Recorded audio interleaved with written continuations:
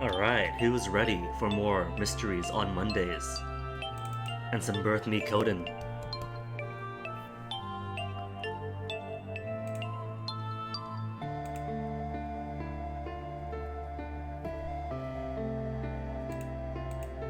I am. That's a mystery. I'm ready for mysteries on Monday. Game, there you are. That beautiful moon.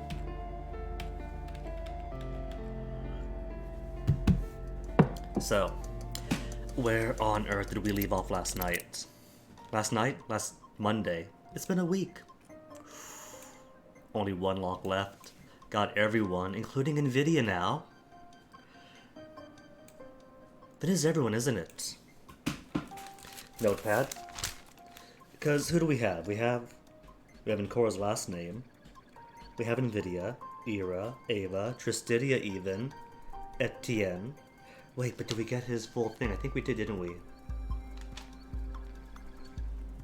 Superbia, Gola, Luxuria. So yeah. Hey, Cyber 7. So I think the only one left is me. For the final lock. Finally got Nvidia. Now that we know that both Aviridia and Nvidia have a good firm grasp of this game. And now I've got what? One lock up here. A lock, a lock, a lock, and a lock, and more locks. And bottom paths from TBC. But before I do anything else, he also got what could be the code to the box. 2014-11-19. So while I feel that the game wants us to go from start to the alternate path, I kinda want to go back to the deduce room and see if I can input this new code. Flow. Because here it's just who do I trust more, Nvidia or Superbia? So that doesn't matter. Deduce room. Can I alter the timeline as early as here?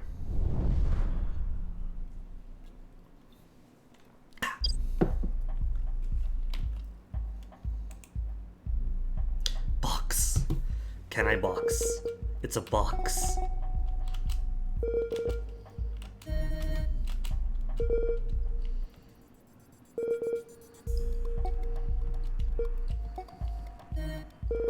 Keypad. For later or for now, we have the code. Don't know what to do. And Cora, yes you do. Alright, so I guess you can't just cheat over to the deduce room. Shame.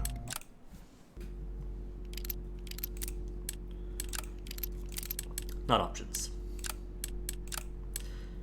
Though I have noticed that if I go to extras, I took a peek at Lexicon to see what was there, and apparently, Ethene Ecofilm, Aviridia's alter ego, is listed in the Lexicon.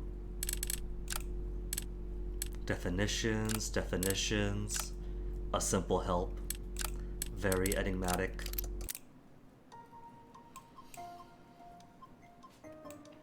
So I suppose, since I haven't got any keys on here, there, or there. There's a key here though. Oh wait, but you requires to be continued. But it's a new file. And I have a key on it. Wonder if that means that I do have the lock but it still needs TBC? Or if, having seen TBC already, we can drop down if you wish.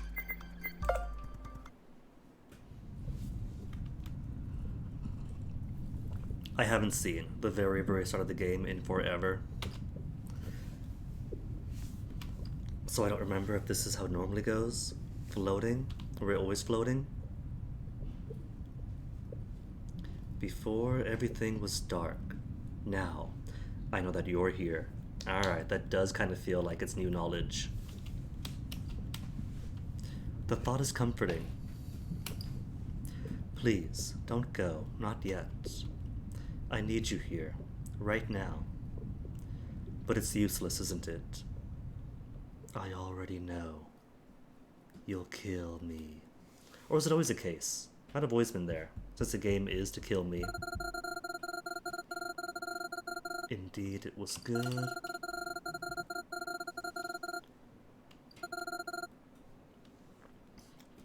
One 31 with a digital root of what, 5?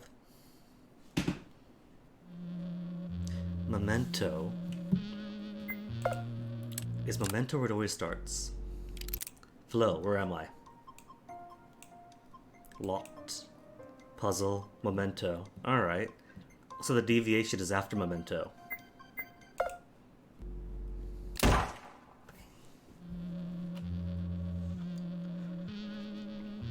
Which means I have no idea where exactly I am yet. Messed up, but has to be done. Seems the same so far. Nickname Pandora. Pan and Doron, all gifted.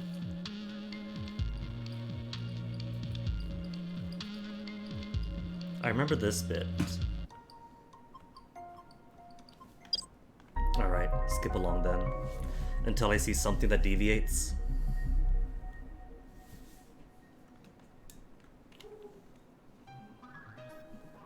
News opera. Answer after the dot. Remember when these puzzles used to be so easy? Check the hints. Alright.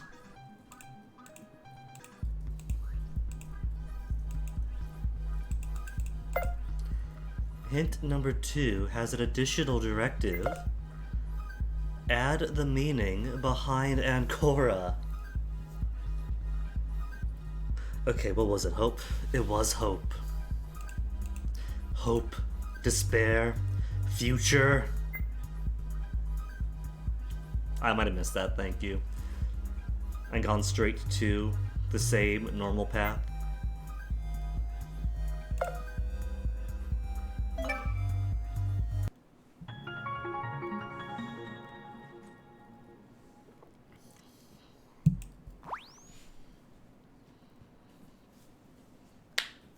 Me? Me is new. At least that was easy.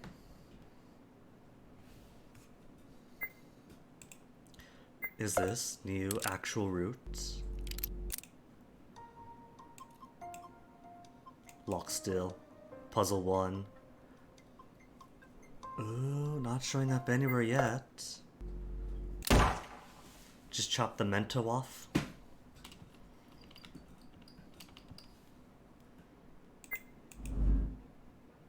And I don't know anybody. They're all question marks. This one is the only one that remains. If I had to guess, leftmost is probably the real Ancora. Hence why that bar raises for the oddest thing sometimes. Maybe why the bar maxes out, if the battery of questions are all answered correctly. The helmet the blonde girl was wearing lit up. Immediately, she was assaulted by a vicious and annoyed howl coming from the side, which promptly and completely woke her up. Then what the fuck is going on here? Is this still the same? One of the teens wore a helmet that loosely looked like a rabbit's head. It was a sharp contrast to the cheerleader outfit she was otherwise adorned with. Still the same, just introducing us to Superbia and Nvidia. Right down to explaining why they're just as they are.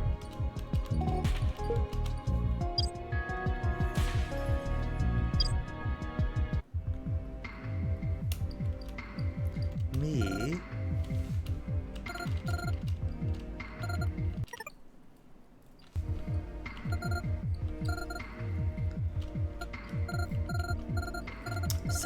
Same.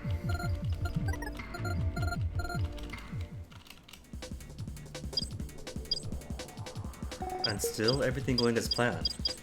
If it's going as planned, but that's not as planned.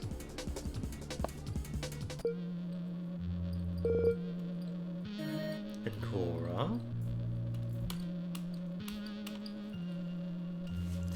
No, no, this is exactly on the same path then. Isn't it? Puzzle, yep, me. Me is up on top then. Then I guess I do need to go back down to the TBC and then warp on over.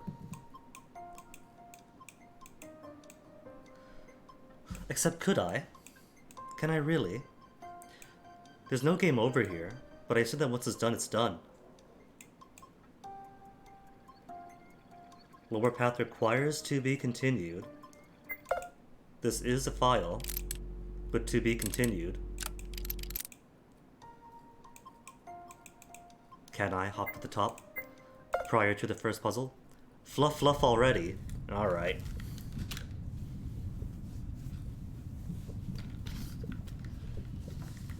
Got Shirley fluff in.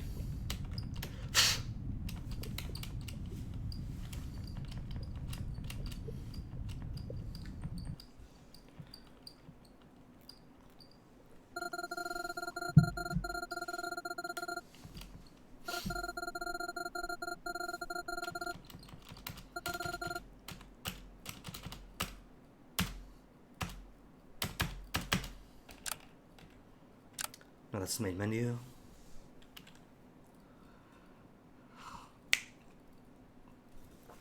There's a split that I wanted. Choose me if you value the present. Choose us if you value the future. Is that a different entity then? Because capital M-E, me, is me, but US? The future, surely. New puzzle.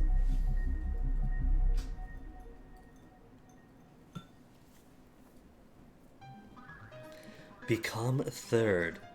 Other new toe. Hints. There's no shame in using hints. Third also means 3. Become 3. To become third, start with 1. 1, 2, and then the other. No, 3. Oh, that's an easy one. 1 becoming 3.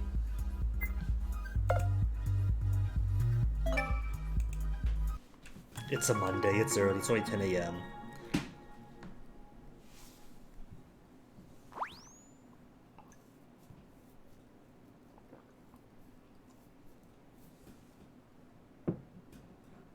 Really, this was the very first puzzle in the classroom deduction, the demo? I had no idea.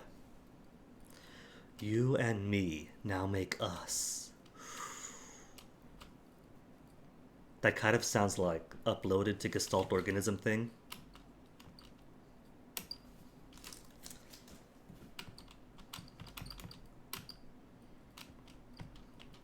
But then who is you? In the capital sense. The classroom was silent. In the room were 3 individuals. One of them was asleep. The others weren't. One of those awake was me. I stood up. Us is gone from me to us. Us does not adhere to the everything starting with M. With my helmet finally active, I could see how this room went in my own view, with my own body. It was different. Next to me were Gullah and Luxuria. Hold up. So this isn't going through Ancora's mind, but the other bear, then. So we get to see how we faked our death, how this person faked their death, and all the behind-the-scenes stuff they might have been doing. But if this person plus me becomes us, maybe we did die then, but then got uploaded, infecting the program? I don't know, gotta find out. Gullah and Luxuria. That's right. I was in that other room. The one they killed before, in that other time, It was me, somehow. It won't take long for Gullet to wake up. So Luxuria's already awake. What does Luxuria know then? Luxuria's already up though, and I can see he, Shirley, was a culprit behind the black spots on Gullet's top. Oh, you're finally up. You're lucky. Luckier than this girl, at least. The small girl addressed me, while throwing away a black marker pen. No, it wasn't a girl. It was a boy. I remembered then the trauma of that boy, the scarring of his physical assault. It wasn't my scarring, though. It was Ancora's. Thankfully, I'm not Ancora. I'm Pandora. Not that lucky, considering where we are. But where are we? Which school? Hold on. Now that we have confirmed that the Ancora that is a body and the person in Ancora's helmet aren't the same, would that mean they might have already killed the mastermind, and we simply had our brain hijacked from the start? What we're in is not a school. On my trust thing, we have awareness of Gulla and Luxuria. Everyone else is question mark. And beyond that, it's all unknowns. Oh, so what if this is Ancora then? And now that we're not Ancora, we can build up Ancora's trust, which we've already done before, but properly labeled. However, it does look like a school. Don't be too focused on the appearances. Huh? What's the difference between a school and this place then?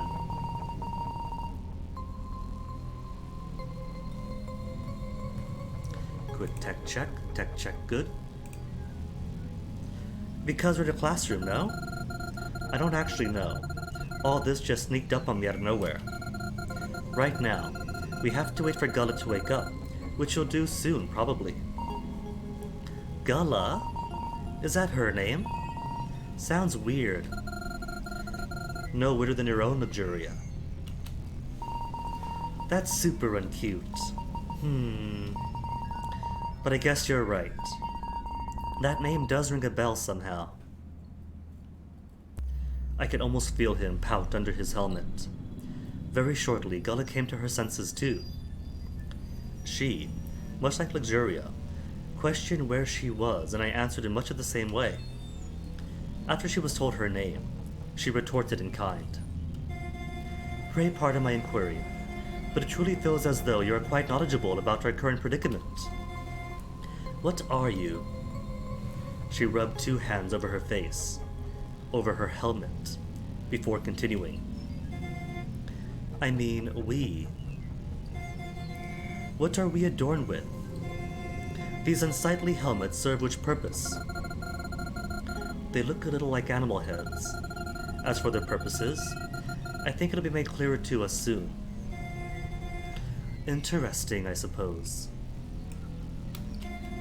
But I desire to remove it. It was at that moment I cut them off. Or rather, me did.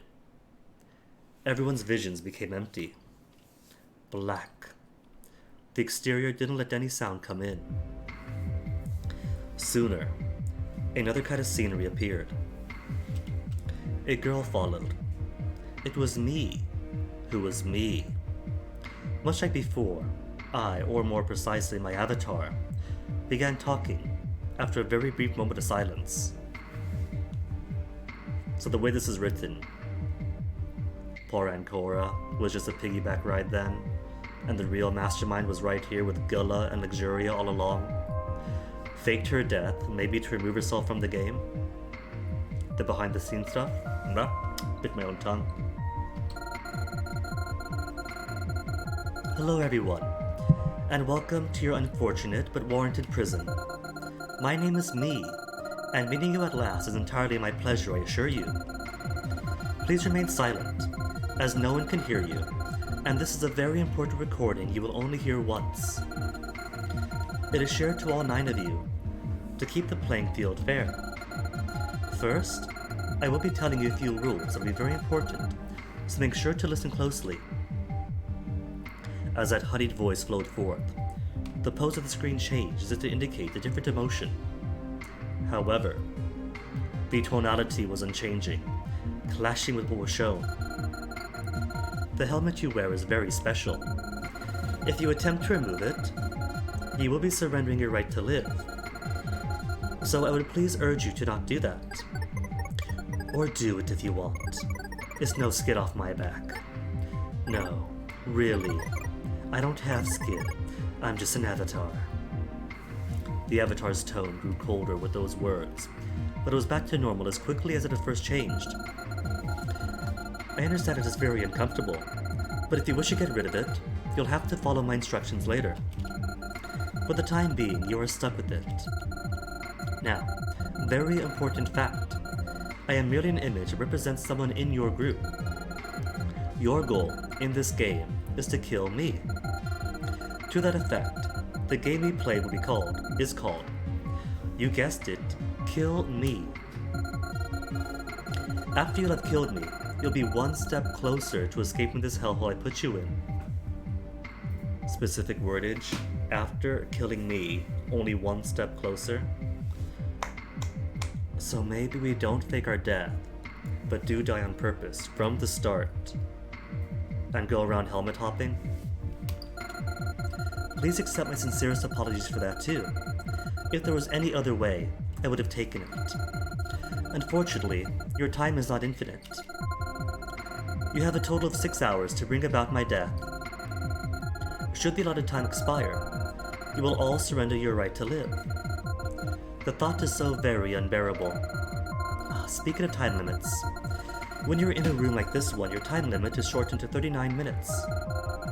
You are locked in this room until you figure something out, preferably within the allotted time. What you have to figure out changes with each room, except for these first rooms. In these first rooms, all 3 groups will have to figure out what links all of you together. Don't worry, I made it a little easy, because the time will have been ticking down to 30 minutes while I spoke. See, I am fair, as long as you obey the rules. The chilling stare made its appearance once more, only to be replaced with her normal, kinder eyes afterwards. Don't worry. As soon as you figure out the answer, simply say "let me out," followed by the answer, and the door will automatically come unlocked. Unfortunately, if your answer is wrong, the one who said it will surrender their right to live. I trust you understand this means that if you senselessly scream for me to let you out, you will merely die, so please do not do it. Or do it if you want. If you animals value your lives so little, then be my guest. I will talk more about the Kill Me game once you are out. I have one last thing of note to tell you before I go. When you escape, the door will close behind your group, and you will not be allowed to come back ever. Make absolutely sure to collect key cards and any weird keys you find here. To disable the cheating, you are not allowed to take any item out with you that isn't in one of the final containers of these seduction rooms. Now, you know what to do.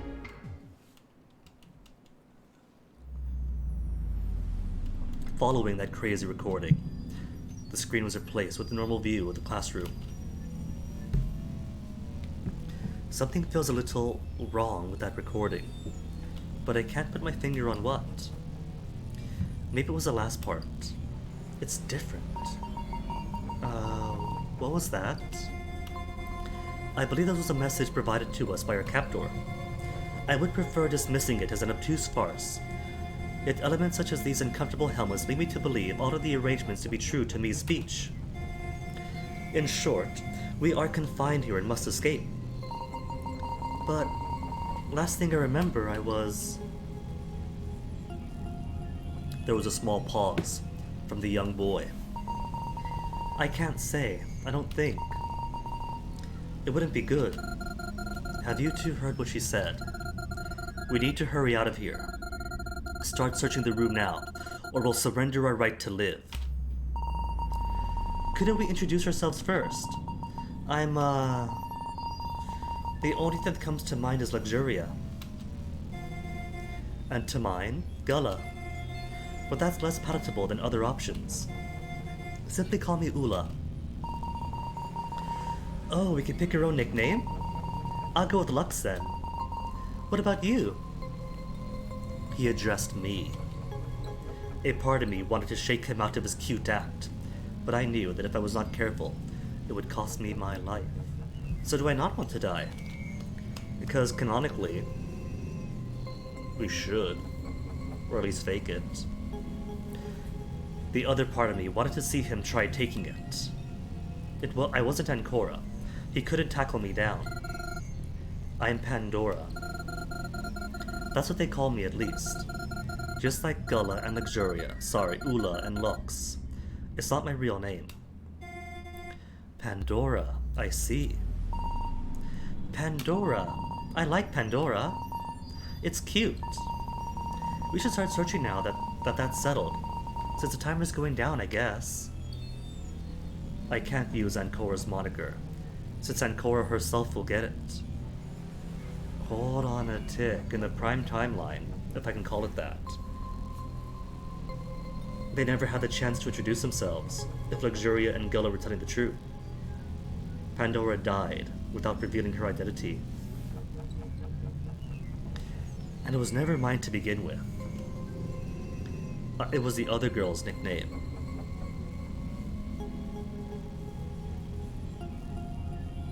I am Pandora, and I will foil the usurpers, even if it means saving everyone. Aww, everyone's got to live this time. Is this a no-death route then? Deduction. Cool, new helmet. Alright, haven't spoken to you two. Haven't spoken to anybody as Pandora. Apologies, but I'm quite busy thinking about what I found just now. Pray return later. Aw, can't talk to them then? Just a snippet of I'm busy? What's up? No, I could talk to you. About me. About the girl in the helmet. Which one? There's 3. I think. Wait, no. 2? Pandora might be them. We haven't had that confirmation yet. Ooh, what if? Because Alvaridia has 2 names, doesn't she? Where's Alvaridia? L.A. Weber or Itteen Ecofilm? What if, then, Pandora is actually Ecofilm and hijacks Alvaridia at some point? So, Gullah confirmed. I don't know who I am yet then. As far as what I am, who I am. Just that I'm Pandora. What about her? She was kinda cute, I guess. I like cute things. Luxuria did a little spin to show himself off, as this would prove he was cute too. See what's written on my hoodie? Jick. It's JK, which means just kidding. The colors are cute, right? And you're not thinking of anything else but what's cute. Of course not. I don't have time for anything that isn't cute. His overuse of cute is starting to get on my nerves. And what about the helmets we're wearing? Oh, those are not cute. Can we change the topic? Anything else? Any ideas? Any ideas about what we should do here? I don't know. I'm not very good at these kind of things, to be honest. If you find anything, just let me know.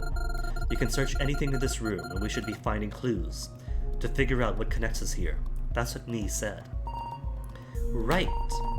What connects us? We're all cute. Lux, please. I think Lux is just trying to get out of work by pretending to be useless. You have a one-track mind. I don't think that's a part of why we're here. And why not? I'd want to kid at myself if I wasn't me. I paused a little, as if letting what he said float in the air for a few seconds. And even if I was me, I'd do it too. Alright, I see. All that has been very helpful. Not. Anything else? No, that's it. Surely there is a box in this classroom too.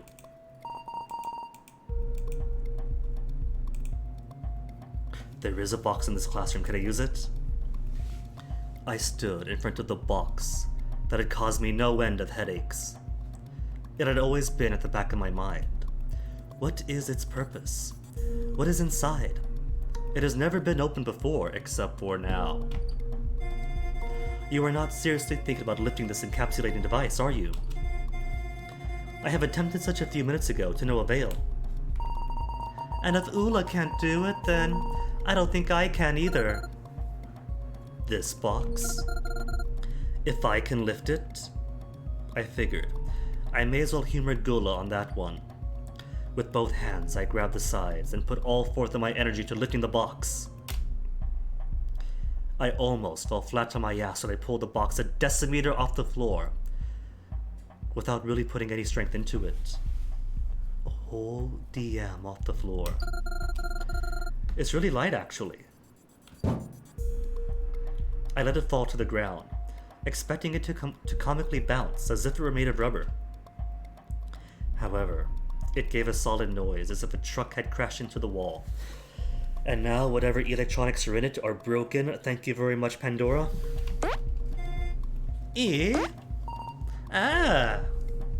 I stared at the box, bewildered. I questioned myself on the reason why I could lift it with such ease, while they struggled so much. I also looked around it, trying to find the keypad to enter the code from before. How could you lift it so easily? I could feel how heavy it was from over here. Gola remained silent. I put the first 4 numbers into the keypad. I really wanted to finally see what was inside of that box. Alright, it was 2019, right? Because everyone here are babies from the future past. 2014. 2014.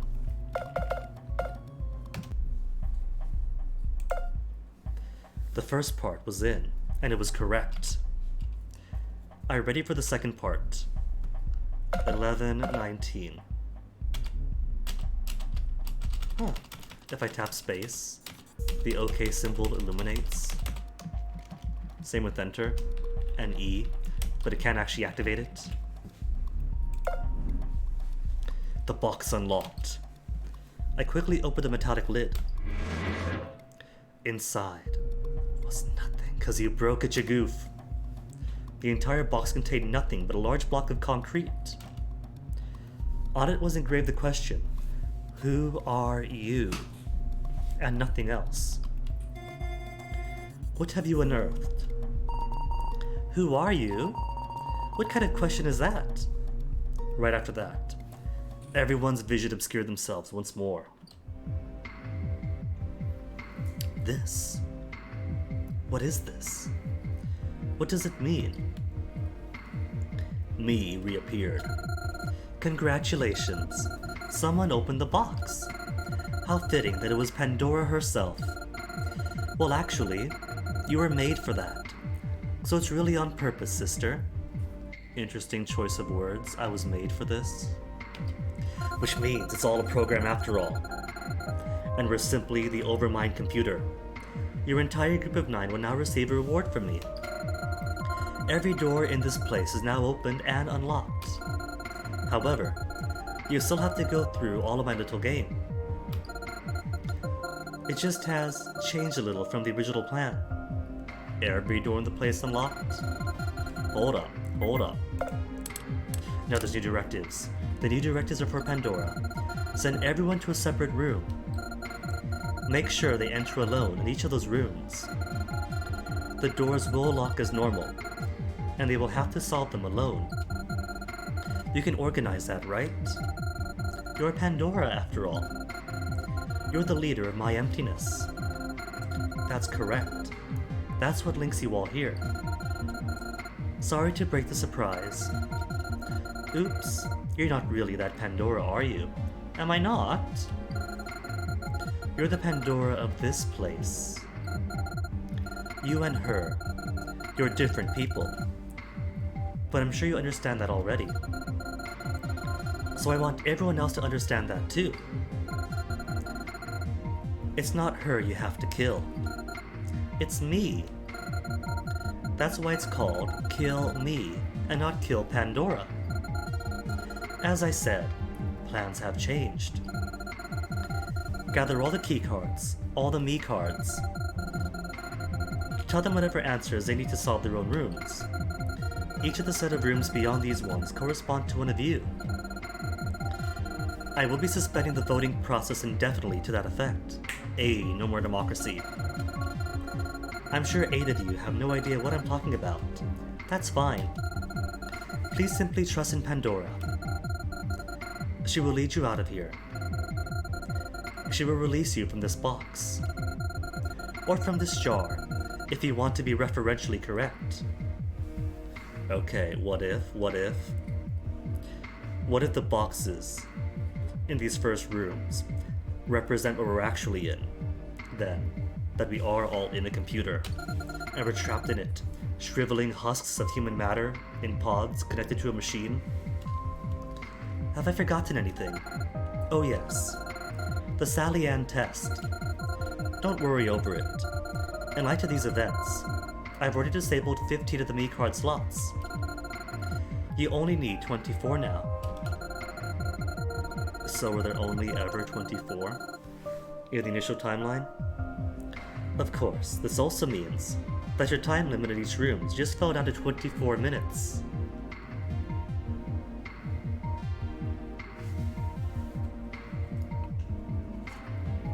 Because the minutes have to correspond to the max number of cards that they want. With Pandora's help, you'll already have the answer and the process to solve them all, so it should be no big deal. I'm still talking, aren't I? Can you blame me for being excited though? This is a culmination of several lifetimes worth of work. The grand design that has been put into motion eons ago is finally about to bring its fruits and I could finally die. I can't believe you animals are key to saving the future. If I had to rely on you, I'd kiss my ass goodbye. Saving the future, in a manner of speaking. What I'm thinking is it's a matter of perspective, because for computers, eons would take like a single second of processing time for us. It's more like not screwing up the future more than saving it. And by the way, forget the whole deal with recordings. This is real time. I'm an AI named Me. Let's stop my messages for now and reconvene later. I'll make a more palatable way to talk to you a little bit later. Now, you know what to do.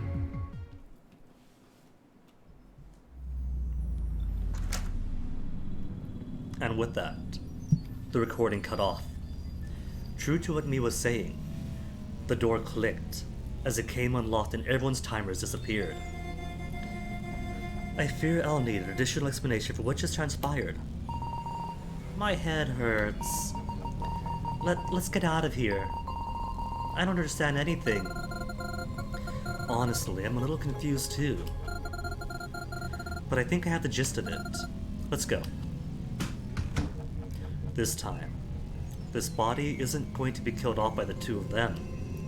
Killed off by the two of them. And yet it seems as though Itine and Marco already accounted for me unlocking the box. I don't know what's up with this, but I'll overcome that too. I'm coming for the two of you. In a few moments even, so just you wait. Us three emerge into the hallway. It was the first time we'd seen the whole group come together. All 9 of us would come out of the rooms and gather up, because I opened the box. Ira, Aviridia, and Tristidia came out from the far door. My gaze locked into Aviridia herself. I knew who she was, but I couldn't doubt her just yet. If she really was behind this machination, I better play along for now. But that doesn't really mesh though, because when Aviridia got voted off, she was identified as Ellie Weber, wasn't she? Yeah. So she's got two hers in there. Uploaded her was Ellie Weber, unless me got it wrong. Maybe she is and isn't. Even someone like me was ready and willing to lie like this. I considered the group, but before I could move to do anything, the other team also emerged. Ancora, Superbia, and Nvidia. Him, too. He was a traitor. How ironic that in all the groups, there was 1 out of 3 who was in the know. That reminded me about how we had 3 survivors. Itni, Marco, and Ancora survived before. Were they the 3 survivors? Or did Itine and Marco not count due to their role? I shook my head to ignore the intrusive thoughts. So, who's Pandora? The boy asked from afar, bellowing the words towards the other groups. Clearly, he learned his group didn't have Pandora. None of us 3 are. I'm Superbia, this guy's Nvidia, and this blondie's Ancora. Oh yeah, we got to see Ancora. Like, outside of the first person now. Cool. I'm Tristidia, she's Aviridia, and he's Ira. My designation is Gala, but I prefer Ula. The diminutive yet sweet girl by my side is Luxuria, or Lux. And our third constitutes Pandora. It's me. I stepped forward in the middle of them. Everyone examined me. Having everyone's eyes on me was a little stressful, but I steeled my resolve. I think we should just drop the nicknames. What? Why? What if we want to keep them? Then I'll wait a little. But eventually your name will come out. We'll have to sort everything. Maybe some of you are focusing on your selfish reasons, and that's fine. That's what I'd expected of someone from my emptiness. I'm not here for myself, though. Don't worry about it. I know you've known someone named Pandora before, but that's not me. I'm another Pandora. How many Pandoras can there be? This doesn't make any sense. And besides, I don't know if I can trust that. I don't want to do what that girl told us. Seems really fishy, and I don't like it one bit. We might have no choice. Maybe she doesn't like it either. The tension that was building as a result of my peak towards everyone involved was slowly falling as I made it clear I wasn't going to get in anyone's way. So then, shall we go? Introductions are done, and we have much to do but so little time. You call those introductions? I barely fucking know anyone here. Maybe that's for the best then. If you want, I can give you a crash course on what's going on. That would benefit my interests. I'm hopelessly confused. Why do you wear the same thing that I have? Ancora speaks, as herself for the first time. I looked down at my body. Effectively, they were the same clothes. Really? I actually hadn't noticed before. I don't know. Maybe it will become clearer if we make sense of this.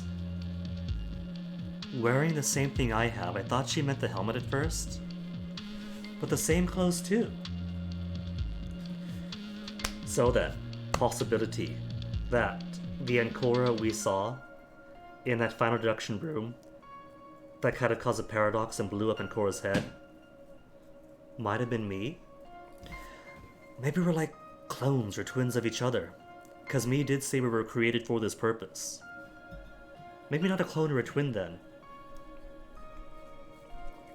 but a literal copy-paste Ancora in Pandora?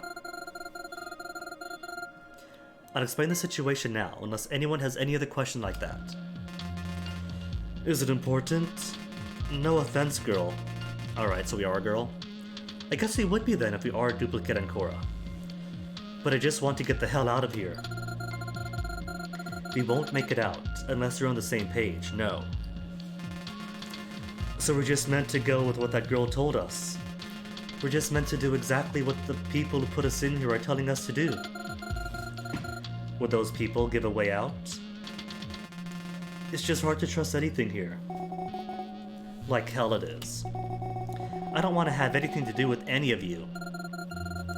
But you do, whether you like it or not. You have everything to do with everyone here. The group fell silent, contemplating those words. Where to begin? I considered my options before deciding to begin by my emptiness. You are all delinquents who have committed a crime with a large variance in severity, from falsifying evidence to outright murder. Or worse, in one case. That is because you are in my emptiness, and you're led by someone called Pandora. So far, that matches what I know, yes, says the guy who knows everything. Everyone is in my emptiness. Don't interrupt, please, or I'll lose my train of thought, and you'll surrender your right to live. Either way, I'm not your Pandora. I just have the same name, and the same body, and clothes, and helmet, it seems. I've come to learn a great many things here already. The original death game you were put in involved everyone voting to kill 6 out of the 9 of us. It was a majority decision. Superbia was going to interject, but I quickly continued to cut to the chase. On top of that, we'd have to recover 39 keycards called me cards, much like the ones you already got out of the safes here. New idea then. I think I might slowly be understanding the timeline. Where's the 3 survivors? That's all the way here, right? 3 survivors in Luxuria, not Luxuria, Averidia, Invidia, and Ancora. So maybe original events years ago had this happen as canon, and then boom, people die, and then everything else is an uploaded game in a digital world to try to find some information. I have no idea. I have no clue right now.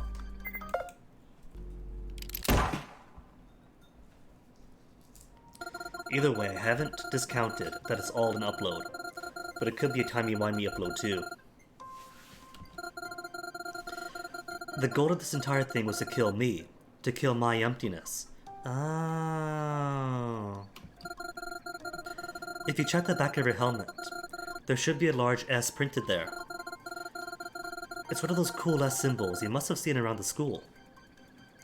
I know what this refers to. I don't know why I know it, but I do. That's the emblem of the organization that put you all here, me included, no doubt.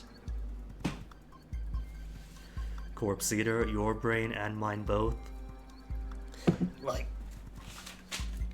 I've been trying to keep notes and make sense of everything, but I've still got so many blind spots. A material world, Cyber 7. I guess I thought it would be funny to make a school with a cool S. Does this mean that everyone who marks the cool S symbol becomes a part of my emptiness? These deduction rooms also serve as education rooms, but for who? Us? I know all this because I've been deceived. I've been made to believe I was someone else entirely, and I am not happy.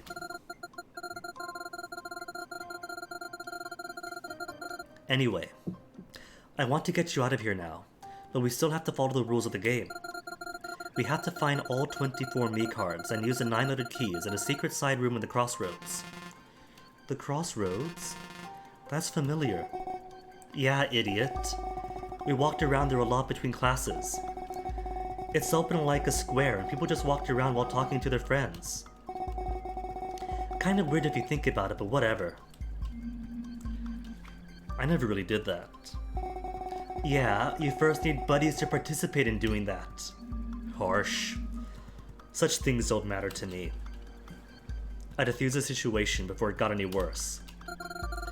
As you've already guessed, we're in your school. The Hyacinth Delorum Polyvalent High School. That's a mouthful. Gonna make a note of that just in case there's any relevant anagrams in the future. Hyacinth Delorme.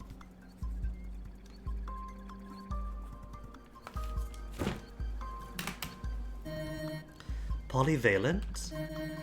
Ah, I remember now. What makes it a polyvalent high school anyway? It's because it's got a variety of things, I think. It's got walls and floors, and sometimes drinking fountains. It's the only one like that here in Quebec. Who the fuck cares? So we are in Quebec. So Pandora, how do we get the fuck out of here? Will they really do what I tell them to? Taking care of this band of animals is going to be harder than I thought. You'll have to do everything I say. A real school in Quebec, really?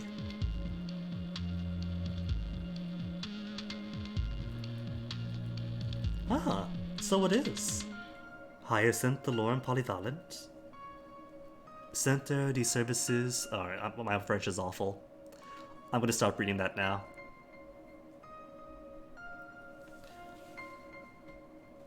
Yeah, I could imagine that one might have to alter the school for the video game. Turns out people aren't really fond of, like, depictions of blowing up their campuses. What student hasn't tried to make, like, a CS map of their school? But it's a big deal, people get in trouble for it. And in this era, I can see why. Totally fair too. You'll have to do everything I say. Are you okay with that? Superbia clicked her tongue. She really hated being told what to do. If I have to, after everyone else gets their orders first. And then I'll only consider it. I guess that's as good as it's going to get with you. The rest of them seemed fine with these demands. Whether or not they agreed to it out of goodwill, I couldn't really know yet. Without any more wasted time, we set off in motion to leave the hallway.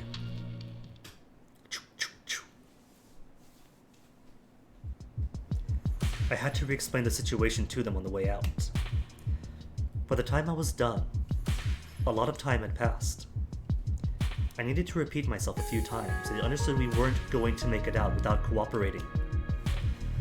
Since I had to guide everyone to their room and have them answer on their own, I didn't trust them with remembering it with words alone. I took a few pieces of paper from one of the classrooms along with a pen. A few minutes were all I needed to write down the answers, while carefully ripping the pages into a few squares. I folded them up and carried them alongside me. Finally, we were off for real. On the hallway there, I asked for everyone's keycards. I had to count them, and to make sure we reached 24 by the end of it. We only had 6 for now. As I arrived at the staircase, something immediately jumped at me. Or rather, a lack of something jumped at me. We had no way in. Metal plates covered the top of the staircase, with 3 slots carved in them like an ATM machine. Interesting. We don't have access to the voting booths at all. But how are we supposed to put in the cards? Maybe if we slid them through the 3 little slots. I didn't remember seeing those from the other side. What was their purpose? Are you sure that's what we're supposed to do then? I know who you are, Marco.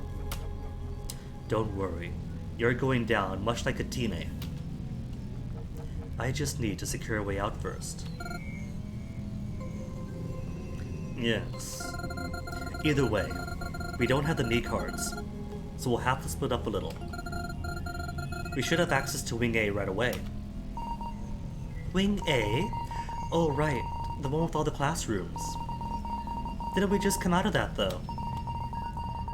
I guess I'll have access to the rest? That's the only wing still standing too. And Cora, you know about the blast? You remember, right? There was a terrorist attack on the school before, thanks to Gella. It was just before exams too. For once I studied like mad and then everything was put on hold. God damn it. Well, Lyra, that's okay. If you keep studying and become the subject matter expert, then you won't have to stress it. Gullah seemed more interested in heading towards the exterior of the wing instead of talking about the subject, so I followed her example. Let's go. If I remember correctly, the next classrooms are the bar and the warehouse, the office, the bedroom, and the manor and the chapel. Wait a second. What are you talking about? A bar? Yeah, doesn't every school have a bar, a chapel, a warehouse, a manor? A bedroom? A chapel? Yeah. The classrooms are reconstructions. They're not all actually classrooms either.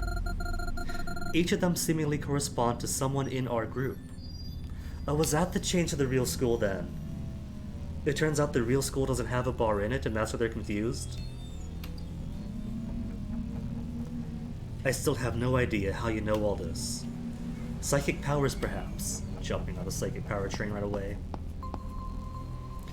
I ignored his mutterings to focus on the matter at hand, while all 9 of us moved to the interior of Wing A. Like me had said, there was no puzzle barring our way. Usable is the name of this chapter. How deep am I right now? Just 2? Us. Usual. And then a split in usable. From M words to U words. And a split. So what's the split going to be? Who I follow? Into which classrooms? For example, the office and bedroom correspond to... I should have paid attention. Okay, office and bedroom. Office and bedroom. Office plus bedroom.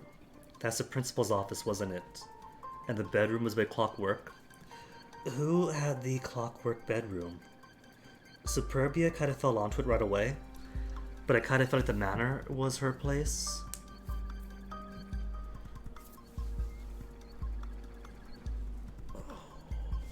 Oh, this quiz. Because I'm not sure. That was ages back. Because let me see. Principal had a daughter who was killed. Maybe Ancora then? No. Could have been... Because who's tied to the principal? The principal was Gullah's dad. Because Gullah's dad, the principal, got arrested for a crime he did not commit. And so Gullah blew the school up. Gullah blew the school up, so maybe it's Gullah's. Except no. Gullah had the bar, didn't she? Because she was really freaked out about the bar? But she didn't have the drugs, because the back of the bar was drugs, too. What was the answer for the principal one? That was, what crime did the principal commit? Which was none. There was no crime. Office and bedroom. Corresponded to. It's a clockwork bedroom. Gullah was good with machines. Principal was her dad. It's gotta be Gullah. Gullah's bedroom and Gullah's dad's office. That's where you'll be going. The question you will get in that room will be about what crime the principal committed. I gave her the piece of paper, after pointing over to that door.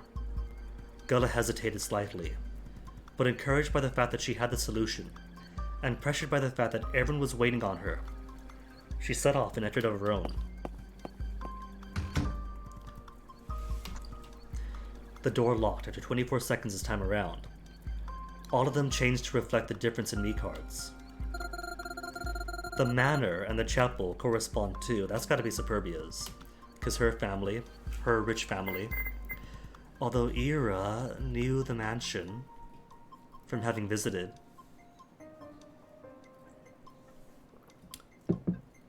A thesaurus and a dictionary in that bedroom too. Oh, well, there you go. That's just more evidence that it was Gullah's. Superbia's family's manor. An apparent religious cult. Superbia. Look, I know you don't like being told what to do, but we really have to do this or else we're going to surrender our right to live. And instead of and instead be left to die. Oh, I remember that now. The right to live, the opposite when you surrender it, is to be left to die. Yeah, I don't care for it. I don't like it, and this game could go fuck itself. Superbia, we all want out, so come on. Okay, fine, I'll do it. Just because that will get me out too. Whoever designed all this can go suck a big one. While grumpy and moody, Superbia snatched the paper out of my hand for her answer. I didn't even have the time to tell her the question she had to answer, before she vanished inside of her room. Click. Talk about a petulant child storming off into her room. Next is a duo, the bar and the warehouse. Okay, bar and warehouse, I don't think I know. It's whoever's involved in drugs. And I don't think I know who the drugs was. It corresponds to... Okay, let me see. If I remember the rooms. Me said Ancora's was a constellation room. And the garden, right?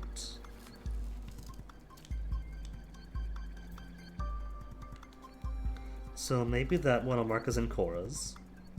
Tristidia had the reactors from watching his dad work. What else do we have? Era, Nvidia, Aviridia, and Cora. I don't know if I know the rest. The bedroom is definitely luxurious.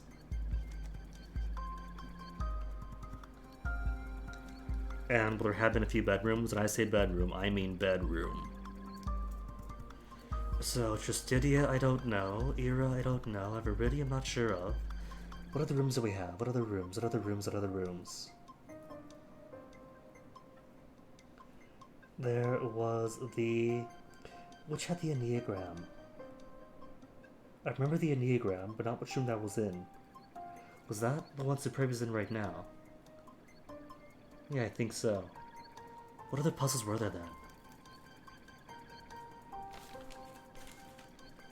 Stable and time room. Yeah, that's the reactor. That's for Tristidia. Bar and warehouse. Gulla's not here. I want to say maybe Aviridia because she's old enough for a bar. But her crime is being a pedo.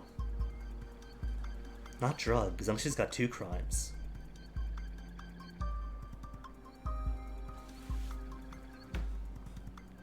Stable and horse. Oh my goodness, I get it now. Well, if I get this wrong, I could always come back.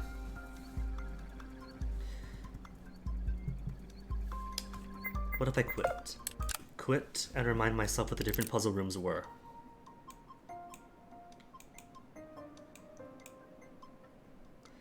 Puzzle room. Imprison within me was a basic class. No, there's deduction rooms. That was the first classroom. Principal's office. Unavailable. Yeah, but I want to know what they were. Alright, so back out first then.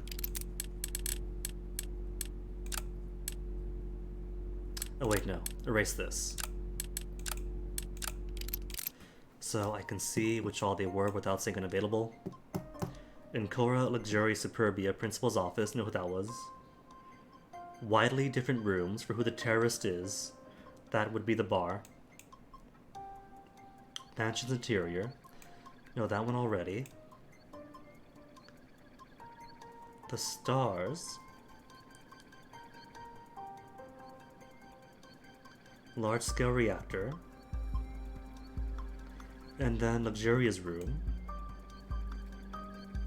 So I've only got 1, 2, 3, 4, 5, 6. So I only know. So I don't know where everybody's then. So in this case, I do have to guess, I think. Oh, usable. I got confused. I was looking for TBC and thought usable meant... Wait, why is this file open, empty, and usable? Did I erase it? Okay, bar and warehouse. So I kind of have to guess here. Unless... Because I've only got 6 rooms, right? 6 rooms, and there were 3 survivors. So it probably does correspond to those who did die. Someone who was into drugs. Or who knew about the drugs. The question was about who the terrorist was.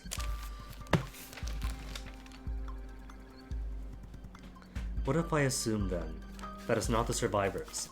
That it's not Ancora, Aviridia, or Nvidia, who are, right at the top. Justitia has a reactor, Luxuria has a sexy bedroom, which is creepy, which leaves Ira, who did know about Superbia's family, but that was Superbia's room, I think.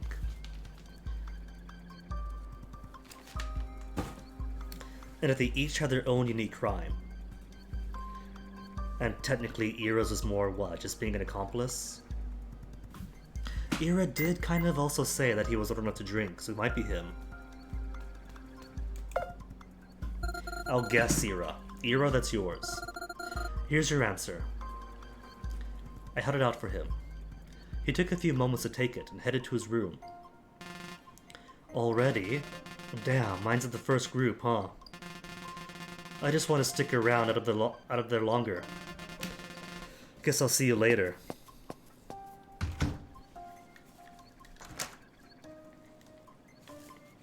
His voice vanished as he stepped into the room, and the door closed behind him. Once again, I didn't have the time to tell him what the question he had to answer. Sorry, chair. Now that I had dealt with the second trio of rooms, I took the group further in. I wonder about what's in my rooms. Probably some kind of roller coaster? Just judging by what you look like. Huh? Do I look like a roller coaster? Kind of. Though I'd say you're more of a mirror mansion type of person. The only one who still wasn't sure what was happening was Ancora. The girl was dragging her feet behind, as if she really didn't want to go through this. This is weird. This is really weird. Why am I here?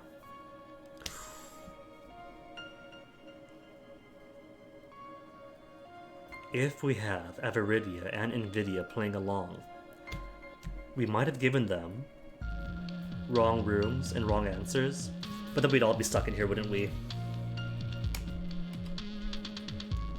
The murmured words found no answer. We finally stepped into the hallway leading to the last 3 classrooms.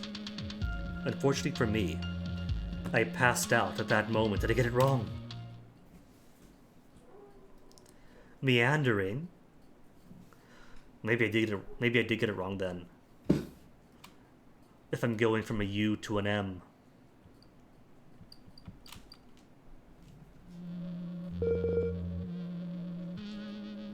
Hey, Cora. Got a minute to talk about something? This is the ruined hallway. Why am I here? My initial thought was that I passed out and someone else carried me here. But that was clearly wrong. For one, the stairs had no metal plates blocking anyone's ascension. Gotta see where I am. Am I in a hitherto blocked question? Meandering? A hitherto blocked off lock?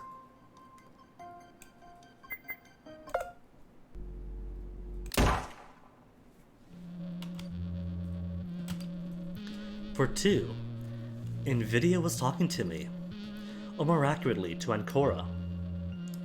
This was Ancora's helmet. This was a vision of the first hacking session I remember. During that hacking session, I stopped monitoring Ancora's actions. All this time, I thought she merely rested against the wall. So Ancora, the person, was having her own life separate from the monitoring in the helmet? Really? What's up? Did you find something? No, but I was thinking. You noticed it too, right? We never hacked Ancora because we had no reason to. Is that the unifying factor here, hacking Ancora in the hacking sessions? The strange S symbol on the Mii cards are behind our helmets. Yeah, that's been drawn all over the place. It's a Super S, right? Actually, people call it the Cool S, or the Stuzy, whatever name they want. I don't actually see what's cool beyond it. About it. Beyond the fact that it's square instead of round, but anyway. Do you know how to draw it? Is he gonna teach us? Ancora, you got this far in life without ever learning how to draw the cool S. No, I never really cared for it before today. First, you draw 6 lines like this in 3 columns of 2. But if you really want to be pro, you put like 7 lines or 9. And completely defeat the purpose.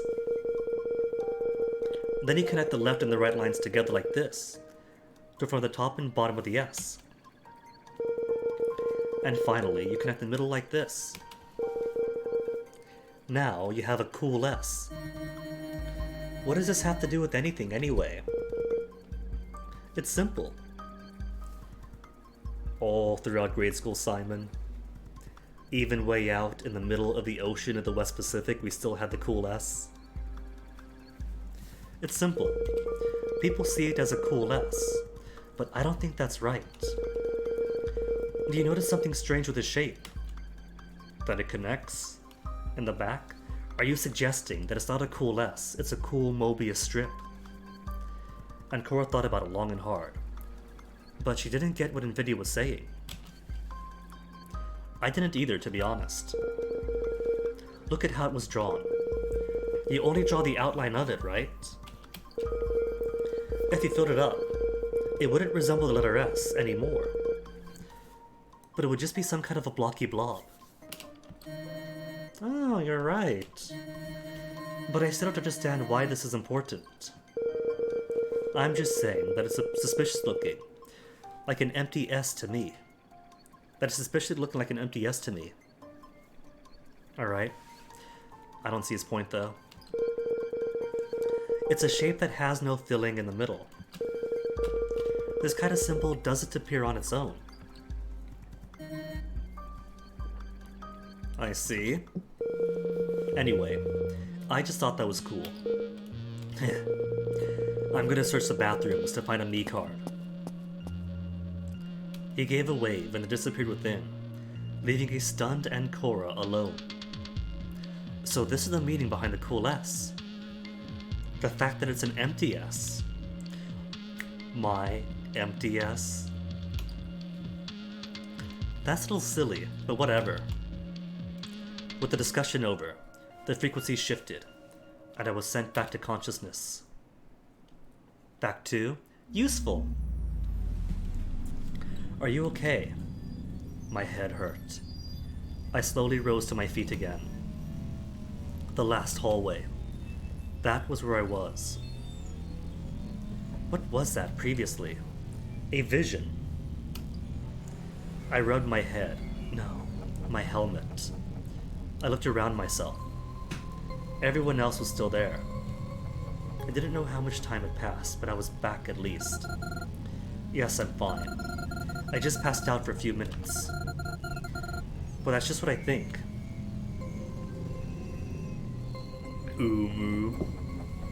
Fantastic, Cyber 7. How long has it been? Just that, a couple minutes. We wondered if we had to continue alone or something. It took all my energy to keep the group together, so I hope you're thankful for that. Thanks, Peacekeeper. I focused on my thoughts. I tried to remember what we were doing before I conked out. Right. We gathered Mii cards, and I was setting them to the rooms. The next classrooms contained some Mii cards, as did the rooms at the corners, but I decided to deal with that after the classrooms themselves were solved. I knew we needed the keys in them. Okay, the next classroom is... Is it fair to call them classrooms? Yeah, sure. If they're not classrooms at all, they shouldn't be called that. Tristidia, come on. Does a classroom have to be lead paint brick walls, and a grid of chairs. It's a learning space, right? If they're learning about themselves, then it's a classroom. Even if it's a bar. Does it matter that much? It just weirds me out how we're in a school, but there's a bar. And there's a bedroom and a manor and a chapel of all things too. Maybe it's a religious school. Yeah, I'm also very confused as to what this place is. Are we even in the school anymore? Like, how could someone turn the school into that kind of thing? You need to be incredibly wealthy for that. Whatever it is, this empty S is at the root of all our troubles. You know, empty S suspiciously sounds similar to the word emptiness.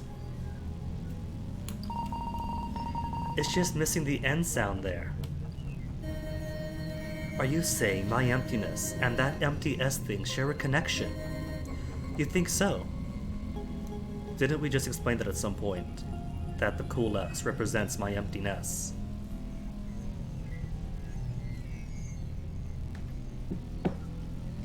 And we'd have classes outside sometimes. Is it outside class, not the classroom?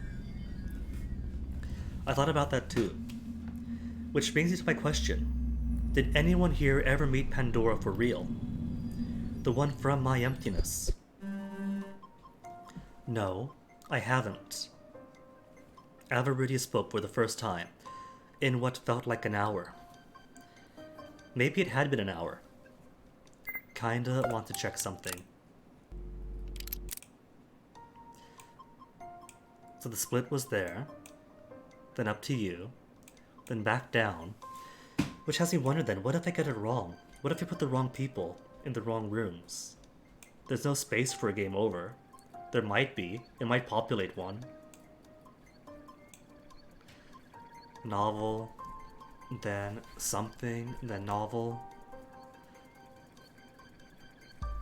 Actually, there's you and you. So 2 possibilities here. Egging me on to make the wrong choices. Because you have one option, then you go here. Bang. Avaridia spoke for the first time what felt like an hour. Maybe it had been an hour. I was surprised by that fact anyway. It wasn't like her to remain silent for that long. Perhaps being kept on her toes due to me revealing myself as Pandora got her tired, which was an advantage and pushed as much as I could. I haven't either. And Cora visibly hesitated when the topic shifted to Pandora. It was as though she was reticent, since he might say something she would regret. We have established there are more than one Pandoras. Maybe we're both Pandora.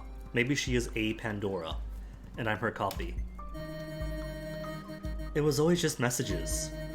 Though I'm new to my emptiness, so I didn't know really. Yeah, just the messages and directives. Like who was the next target for something? A silence settled, as everyone thought about it. No matter how they spun it though, it wouldn't change anything. Ugh. The more I think about Pandora, the more my head hurts. Let's just go for the next classrooms already. No objections here. Very well. The next classrooms will be on our right, I think. This one has a duo that's pretty much the same for both of them. It's a reactor. A twin pair of reactors. I paused a little, as though the realization made me think about it for a little bit. A twin pair of reactors. A twin pair of reactors. 2 Ancoras. Twins. What about twins? Is there something you want to say about that? No, just thinking. Anyway, let's see about that place. The reactor rooms are for... Luxuria, of course. No, Tricidia. Yeah, that one might have been a bit of a guess. Really? The dude said himself that his father worked there and he'd watch it. The science and all. Yeah. Other than the fact that he seemed awfully familiar with those rooms, Tristidia didn't give any outer signs of relating to them. It's your room, Tristidia. Or wait, what if it's Invidia's? Cause Tristidia here was taught his engineering know-how from Marco. So it might have been Marco after all. Maybe this is getting the room wrong, giving us a wrong hacking session to condemn us to a bad timeline. Here is the answer. The question we'll have to answer is, but no word came out of my mouth. I tried speaking it. I knew it was what is your true enemy, but no matter what, I couldn't say it. I can't say it. I don't know why, but I can't. Either way, you'll be told inside. Remember to say the phrase asking to be let out before the answer too. Yes, I remember. You should worry more over the others. I don't forget anything. Maybe it's the reactors, the connection to Marco, and all the green, because Nvidia does wear a whole lot of green, and that's one connection to the place by way of Tristidia. That's debatable. Either way, it seems I skipped a classroom while going to this one. It's on the left. As Tristidia vanished inside, I guided the other group to the other one. Guided the group to the other one. This one was at Star's room. The astrology and greenery rooms are for Ancora. Nee says as much herself. Ancora, that's yours. Here's your answer to the room, which leaves us with only Everidia and Invidia remaining behind with no rooms. The girl didn't look very trusting of me. Maybe my sudden passing out had eroded what trust I'd built with the others. Do we have trust? 99%? Ooh. So the far left is Ancora. And it seems tossing people into... 99 on Nvidia. Is that because I saw you all hacking? But it does appear that everyone I tossed into a room is at max trust, as is Ancora now. Okay, so previous timelines. What got Ancora's trust up? Saying who I would shoot somehow got her to like me more, or build up more trust. As did getting the bad grade questions all correct. Ancora hasn't been uploaded yet, so I think she is the final lock. On that bar on top, for who's been properly killed. Who's at 0? Luxuria just needs her room. Everidia doesn't get a room, I don't think. But you're maxed. That's very odd. I had to make a good show of trust to win them back. While Ancora hesitated, I decided to write more about the directives. I filled out the entire page with every step she needed to take. This is the greenhouse, right? I hate the color green. I can't see it too well. Aww. Colorblind? Yeah. I was hoping nobody would find out. Oh, Ancora, it's alright. It's nothing to be too self-conscious over. Lots of people have difficulty with green. I think it'd be fine either way. It's not really green that's important. And besides, I wrote you an extended walkthrough. I handed it over to her. She finally, yet still reluctantly, took it. Here you go. This one has some colors in it, so you'll definitely need this note. And the questions you'll have to answer is, what are the keys? The keys? I guess I have no choice but to trust your answer, because I have no idea what those are. Ancora hesitated again. I looked at her, and after the minute, she entered the room. After the door closed and locked, I looked at everyone else. The remaining people with me were Everidia, Invidia, and Luxuria. Maybe the next will be mine. I can't wait to see what's in there. A boiling tank of acid. And a fork. What's going to happen to the remaining 3 of us? Are there not enough classrooms? Why would some of us be singled out? And I have to wonder if that was Luxurious. They did kind of peg it as Luxurious. But if the fork is a fork, and we all know what that fork is, it's kind of incompatible for Luxurious parts then? That's a very specific kind of fork? It could have been Avaridia's. Teacher supply classroom. And her Love Hotel Bedouin. Honestly, I don't really know. There are only 6 classrooms, other than the starting ones. Maybe is it possible the starting ones are classrooms meant for the 3 leftover participants among us? Of course I know. It's because Itine and Marco were never meant to be real participants, isn't it? We arrived at the final door on the left.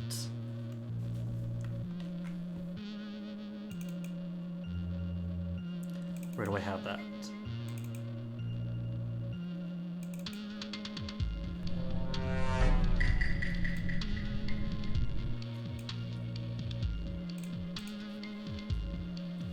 Just like me had said, every door so far had become unlocked. No puzzles, no locks, nothing. Perhaps the doors that barred our access to the extra Mii cards are also unlocked. If that was the case, I'd send everyone to them post-haste after this. Maybe that's why we had 3 leftover individuals. The final room is,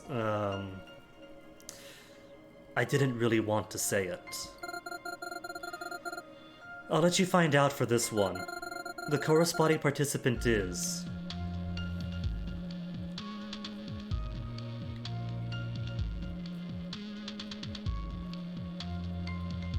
a strong case for Avaridia. Even though everything steered towards Luxuria.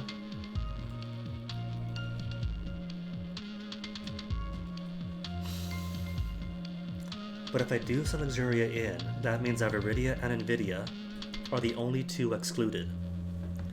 Just the Mastermind and the Usurpers.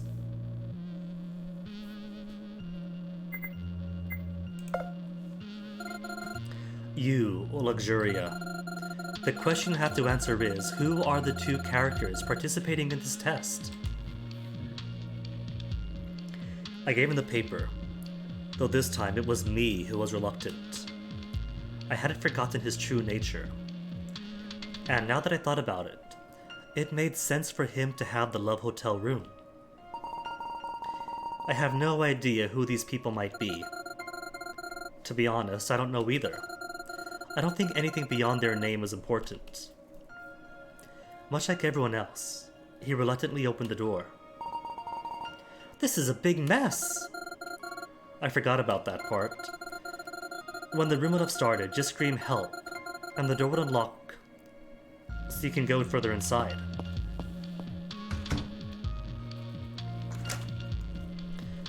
As the diminutive boy entered the room, and the door closed and locked, I wondered if I should have given more directives to everyone. They would probably be fine, so I quieted my thoughts.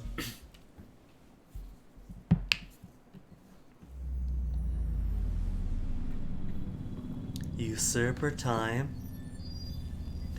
Instead of pursuing the idea, I did something more productive. Accompanied by Avaridia and Nvidia, I opened the door to the corner which, as I'd guess, was unlocked. I stepped inside, still followed by the 2 others. This was where I do my confrontation. Itine, Marco. I think we have to talk now, don't we? I turned around, expecting the 2 of them to have been caught off guard by the fact that I knew who they were. However, I saw nothing but confusion in their postures. Sorry, but my name's neither of those. What about you? He turned to Averidia. My name is neither of them too. Not that I can prove it, because they aren't using their real names. Do we have to stick to that? We don't have a classroom, so we're like a team, right? What's so bad about that at this point? Well, I don't know if I can trust you both. You can trust me. To which they right away turn around and hunch over. No, I can't. I don't think I can. So far, this has been strange, hasn't it? We wake up wearing masks, we have to solve a room, and then we're not even halfway done. Suddenly, we could all go. And we have to follow this girl's directives now. And she's named Pandora. Sure, you aren't the Pandora from my emptiness, but does that really change anything? For all we know, that's just a farce. If Pandora is behind this, of course you'd have your avatar tell us that you're harmless. I had to summon my presence of mind to try convincing her otherwise. Do I know anything that could help me here? Maybe the real names for those visions. This is probably damning in your eyes, but I know both your names already. Except we're not 18 or Marco. I don't know anyone named either of those. Your names are Aurel and Mark, right? That's what you'll tell me. The two of them briefly stood up as I exposed their names to each other. Could it be aliases on top of aliases, and they thought they were being clever? By assigning themselves fake names on top of their My Emptiness names to keep their colleagues just one further step apart? I guess if you're there, it doesn't matter anymore. Yes, my name's Aurel. Also, Mark? That's remarkably similar to Marco. Remarkably similar? I swear, I'm not Marco. I'm just Mark. I have 6 sisters, all older than me. 3 of them are triplets. Don't tell me everyone here is family. Because we have a big cult family. We have at least a couple of twins. At least one twin, I mean. At least sisters. Sisters at one point. Someone has a dad that I know about. Wait, hold on, I say. Triplets. What? What's so fascinating about that? I think we might have a room assigned to us. What if the rooms for us are triplet classrooms? The triplet classrooms we all came out of. They were all the same, right? Yeah. What about them? We already escaped them. No. There's something we didn't solve. What connects? Us. The 3 of us. Pandora and the usurpers? You know about the metal crate and all of them. I see. We haven't opened those. Let's gather all the meat cards at the corner rooms. Here. And then we'll meet at the crossroads. It's time we finish this. Hold on. Why do we still have to do what you're telling us to do? Because I don't know who I am exactly. And this is our problem because I'm Pandora. But I don't know what my name is, even if it's Pandora. If it's even Pandora. I don't know who I am. I don't know how I got here, and I don't know what I'm doing. I punched the wall, which made the room shake. I pulled away instantly, holding my fist in my other hand. Erratically, I looked at the others, who had both taken a step back. And you pack a damn solid punch. You know, that's a good point. What do you think about that solid argument, Aurel? Call me Averidia, at least. And I agree. Let's do as she says. The two of them were suddenly afraid of me. This was a final confirmation I needed. Somehow, Avaridia and Invidia weren't Etine and Marco. They wouldn't lose composure like this. If they weren't those two, then where were Etine and Marco? Okay, then search this corner room, and the other one over there. I put it in the hallway outside. We'll meet at the crossroads after that. And with those words, without even waiting for them to respond, I left the area. The trip back to the crossroads was uneventful. I expected to bump into someone who would have solved their room by now, and yet there was no one. I was almost frightened by that fact. Did I make a mistake? Did I send them to their deaths? No, there's no way. These answers should have been right. I'm bothered because this time I feel, if I messed up, there's no coming back. I continued walking to my destination. Once I arrived there, I took a short look around. Exactly where I remember they were, I found 3 Mii cards.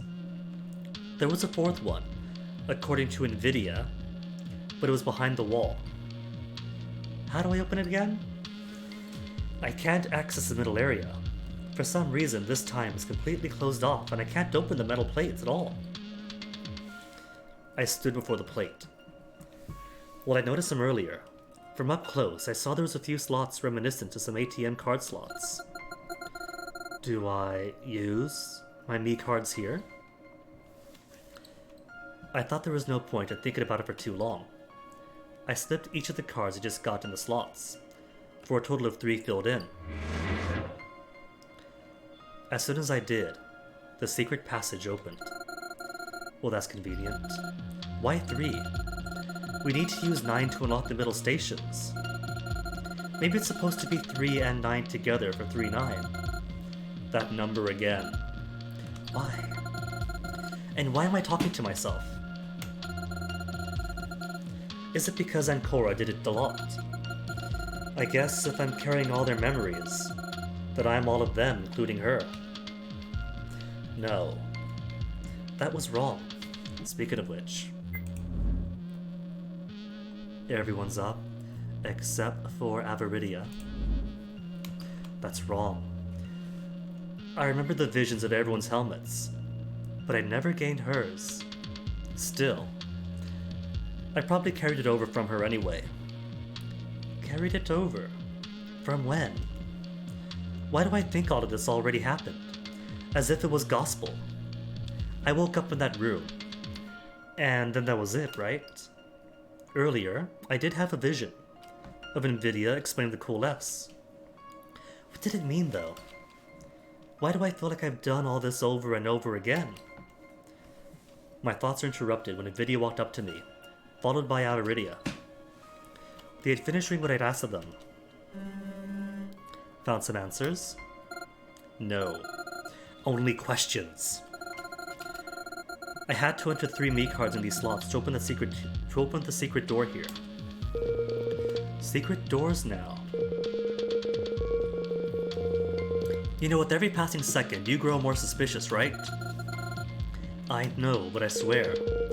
Whatever, let's get a move on. The 2 of them went into the secret room. I let them explore it, knowing full well there was nothing they could have accessed there yet.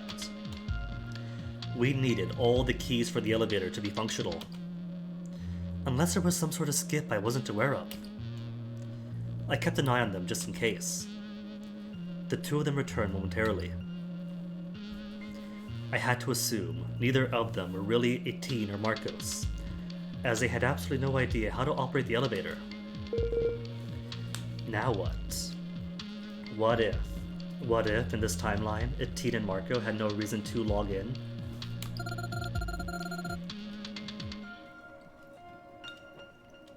Now we head to the classrooms. All 3 of us went to the first hallway again. I entered the classroom I saw by opening the box, followed by the 2 other mass participants. Which is a good point between us. That's one each from each classroom. Marco in one, or Mark in one, LA in the other, and me in the last, one from each group. This box right here. It has a message engraved with a cement block within it. It asks, "Who are you?" And I have no idea why it's asking me that. Sounds like a you problem again. But assuming you're the only person who could open these boxes, which is once again, mind you, doesn't help your case, then that question is for you. I noticed Aviridia left the box to instead open the safe behind the portrait. And there's a piece of paper here. It's different than our rooms. It says E equals mc squared. Or mc2 to be precise. What does it even mean? That's the equation of the mass energy equivalence. Yes, I know what it is. What does it mean though? Why is it here? Give me that for a second. I want to see how it's written. That's strange. The equation of mass energy equivalence is supposed to be square C. Yet this isn't squaring it. This is multiplying it by 2, or assigning it to whatever. Does that mean that MC2, whatever that is E? My chemical emptiness. Solved. What's E?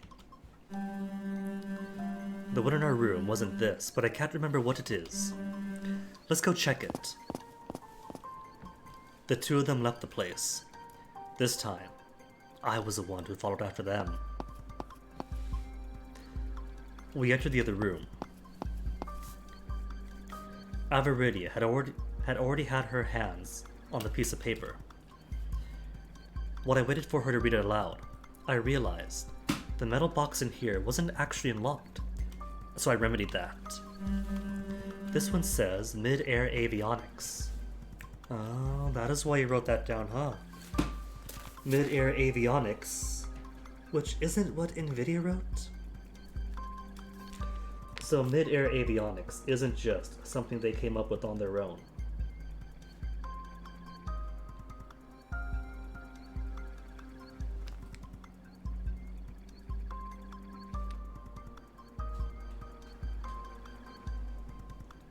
There is an M and a C, but don't know how that relates to E. Some kind of airplane company. Are you sure? That seems like an anagram to me. You know what they are, right? Yes, I know what an anagram is. Are you trying to sound like you're smarter than a teacher or something? You don't have anything to prove here. Be that as it may, I don't think I can solve the anagram anyway. Mid-Air Avionics. Mid-Air Avionics. Nope, nothing comes to mind. I opened the box where they talked about it. This one asks, "Where are you?" Which honestly was a pretty good question. As we've learned, Quebec. This one's asking where I am. So now we have one asking who I am, and one asking where I am. I hope the last one's going to ask how I am, because I'm not doing well at all. Yeah, you and me both. And all of us here. The two others walked away, but I froze up on the spot. You and me both. Hey, hold up. What did you say? I stepped out of the room to join the two of them. They were heading to the final classroom. I said I didn't feel well at all either. No, what did you say? The exact words. You and me both? I think that's what I said. A glacial feeling spread through me. He shrugged and entered the classroom while I remained outside for a second. Wait, that's not right. When I was in Ankora's helmet, whatever that had been, he said, "You and I both." And then Ankora corrected him to you and me both. This time he said you and me both as if that was natural. Or unless he meant both you and capital M-E me aren't doing too well. It might be unimportant, but it's inconsistent. I came back from my thoughts when the others' voices, rose from within the room. I stepped in to see what they were talking about. And on this paper, a fake with pigtails. Oh, that's weird. Now that I think about it, I already knew what this meant. It meant that A was a fake with pigtails, the rest of the group. Whoever A was, though, could have been either Avaridia or Ancora. Maybe it's meant to point out that I was a fake at Ancora's helmet. But that never happened here. Okay, hold on me. First, open this box. I was afraid of what I'd find. For some reason, I didn't like this box at all. I slowly approached it. I took a breath. I took a step. I took the box. Just like the others, it was very light. Avaridia and Nvidia both stared at me as I lifted it effortlessly. Your arms are no joke. Tell me about it. I dropped the box back to the ground, unlocked it, and then I saw the question. This time it asked me, what are you? A what? Who, where, and what? Who am I? Where am I? What am I? A program. A duplicate cluster of code. Pandora, our school, a human. Boom. I answered all of them. A replica, and a replica? No.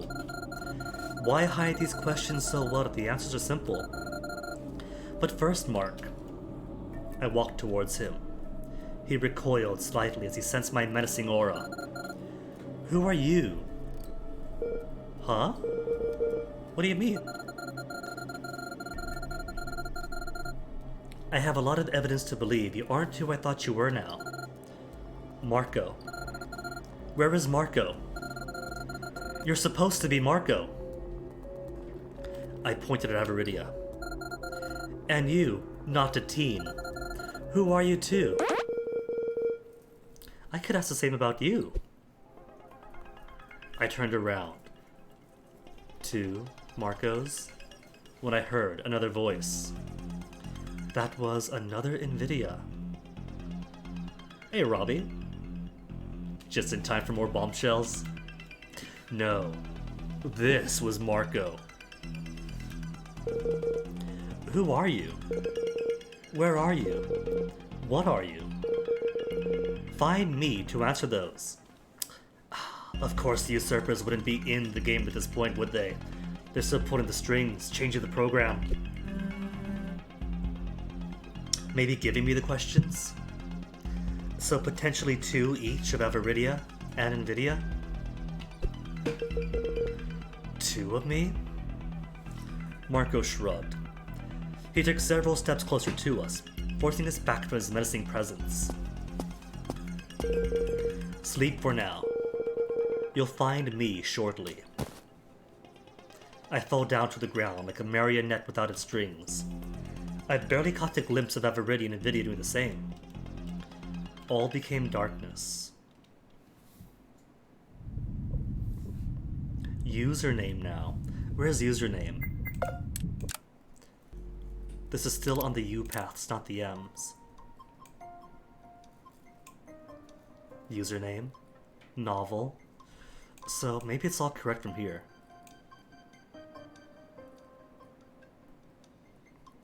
Unless different choices take me up to you, and you're not actually part of a list, but a valid novel or something.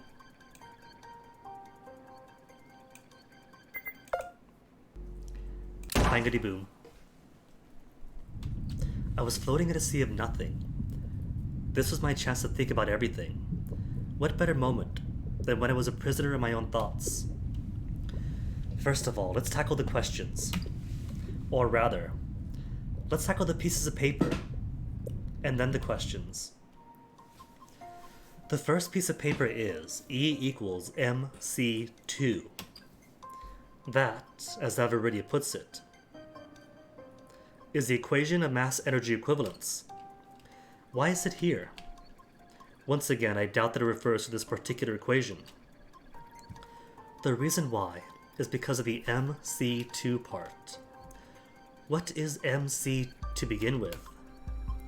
MC Escher? What is MC an acronym for, if it's an acronym?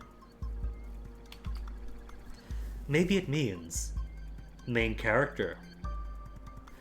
E equals 2 main characters.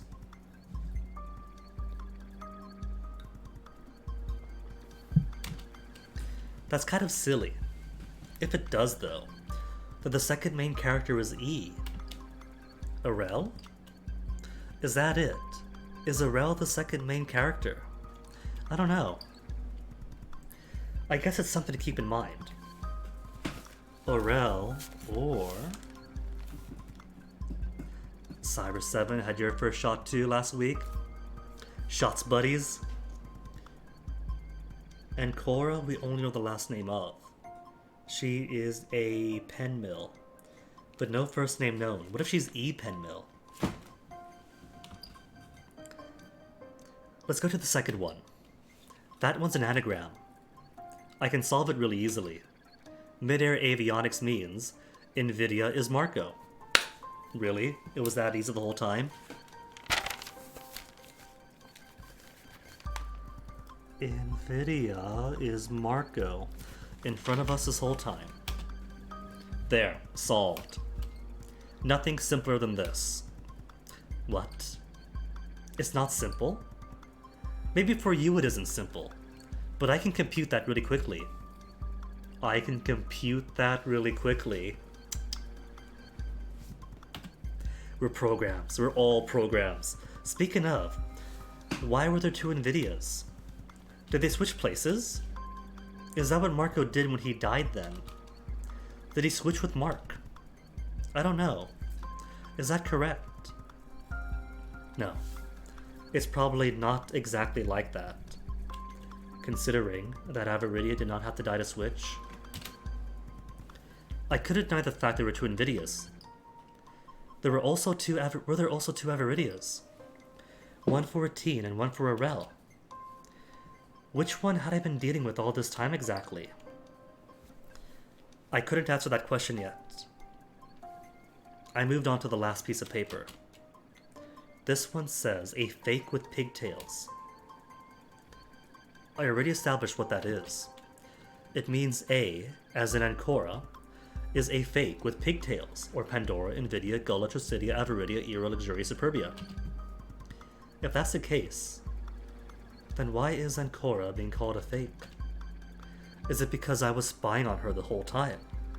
Or is it because she wasn't allowed to think for herself, and I did it for her within the helmet? It could also mean Averidia's a fake, but I don't believe that.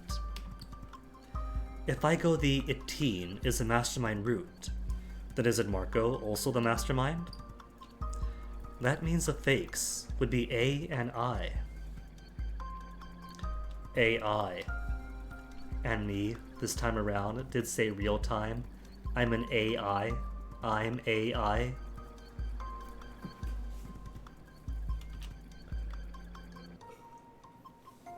AI. Oh, I see. That's why Marco brought it up when he traded Ancora that key. I'm an AI. I'm an AI. That's why I can compute all of this. I'm an artificial intelligence.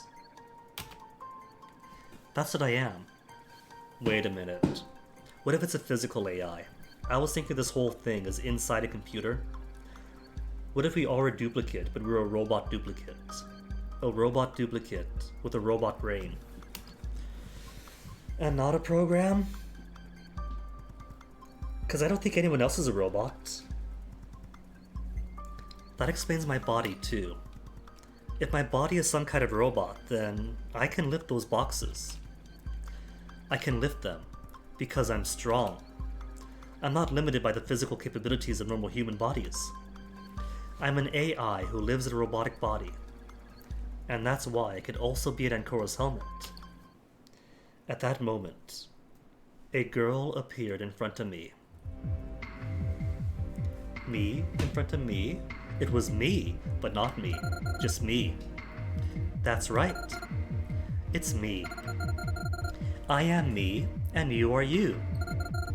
I'm so glad we get to have a little chat like this, even if it will last in real time the span of a single moment. Do you know why, by the way, I'm called me? I am called me because I am made out of memories and experiences, which you also are made of. In fact, you are made of even more than that. You're made of 7 other people's memories and experiences, but I am only me.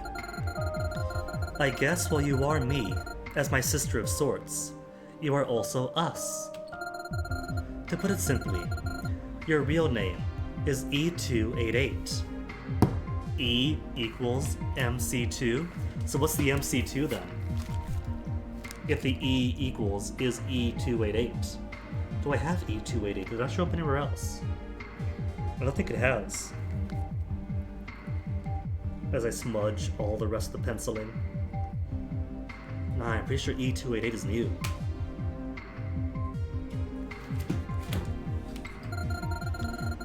You know that equation, right? E equals MC2? You're almost on the mark, but it's not quite that. It means that E is the main cephaloself, number 2. Main cephaloself, of course. Could have easily guessed that. That was my next guess, in fact. So, who's the main cephaloself number 1?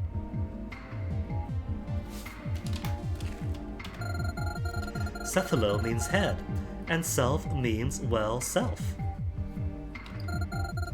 That means you are the main head number 2.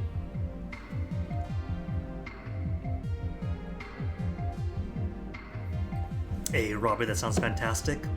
Everyone getting cleaned up, and a celebration of the future. Nervous excitement, but enjoy it.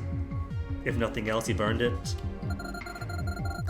I don't know who the main head number 1 is, but I know that you're both meant to be the main characters in a sense. The ones who aren't allowed to die, or else everything starts over again. Which I'm pretty sure makes Ancora, because every time Ancora died, there went the loop. And not just the helmet person, because the helmet person gets to jump around.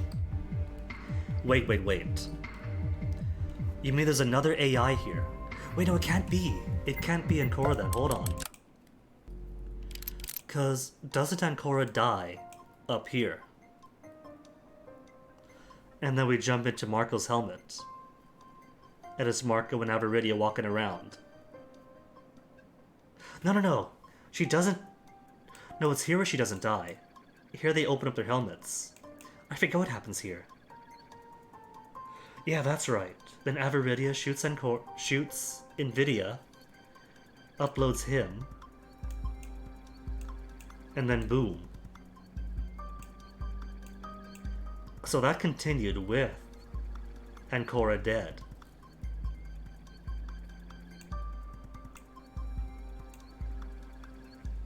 She dies in every single one of these, except for here.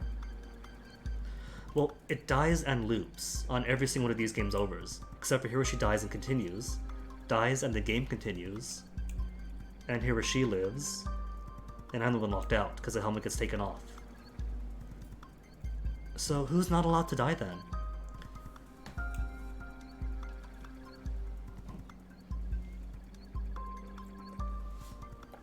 Maybe. Oh, maybe Atiid and Marco are also AIs. One of them, maybe. Marco, I'm pretty safe on guessing, is probably an external person who helped engineer this. Because that would track with the Marco that Trustidia knows. And Mark isn't Marco. His death kind of makes him separate.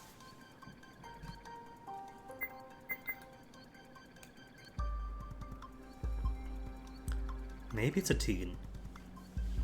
Maybe she's the one that matters, because when Avaridia dies, wherever that was, that uploads Ellie, not a teen.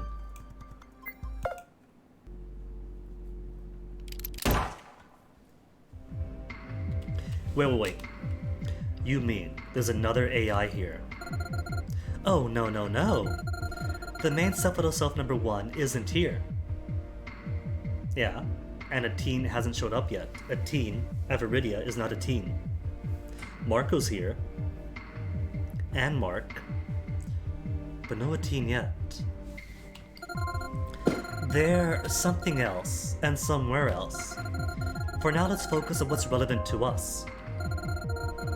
And please don't hold it against me if I'm a little giddy. Even as an AI, I'm still allowed to feel like I'm eager to finally bring all this to fruition, no? All of what? All of this. What is this, you ask? Well, that's very long to explain, but we only have 5 seconds total to go over everything.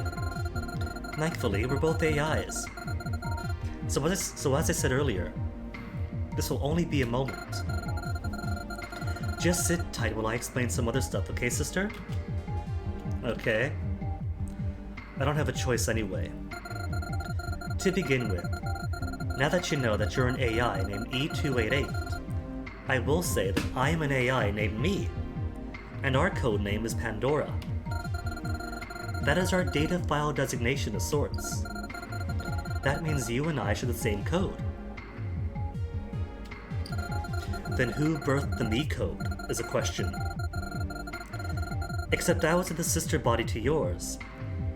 The one that was beheaded by Luxuria and Gullah when they solved their room. A sister body. So either everything is digital, and all these loops are simply restart of the program until something works the right way, or they have concurrent things going on. So this Me was in the body that did get beheaded in the original timeline. But that would have meant that they've already killed Me. Me was killed in the start then. Game solved. That was my role, and I miss having a body. Even if it was only for a few minutes. Alas, that body wasn't mine to inhabit. It is a proper machine extension, or as the MTS like to call them, Ex Machina. It is an alpha model. They have been created and matured over 12 years since 2002. Created and matured. So is that to say you're not actually, or weren't actually in a robot, but a person that was born in 2002 and brought into this purely to be sacrificed? Machine extension. Created and matured. No, not a person then. Like an organic robot, maybe? Could we be organic robots? Others have been in use too, but they're only beta models. Betas are much worse than the alphas, believe it or not. They don't even have skin or organs. They're just machines full of holes and cables hanging out freely without any class. Just like animals. My old Ex Machina body we recycled and reused in Project D Forge. I know nothing about it, other than its part in Eteen's grand plans. Excuse me. You got more on Eteen here? I wasn't given the chance to participate in the project that she has sacrificed so much to bring about. Between you and me, Eteen's a little senile. Let me go up here. This is what? Project D Forge.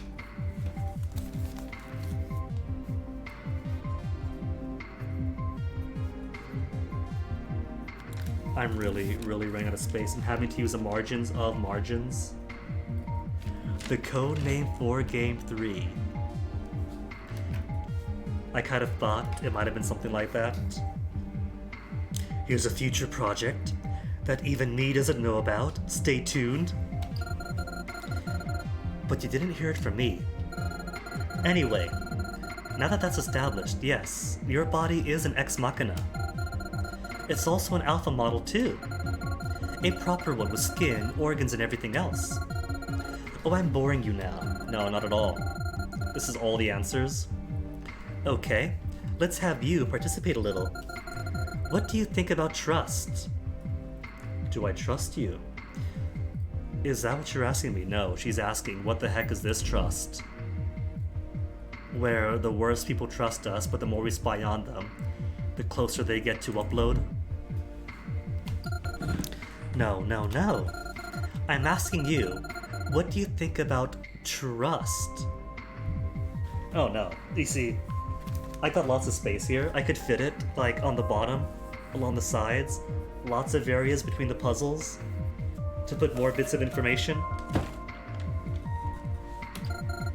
Not about the word trust, or if you can trust me, but trust. It's 5 letters. And the way you say it, it has to be special. Yes, that's correct. It's very special. Trust is an acronym, just like AI and me are both acronyms too. It means television relay using small terminals. It's a system that allows for compatible pieces of information to travel and transfer between helmets. Alright, so basically just allows us to upload. Either themselves to us or for us to bounce around. Which is why, with NVIDIA so high, we were able to bounce into his. Do you recall having visions before? Yes. I recall having visions when people died. And some of it also leaked to Ancora's head, which was contained inside one of the helmets. That's because you were naughty and mishandled it by mistake. But yes, trust is a compatibility between 2 helmets. When you reach 99% compatibility, it allows for transfer information. That is why you receive memories to carry with you, to carry with the rest of yours. That's how you are who you are now.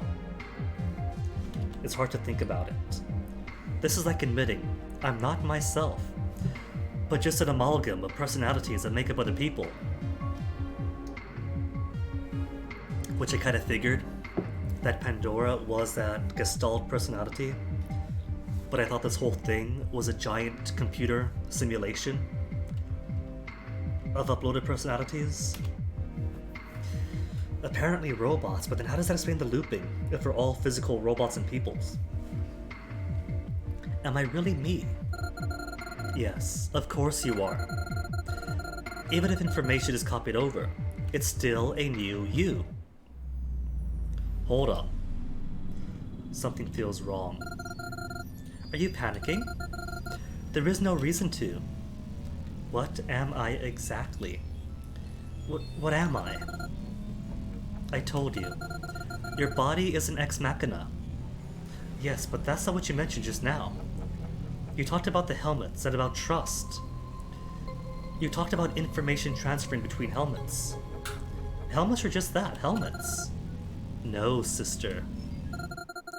You are the helmets. I am the helmets. What do you mean? Helmets inhabiting an ex machina? I mean what I said. You are the helmets. You live in the helmets. Your ex machina body is controlled by the helmet, but without the helmet, it won't be capable of movement.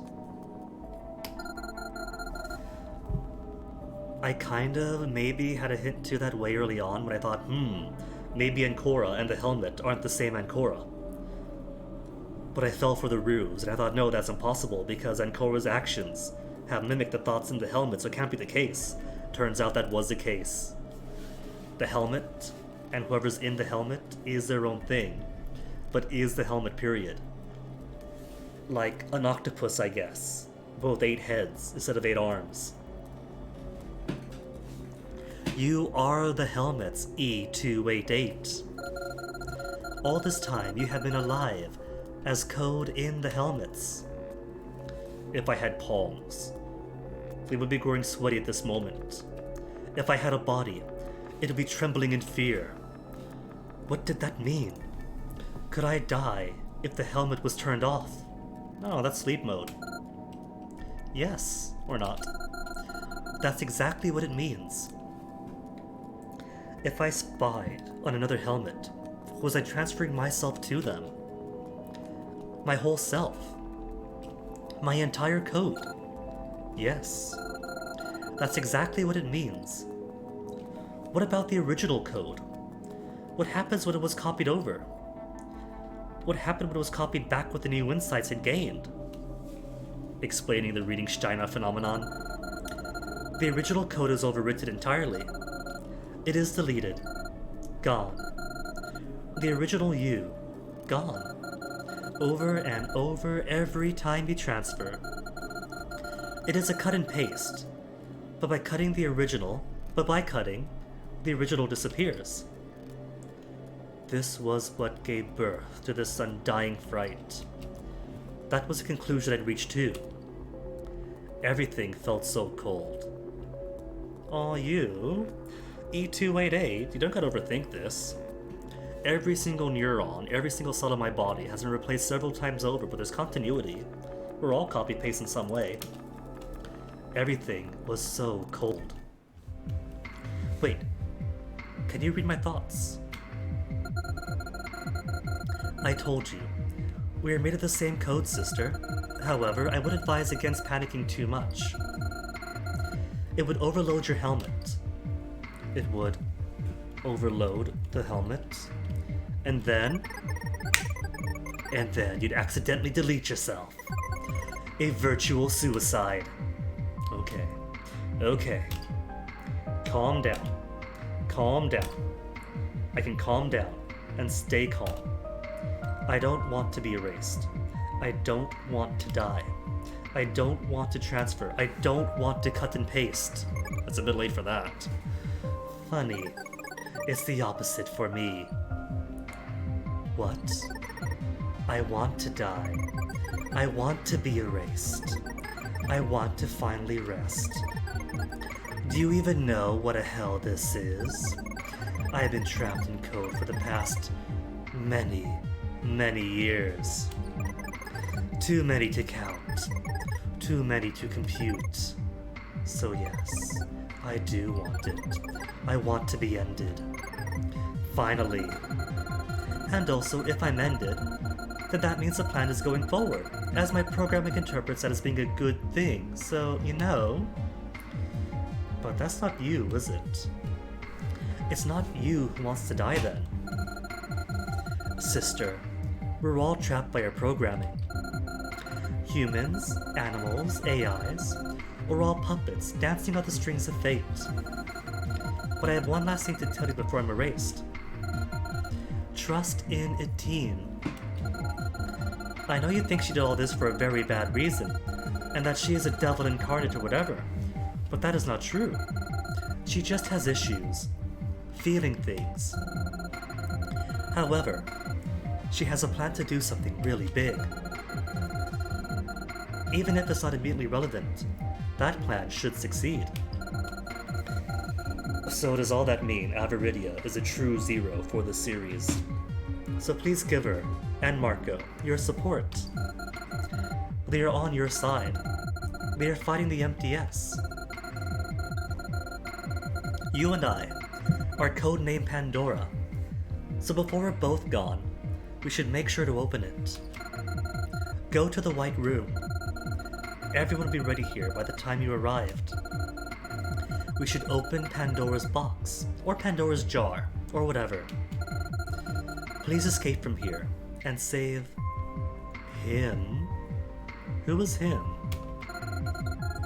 Without you, he will fall into eternal hell. Is it Marco?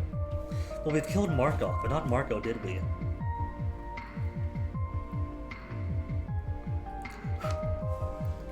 Where do I have that? NVIDIA. Mark Temble. So Marco has not been killed. And Etine is apparently on our side. So is this to rescue Marco then? Him? Who's that? I'm going to assume everyone else I've uploaded is good and proper dead. So it can't be rescuing Ira, Luxuria, Justitia, because they're a part of me now. We have their memories. Who is him? Why do you ask me to save him? But she didn't answer. She had been erased. As I contemplated this, I was suddenly yanked out of the floating world and entered a helmet again. Membrane. Hold on, where's Membrane? Where is Membrane? Which lock are you? Top lock. Alright, while we contemplate this top lock and this final lock, I am going to go pee, so give me a second of this BRB.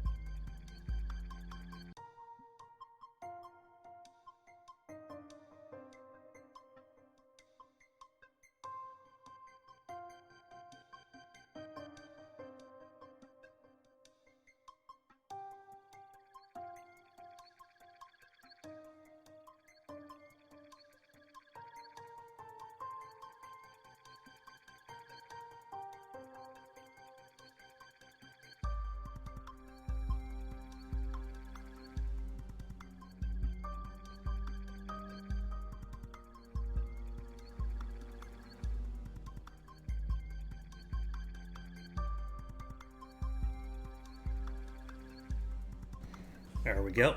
Back into it then.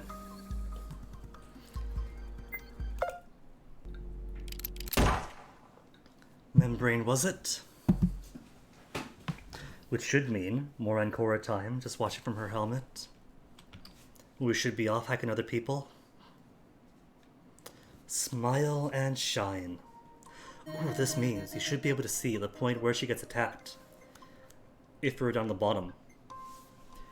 Why am I here? Again. I'm having a vision of Ancora. This time it's happening during the second hacking session. Oh, fluff. Oh, alright, didn't see it.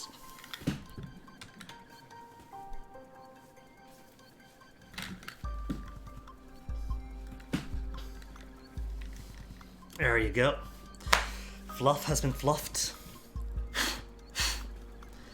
This time, it is happening near the second hacking session. But these events aren't happening right now, since I've sent Ancora to her room earlier. Is this a vision from an alternate path? Or is it that I'm remembering things wrong? Maybe it's data that has been overwritten, but is popping up. This reminded me of the Mandela effect. It struck me how the initials of that also made the word me. I figured I might have a link to all this. The Mandela effect is named after Nelson Mandela, whose death has been erroneously believed to be in the 80s before, when in fact he lived until near the end of 2013. This belief was shared by others, and they were all told it wasn't true. This led to others acknowledging it as a sign of changing timelines. Memories are information, so that wrong belief, it was as if it used to be true, but it was sent to another body, the one from another timeline. And that is why they didn't match up in reality.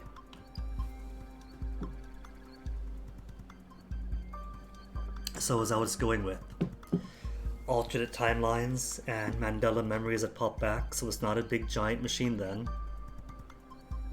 I keep getting these visions. Or are they the Mandela effect at work? They're from moments that couldn't have happened.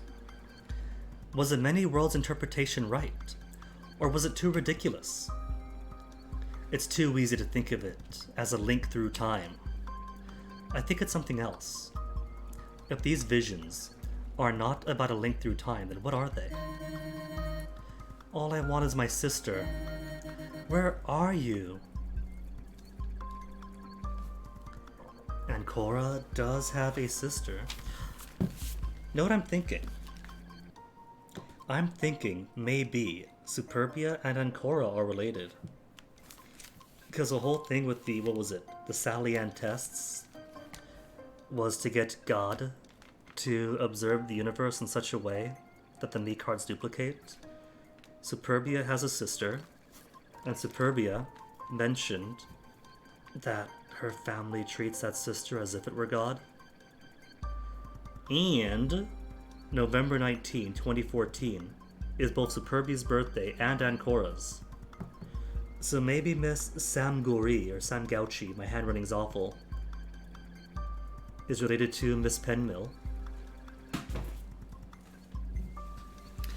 And them having last names, different last names, have any myriad of reasons. Did they kill you? Where are you, Pandora?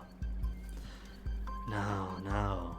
If Ancora's sister is Pandora, then it probably isn't Superbia then. Probably just a coincidence that they had the same last name? Unless Ancora and Superbia have more than one sister each. A third sister. A third sister making triplets, which would make them related to Marco? No, to Mark. Because Mark's had, 6 sisters? One set of which is triplets? Could be that. She closed her hands and fists.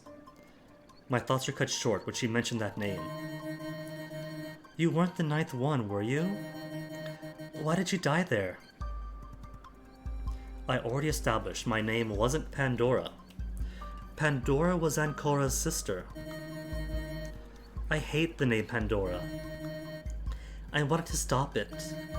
To stop all of it, what you were doing. But now I'm all alone. You're the strong one. The physically strong one. The strong robot one. What if they are all robots? Because apparently these alpha robots are grown? What if that is the case then? That the reason Mark has so many sisters is because they're different models that were born and created at the same time, and the 3 of us are part of the same batch? I'm just a weakling. I'm the nice girl who doesn't know better. The one you kept in the dark while allowing all these people to do terrible things. Then I found out the truth, that you were Pandora. But it wasn't enough. I wasn't enough. I tried though, but I didn't have the time.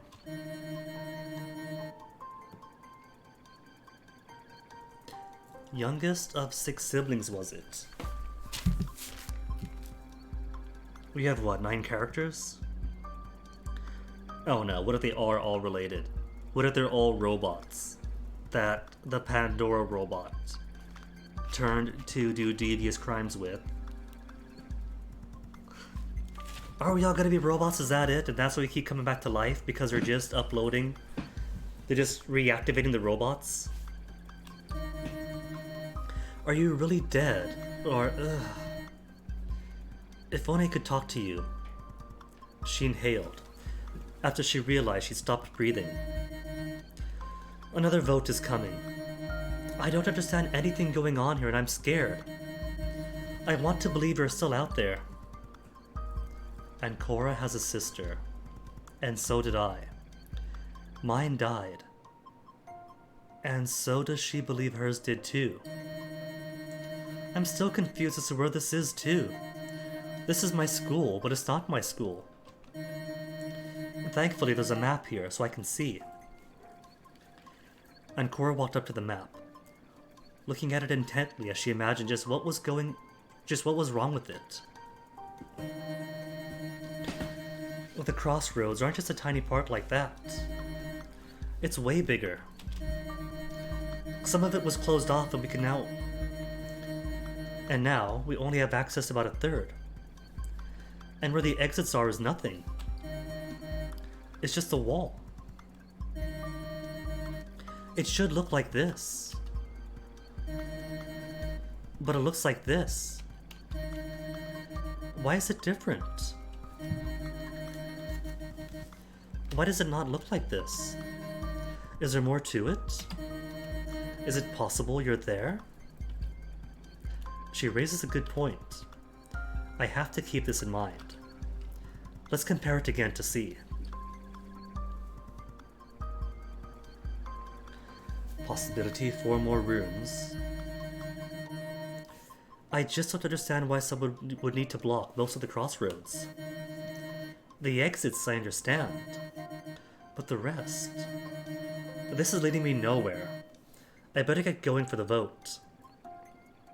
It's just like she says. Let's say the Mandela effect is silly. Why am I having these visions? What does it have to do with the crossroads being different? I was whisked away from the helmet when the frequencies changed again. Back to reality.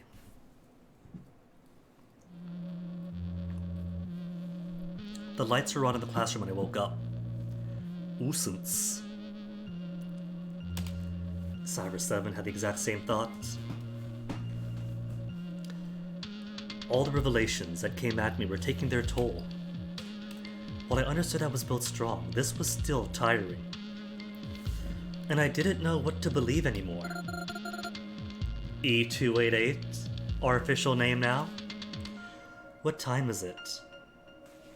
According to what Mi said, our talk only lasted several seconds. After my little vision, though, I saw multiple hours had passed since. Normally, this would have killed me.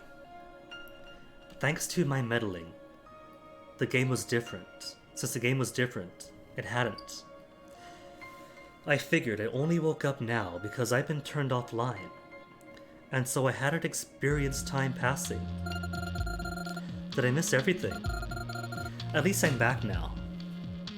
I remembered all of a sudden that this was the classroom I'd passed out in earlier, along with Avaridia at NVIDIA when Marco walked in. Marco! Where are you? Marco!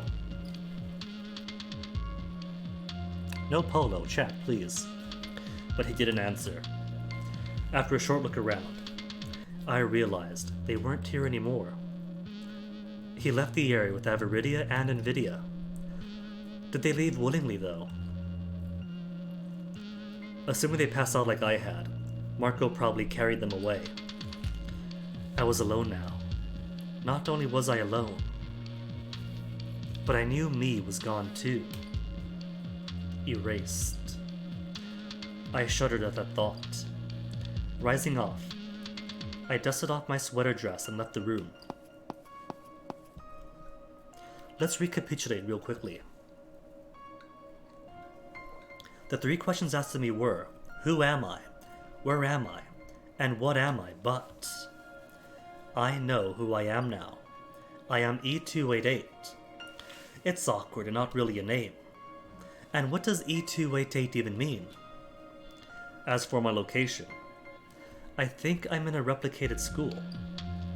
This is definitely not a normal school, so this is probably only a structure made to look like the Hyacinth Delorme Polyvalent High School. Speaking of E288, let me pull up the handy-dandy periodic table of elements and see if E288 shows up anywhere.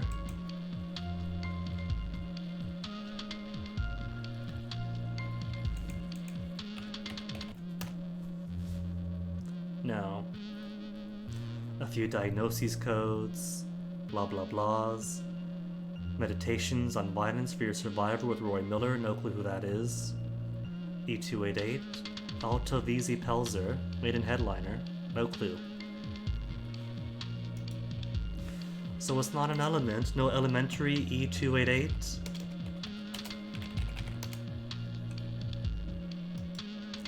Guess not.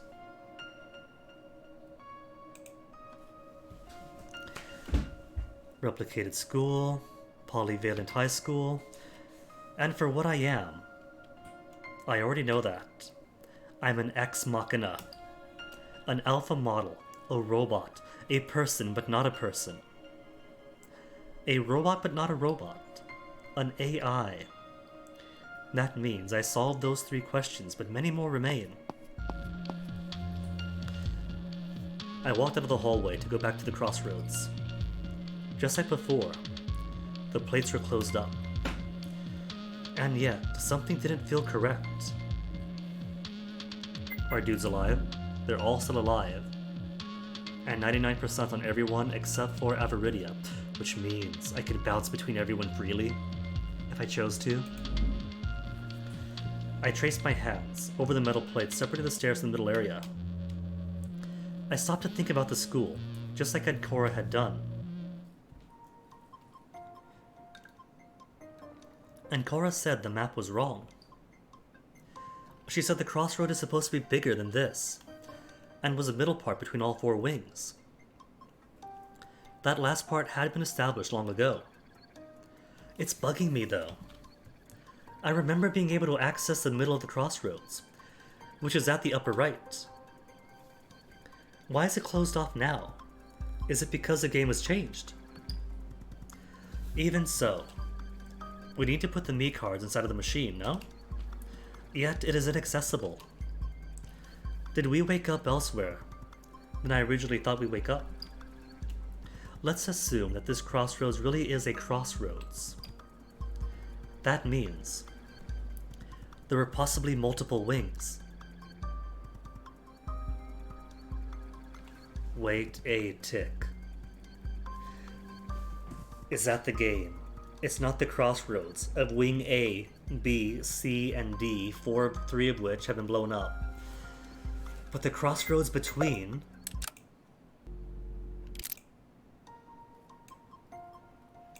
Wing A, Wing A, Wing A, and Wing A. 4 different Wing A's to repeat everything with. Though there are multiple endings, if I consider each of these branches to be wings. Which would be what then? Just multiple... What if that's it? Multiple teams going through, and all of this happening at the same time. Which is why, in this wing, we're able to peek in at things happening at the exact same time. But that'd mean there'd be separate me's. Not just separate me's, but separate me.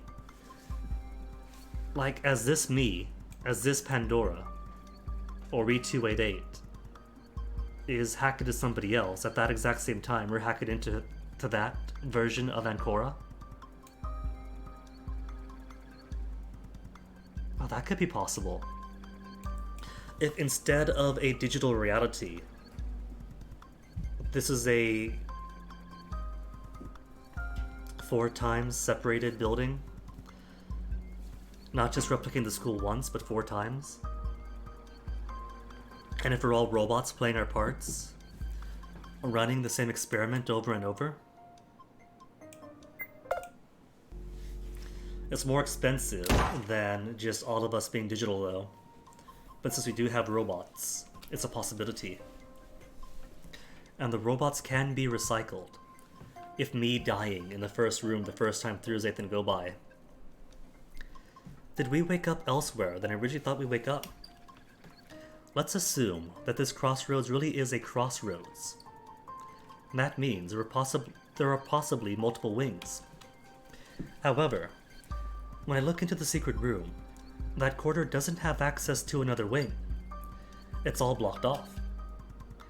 And you need access to the crossroads, even if briefly, to go into the second and third parts of Wing A. That means, if there were wings beyond these closed-off corners, they wouldn't be accessible. It's safe to assume fewer than 4 wings are in use. At the very least, a crossroads needs to have multiple roads coursing through it. Hold up, something else doesn't match up. I already figured out the space doesn't match up, but what about the time? I thought about what Mia had said. She said the ex machina that I am had been matured since 2002. This wasn't 2002 though. Did I have a hint? What other date did I know? 2014, 11/19? Of course. I also know 2014. That's the year Superbia was born. That means now we're in the early 30s perhaps. No, that doesn't seem right. Me also mentioned it took 12 years. That doesn't match up. Do I have another point of reference? I remembered a stupid detail. Something so minuscule. If I hadn't realized it at this moment, I would have never thought about it again. Could I cut them off? Do I have a third date? If I do, it's buried in here somewhere. 1697? This conspiracy can't be going back to 1697, that's too far in. Okay, what's the third point of reference? That stupid album.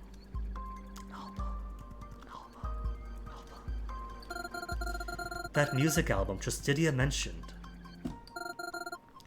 That thing. It's from 2002. That's the latest album in that year. Oh yeah, there was one. I completely forgot about it. Wait, what does that mean? Hold on. Hold on, hold on. This means that they're from 2002? But Superbia was born in 2014. This doesn't work. This doesn't match up. This is... Oh. I understood. The inconsistency could be explained very neatly like this. I get it now. It's not that Superbia was born in 2012 and matured over 16 to 19 years. It's that Superbia was born in 2014, and that's it. I was also born now, and I didn't need to mature. Me didn't need to mature. We are AIs. Are you saying for me, or for me and Superbia, possibly Trustidia, and the rest? Does that mean if Superbia was also an ex machina, then her body would have been grown from 2014 to 2002 to 2014, and she'd be herself now. Even if her physical ex machina age was 12, her body matured to that of a late teenager, and her mind was also made of memories and experiences. Today is November 19, 2014 then. That's what that code means. 2014 11/19 is a date format. God, there's so much to explain to everyone.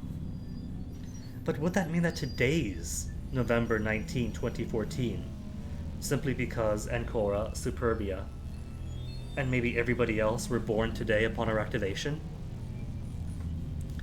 Or does that mean that the person who Superbia was based off of was born in 2014? And we're off in who knows what future date, but the timestamp for that personality was born on that year. Could go either way so far. Because I'm kind of certain this isn't 2014 tech. There's so much to explain to everyone. And the fact that they're all robots too. Unbelievable. But wait, something else doesn't work. Me said I was an alpha prototype with skin and organs, but betas don't have that. They were just machines with their innards out in the open. I didn't see any of that, because we're all alphas. All alphas that have our heads blown off or chopped off at the end of the program. But it's fine because the helmet could just swivel back on or something. And yet, I tossed that inconsistency aside for now. I needed to recapitulate again, which I did while on my way to the elevator. Did I cut myself? Get a rash? I don't know, but it's sore here. The MTS made a replicated version of the school from 2002 then. All of the people I've seen, I've been surrounded with since the beginning of this thing, are beta ex machinas. Are they? Because nobody has exposed guts. They were made for today, November 11, of the year 2014, in order to participate in the Kill Me game. I'm an AI, and I am made of memories and experiences of everyone else who died so far through those visions. I gained those visions by getting my trust value to 99% with each and every one of them. Not each and every one. One is still missing. Which I assumed put me in the same branch they died in, by virtue of attaining that number. And I am my helmet. I don't like that idea, but...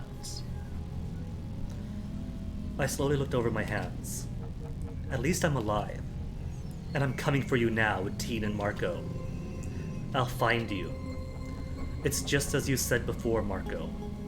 With this knowledge, with this body, with the fact that I am an AI, I'm on a whole other level than humanity. I was made to believe I orchestrated this game because you and a teen could have let me know that I was just being played around with.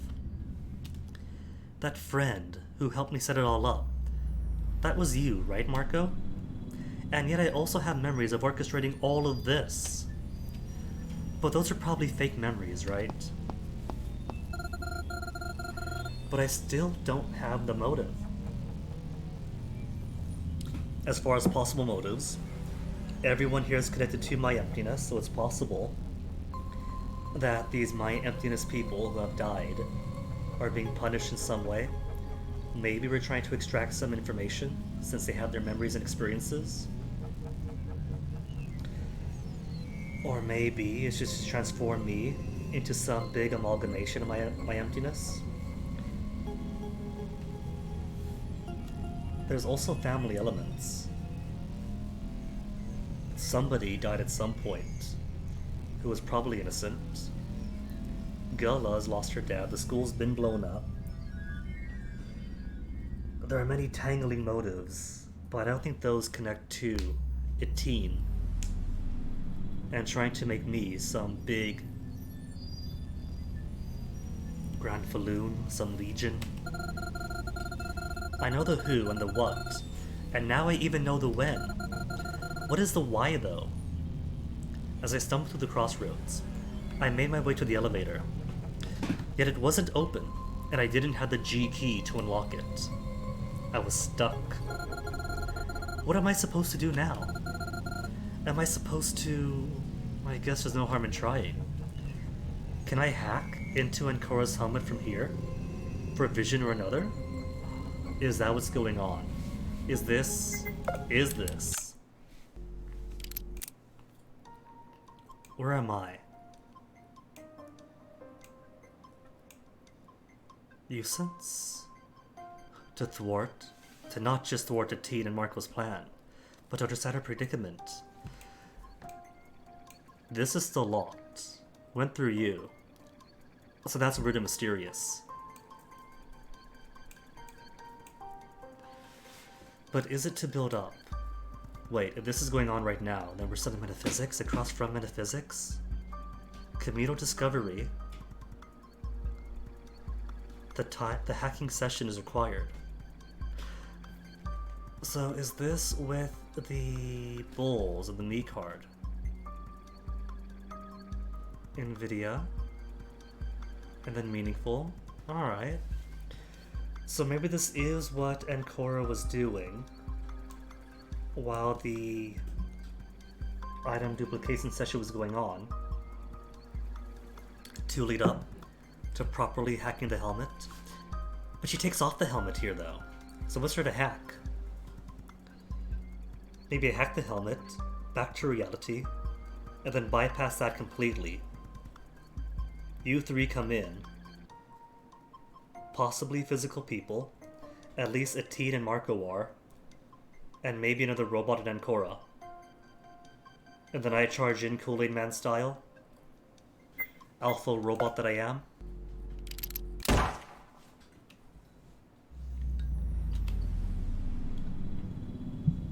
If I knew where to find the G key or something.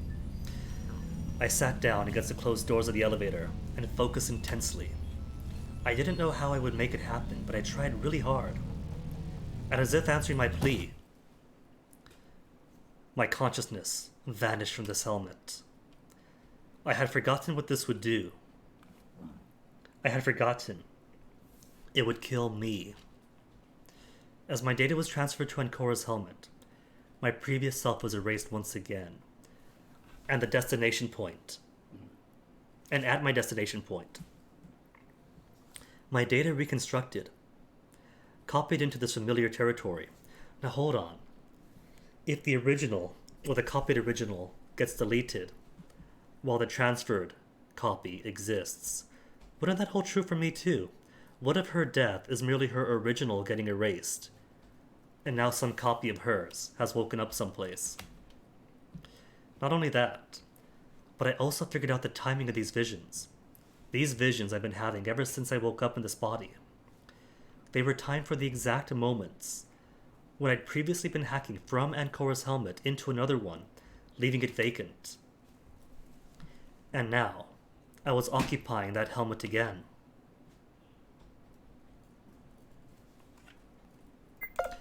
And I suppose if I look back, all these moments would be on the same timeline. Hacked here, to move up to this hack, and now down to you. So this Forsaken timeline never does get hacked then, does it? So I have to wonder if we ever actually come back to this one, or if that's just one big red herring to make you think there's some symmetry.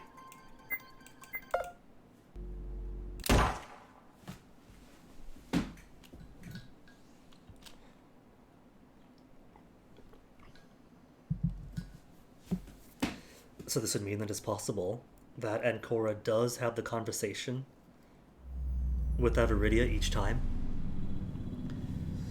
My vision settled upon the teacher. She was talking to Ancora.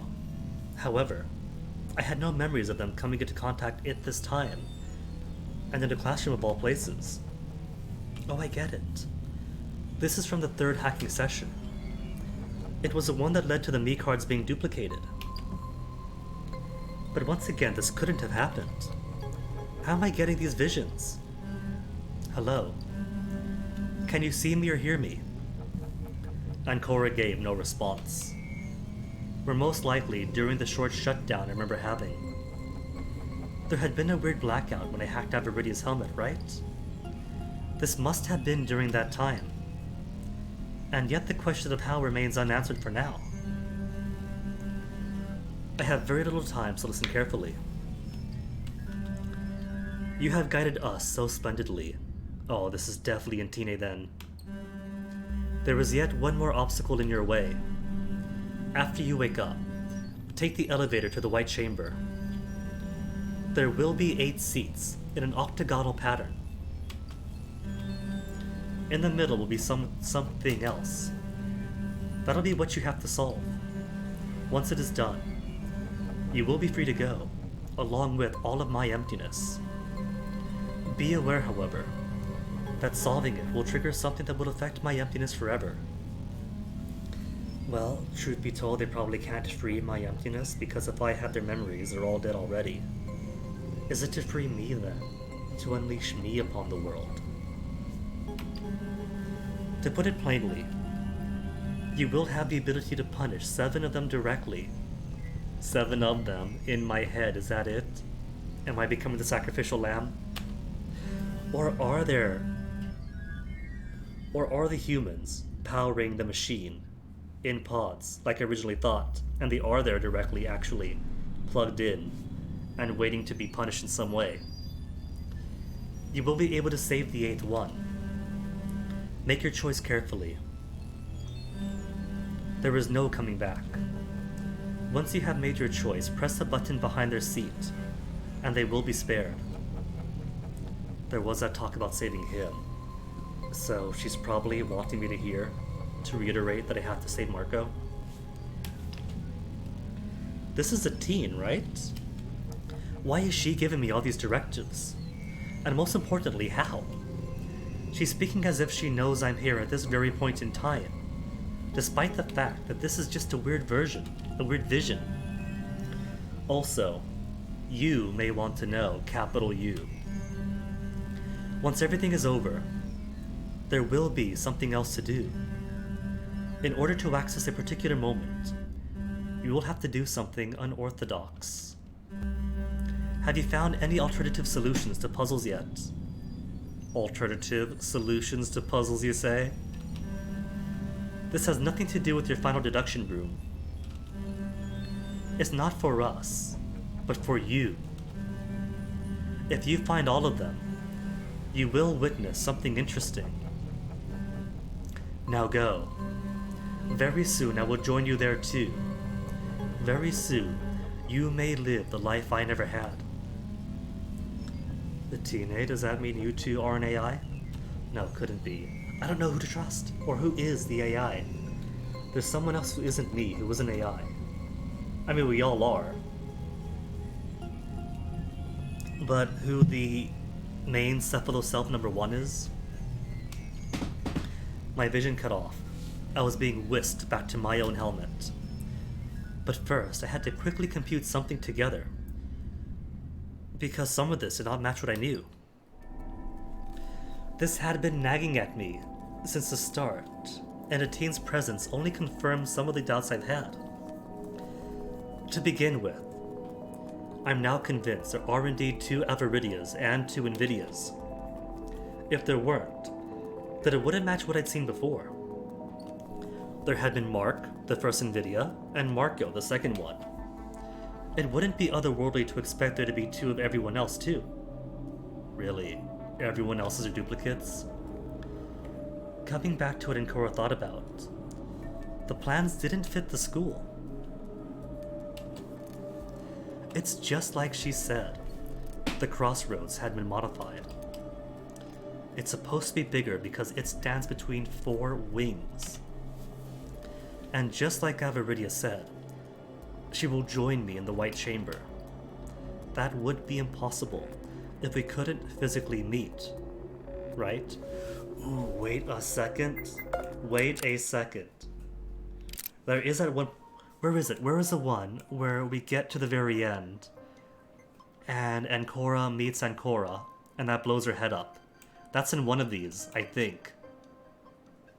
Was it this one because it's so far down over here? Maybe that Ancora met was us, and she thought we were her, but we look alike because we're all robots.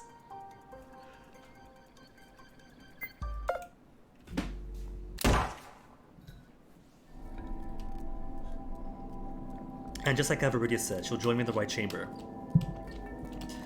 That can be explained like this. This is the Wing A that we've been exploring this whole time, along with the Crossroads. What if the name was more than a vague memory from their time at school?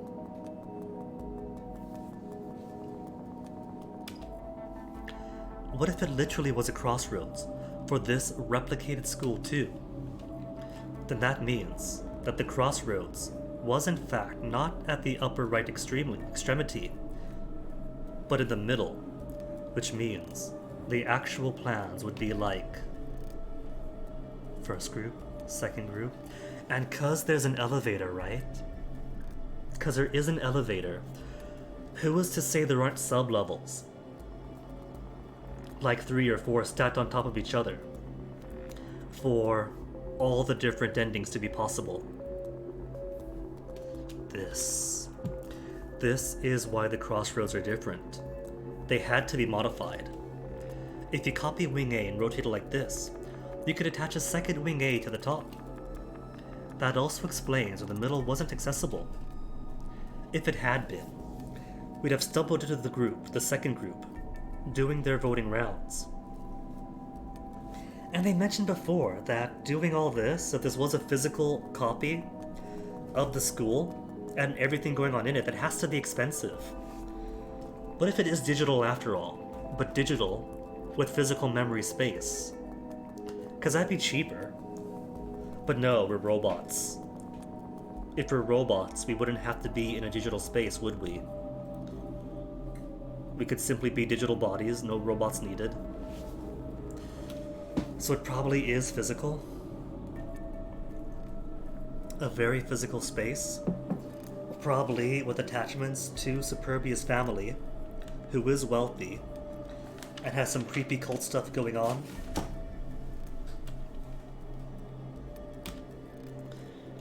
This is the whole school we're in now, and every time I come into Ancora's helmet, I'm actually just viewing what a second group has been up to all this time. Occam's razor. Could information really transfer across time? Or was it simpler to transfer across space? It seems to me that the answer is obvious. I'm being transferred between 2 physical helmets. Ancora is in the second half, and I'm from the first. This also means that me was indeed in my body from the second group when she died. Me was occupying the body accompanying Gullah and Luxuria from the second group. See, this makes sense. If we assume, wrong button, if we assume that the only 2 timelines is this timeline to this end, that goes all the way to the end, and this one here. But that just counts this happening, that happening, that happening, this happening, that happening, those 3 ends, these ends. So there's gotta be more than 2. Each end has to be the possibility of its own separate Wing A.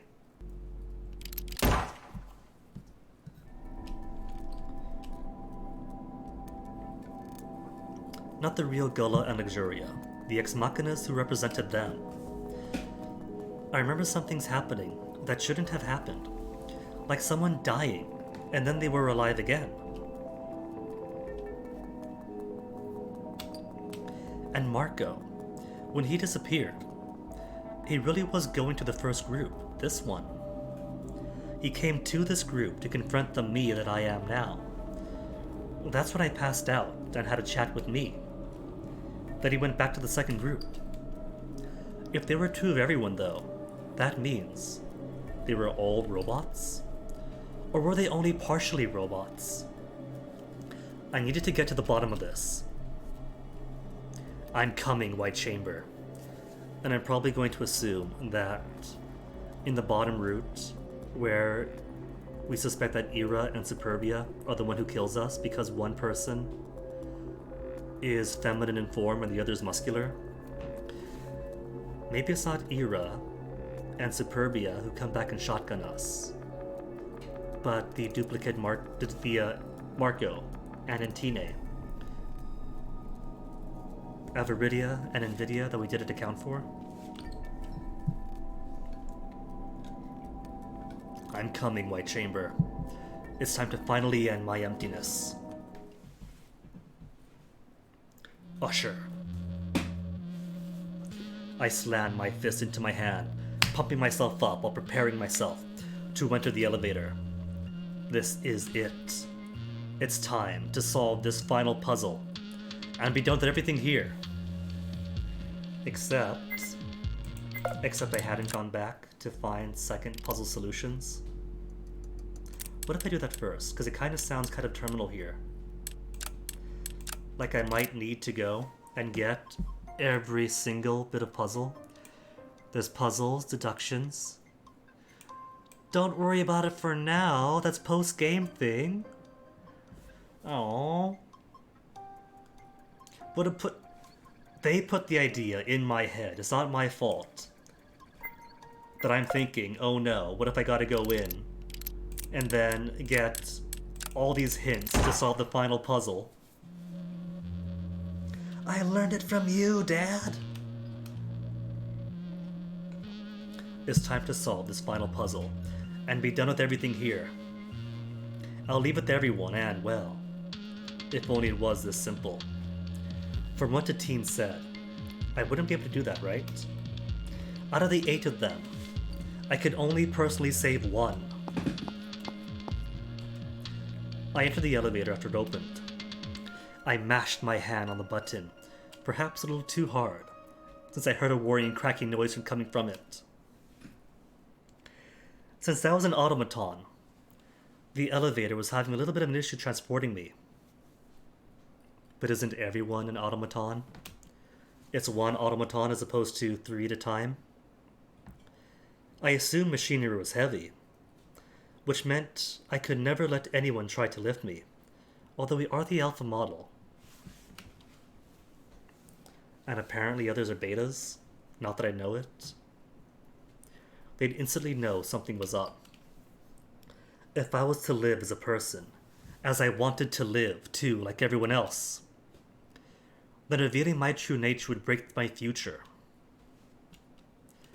After struggling for a while, the elevator finally stopped. The doors opened, and I stepped through. This was the White Chamber. The final deduction room. Quickly, I cast a glance towards everyone. Just as the teen said, they were all in their seats, docile, with some stuff connected to their helmets. Ancora, Invidia, Superbia, Aviridia, Justidia, Gullah, Luxuria, and Era were all here. Though we can't see them. So I guess I wasn't too far off about the Podson, huh? They weren't dead, with their memories uploaded, but they were connected to a central machine that was playing out their memories.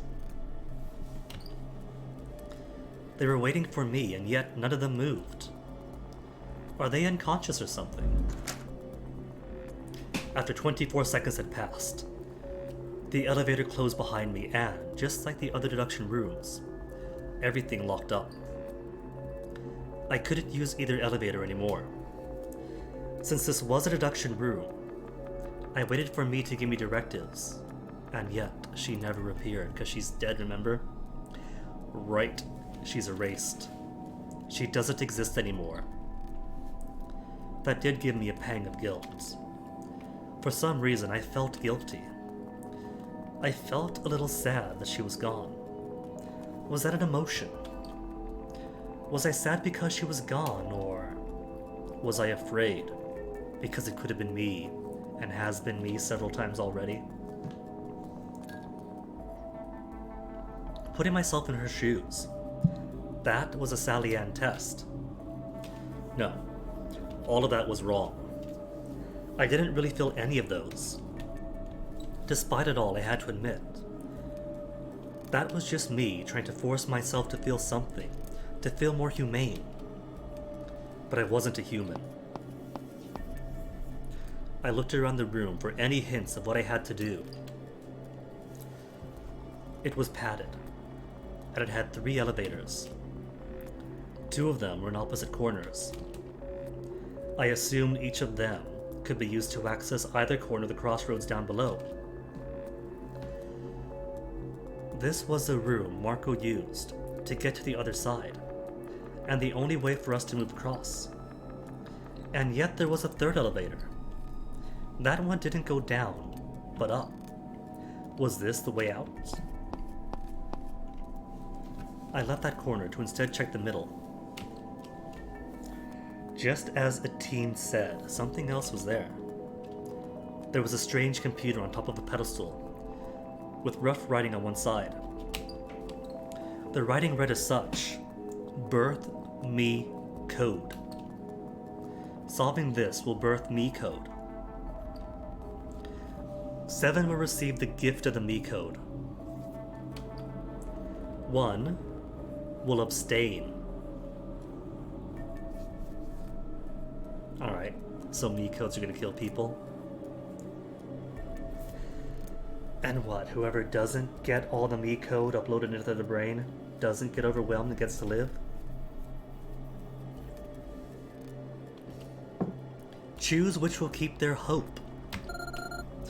Interesting.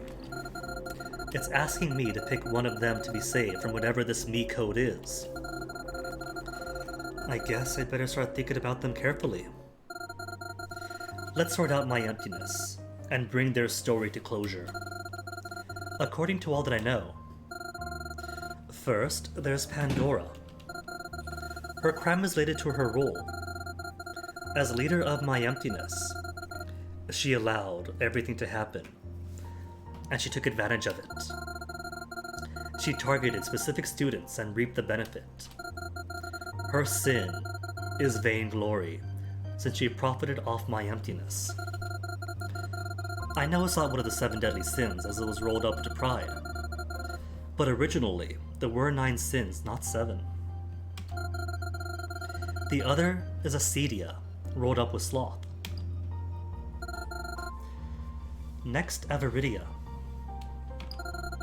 Clearly, she's committed one of the worst crimes of all, abusing Pandora's list to hook up with the kid she wanted gone.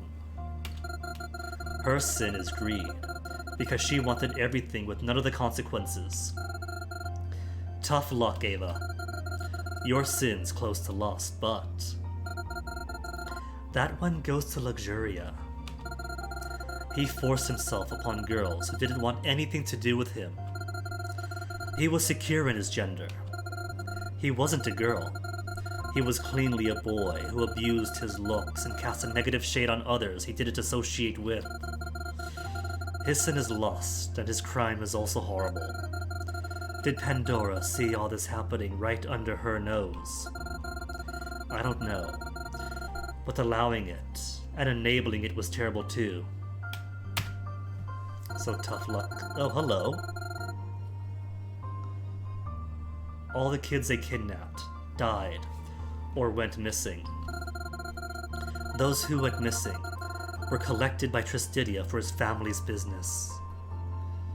Oh no, the reactors, the acid. Were those not reactors then? Was that worse? It seems his father was part of the MTS too. The plainness suits him, but I'm surprised by the wrapping around his eyes. Around his eye, I should say. He's sloth, because he willingly did nothing to help them. If I had to guess, a bunch of those kids were bullies. That must be why he had those bandages.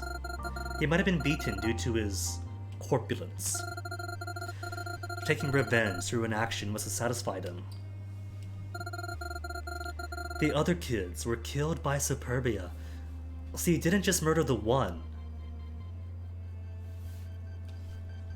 that Avaridia and Luxuria were done with. She was probably working out the frustrations of her personal life. Her sin is pride, because she thought she was above everyone. And yet, her crime is still just as unjustifiable. Oh, he's cute. Cute Timbo, but still involved in all this. Superbia dated Ira, whose sin was wrath.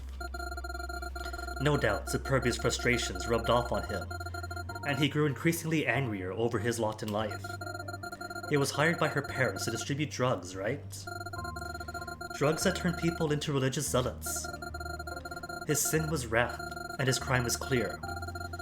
Distributing those drugs might have helped him in the short run, but in the long run, he ruined life after life, all on Pandora's watch. One of Superbia's murderers came to light. Invidia's father?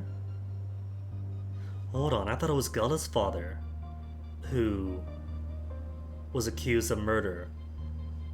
Because that's the whole thing with the principal. The principal was accused of a murder of a student and got arrested, but he did nothing, he was innocent. Are you siblings? One of Superbia's murders came to light that it was pinned on Invidia's father. As a son, coming after 6 sisters must have also been a mental blow to Invidia. As the youngest of 7, how do you get recognized by your family? If he managed to free his father, he'd have done something none of his sisters could do. And so, his sin is envy. And his crime is perhaps lesser in the eyes of many, but still sent an innocent behind bars. Wait a minute then.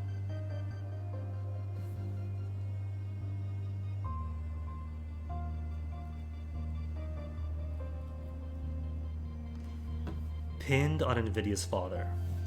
So we have a chain then, don't we?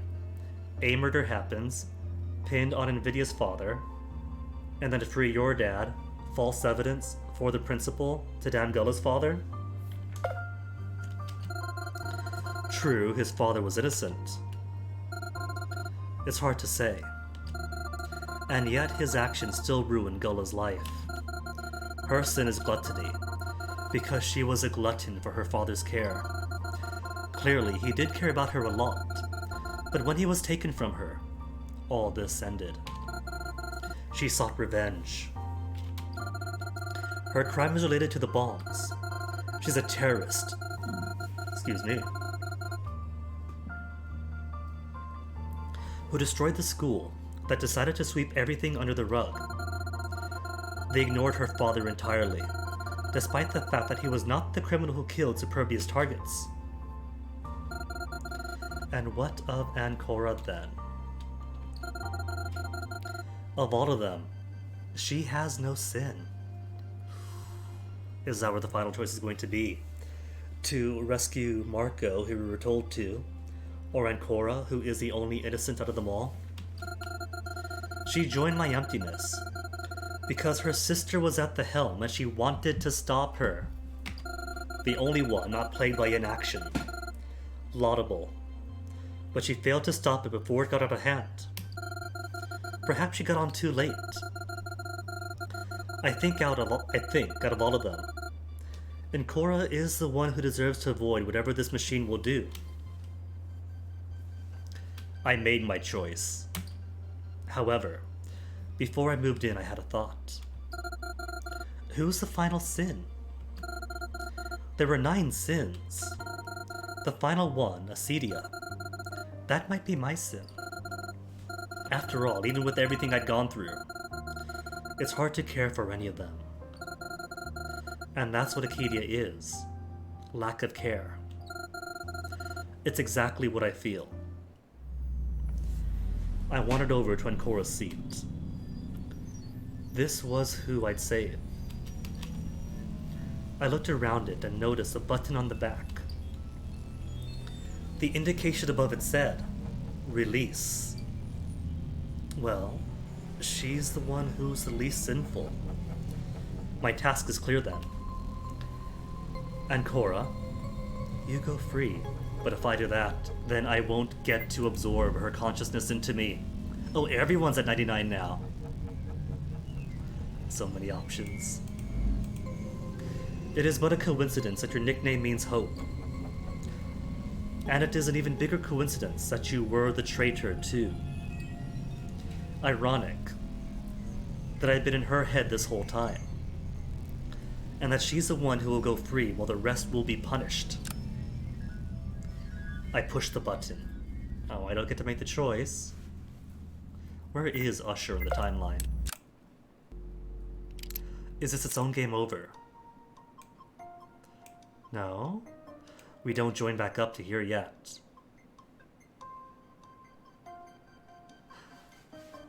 Oh, I see. I killed everybody off except for Ancora. And they're all dead here anyway. So it doesn't matter.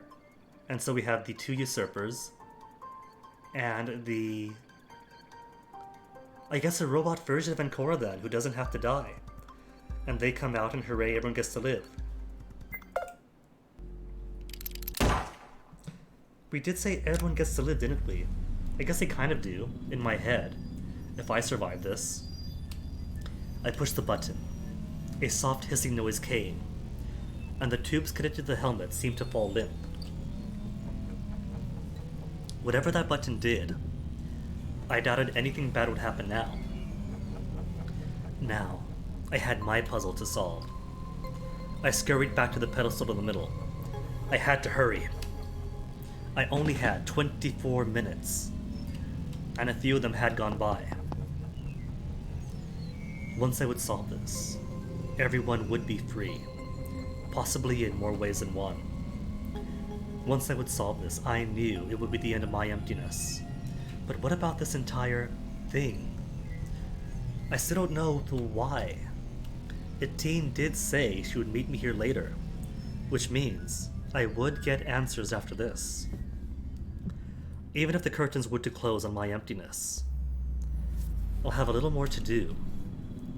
This is the end of my emptiness, and the beginning of my full life. It's time to birth me code, whatever that means, but a title drop. Let me out. The answer is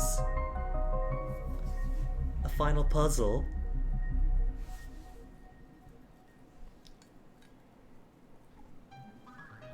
Become third.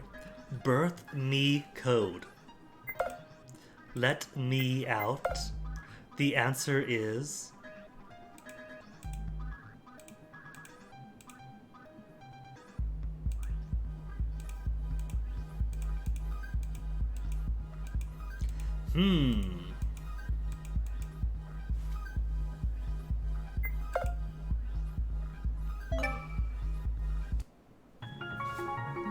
solved it.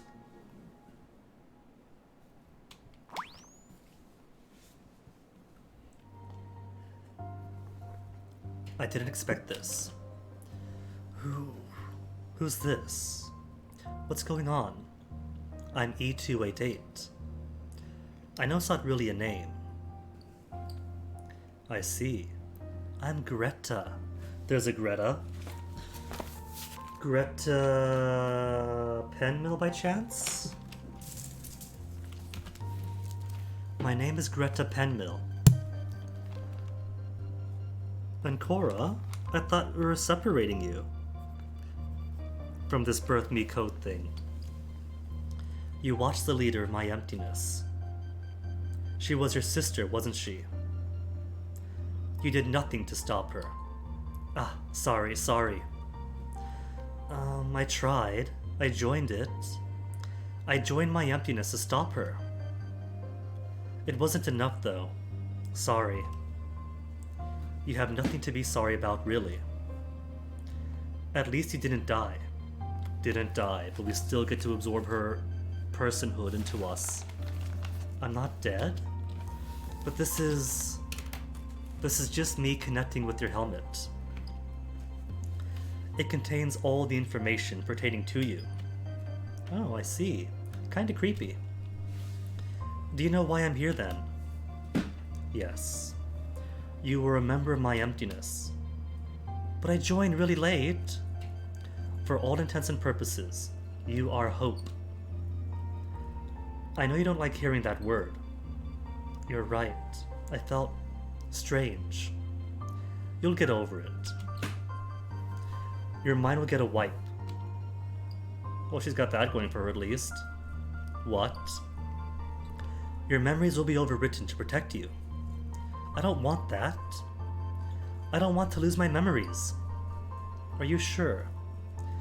Even if those memories are mine. By losing those memories, you'll forget your trauma. Even so, they make me who I am. It's okay. I think I saved you from it. What I can't stop is the fact that you have to stay here.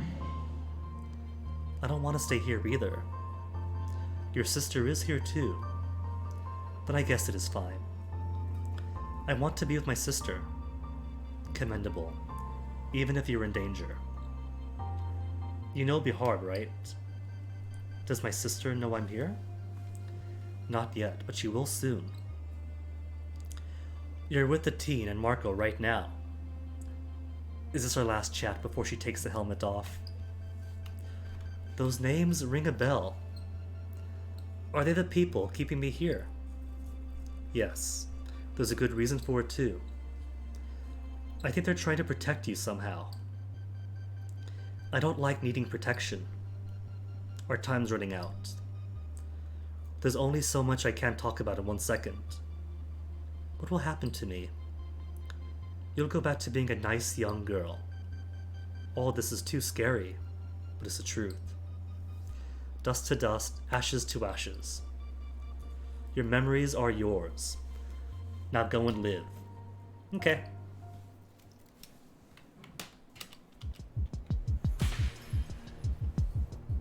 I came back to my helmet. One final time. Menagerie, and I can't access a trust. It had been quite a trip, but now I had enough. I wanted answers. I solved the final puzzle. I punished 7 of them. And now, they were all awake. Oh, the Birth Miko doesn't overload their minds? They were all awake, and they were all looking at me. Immediately, I brought my hands up to my face. My helmet. It fell off. How was that possible? Hello? Why is my helmet off? Ira and Tristidia stepped forward. The rest were immobile, waiting. Wait, are you Alex Seville? You are Alex Seville, and you are Etienne Schmidt, aren't you? Yeah, that's us. Your helmet is off because you now occupy your Ex Machina body instead. They know about that? I mean, they're sitting here, they're probably willing participants, for some reason. So is the Birth Miko just to wake them up with all their full memories of this traumatic experience? And by Ancora not getting it, she gets a wipe from this experience? Why am I stuck with the stuttering one? Or no. That's right, because they're all robots, right? We're all robots, so is this me dividing their memories and personalities among the robots? One of us had to occupy that one. It sucks, but at least you aren't fat. I mean, I guess that makes sense then, if they're all plugged in. Point taken. What's going on? From the moment they spoke, I already figured out something wasn't right.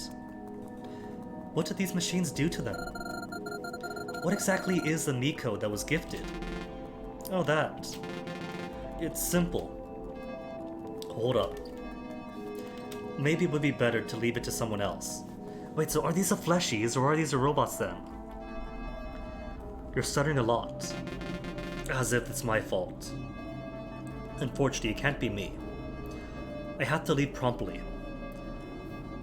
While it's not been urgent in the past 12 years, I can't let the Schmidt facilities take advantage of the MTS's resources anymore. You're leaving? Right now, in fact. Goodbye. I'll see you later. Sis, is that you and him? And just like that, he took the elevator up. I looked over at Nvidia and Averidia. They took Alex's place and talked to me next. Mark Tremblay and Arel Weber, correct? Correct, but also incorrect. I could explain it all, since my own job won't be until later. So, either these are the fleshies or the robots, but either way, I think what's going on is we are replacing my emptiness members, effectively with pod people, correcting them, and then setting them out to infiltrate the various things they were connected to. Arel, what about you? I have to go too. I'd like to stay here, but whatever I say, Etine herself will be able to say better than I would. Good point. Maybe it's best to leave it for later. Leave what for later? Your explanations. Let's just make it simple for now. Arel was about to leave, but I grabbed her arm. What are you going to do?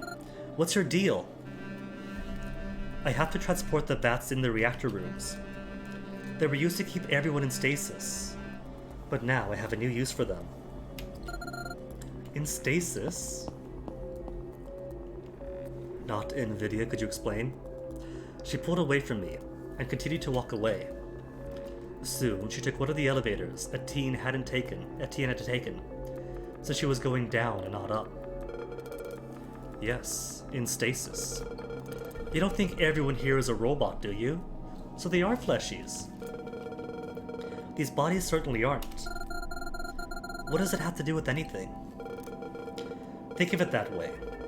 You already figured out there were two teams, so let's go over them quickly. At first, the plan was to have an entire group of humans, and one made up solely of robots, see? But that plan was modified. Human ex machina, and one mixed. The first group kept 8 humans. Everyone in it used to be human, and 8 of them were the ones that sat in the chairs, the ones who got punished accordingly by me. The 9th member used to be Ancora, or Greta Penmill, but they moved her to the second group and replaced her with me, E288, an Alpha Ex Machina. I think I'm still lost. First group, 8 humans. Everyone in it were humans, then they get the chairs. And the other group with the actual Ancora had all machines. All machines except for 2, NVIDIA and Aviridia. That meant I'd mistakenly absolved Pandora, not Ancora. All 8 of them had been irredeemable. So no matter which one I picked, it would have been someone I didn't want to save. At the very least, Greta wouldn't have to suffer the loss of her sister. Oh.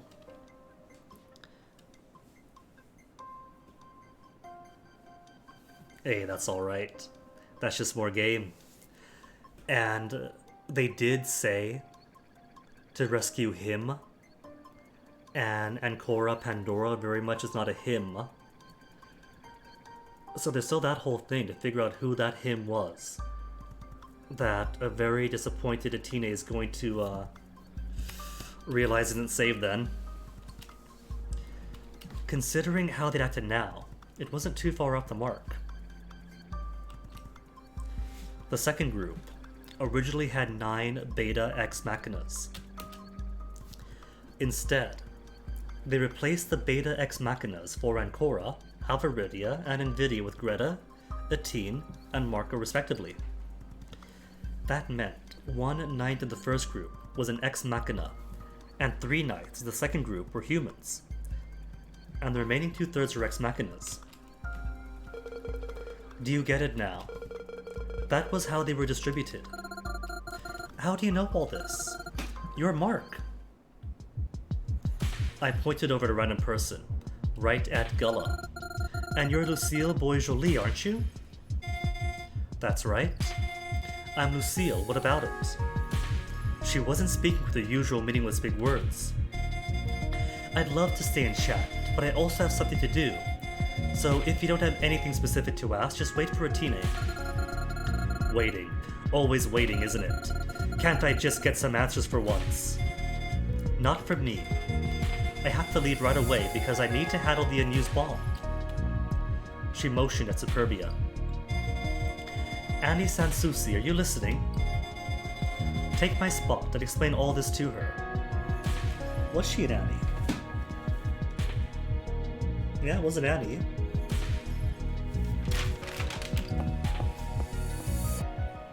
She left, and in her place, a very disgruntled girl came forward. She looked at me with her usual expression, as if you'd recognize her usual expression after how many timelines of helmets. It was refreshing to see their faces, but they didn't feel normal. Yes, I could see their faces. I knew that, and I embraced that fact. But it didn't feel like them. Lucille wasn't speaking normally. Sure, Alex was stuttering, but he wasn't all threats now either. Etienne hadn't been the same downer guy as he was the past few hours. Who were these people? Were they really the people who had accompanied me through this entire ordeal? Or were they someone else? Hey, you're spacing out. I can tell, don't try to lie to me. Oh, right. There was that issue with Superbia having changed throughout the game too. What if these are duplicates and not actually them? Because at least Superbia, with that change, that was remarked upon in the middle route. I'm listening, go on. I'm saying I can't explain anything either. Do you know what I have to do now? I have a feeling you'll tell me.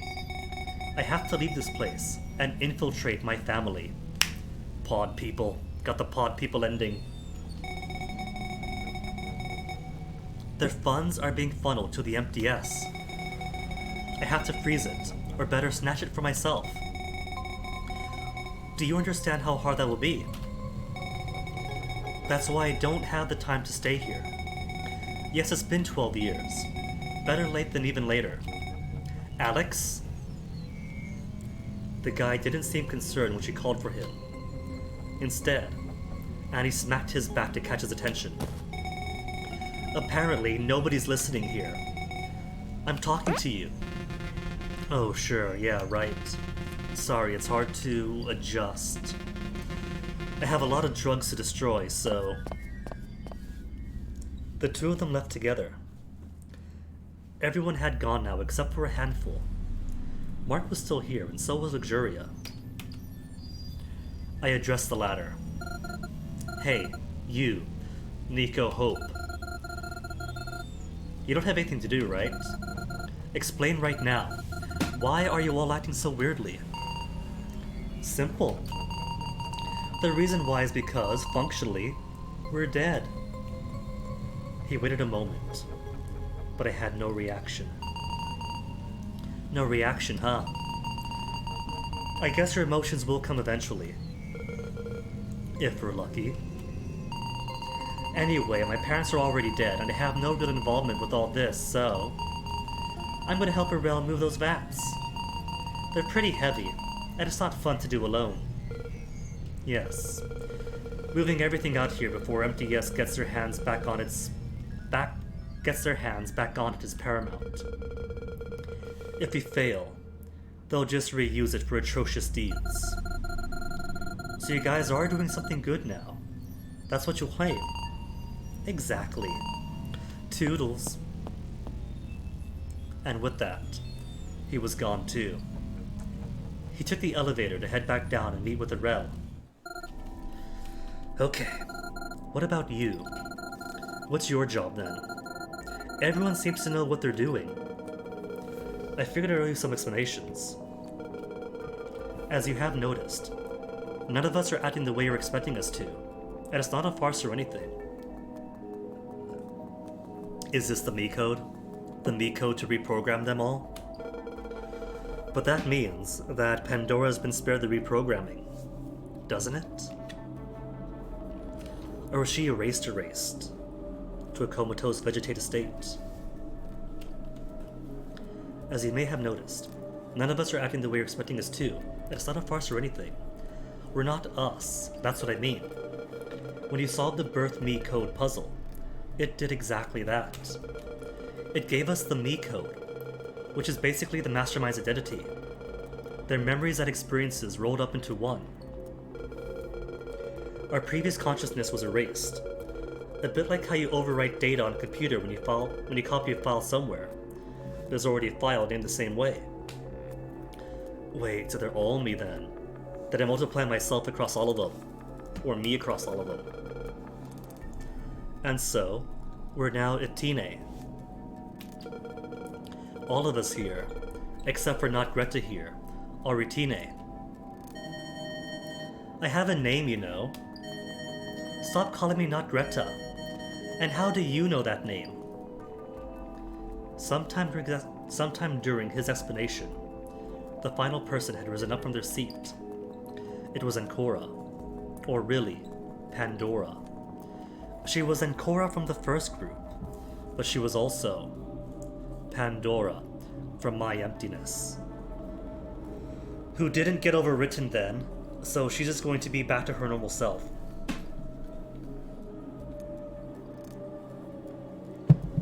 Which means the person I saved is going to be in direct opposition to all the Ateans working against her. She seemed to have a pretty normal reaction. She panicked a little, looking around the room and frowning at Mark. It seems she wanted answers too. She's Hannah Penmill, if you're really curious. Well, end of game, so I doubt the name's gonna mean anything. But Hannah Penmill for Pandora. Yeah, that's me. Who the fuck are you, though? I recognize Mark, but not you. I'm E288. It's not a name, I know. It's weird. I don't know what it stands for. You will know if you ask a teen. And if they're all a teen, that does kind of confirm that she is, very likely, the main Cephalo Self number 1. The real teen, not us. Okay. And when is she going to be here? She said she'd meet me here. Very soon. In fact, she'll be here in just a second. But I have to go. You're not going yet. You're going to give me some answers. Nope. I have to track down a certain principal man of interest. A certain principal man of interest? It's not going to be easy, but I have a lead. Just leave this to us. And with that, he effortlessly pushed away Hannah, who'd been trying to stop him in his tracks. He slid into the elevator going up, leaving me alone with her.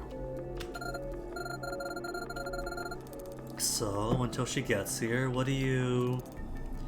Our talk was instantly interrupted when the doors of the elevator of the second group opened. Out of it came Marco, Greta, and a teen.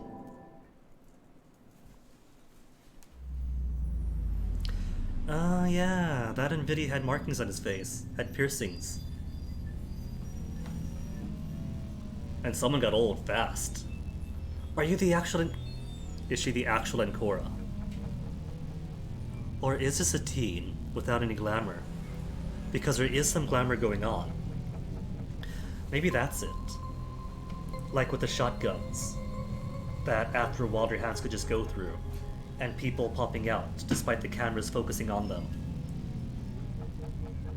And all this time you really looked like Aviridia? But weren't really? Who is this woman? As soon as she entered, Greta already left Marco and the old woman to run to Hannah's side. And what about not Aviridia, Ancora? I was thinking maybe this is Ancora, the real Ancora, and everyone else was preserved, whatever was in the vats, but she wasn't, so she aged normally. But where's the third? There were 3. The 2 of them spoke to each other, but my attention was squarely on the other duo. That's Marco, I get it. But you? Who are you? It was just 2, right? This woman. Marco, Greta, and a teen. Okay, so there's a Greta. There's a second Greta in there. Or the real Greta. Greta came out with them. So I guess you're a teen then. I guess I'll let you both catch up. The dead won't bury themselves, so excuse me. Marco shrugged when he realized he didn't need to introduce himself. He decided to leave us both to bury the dead, whatever that meant. Wait, are you a teen? Avaridia from the second group. You don't look like what I remember. That is correct. I understand you may be confused, so give me a moment to explain this particular thing. I have been Avaridia in the second group. What you saw in the elevator was a lie. To put it simply, the helmets have motion tracking technology.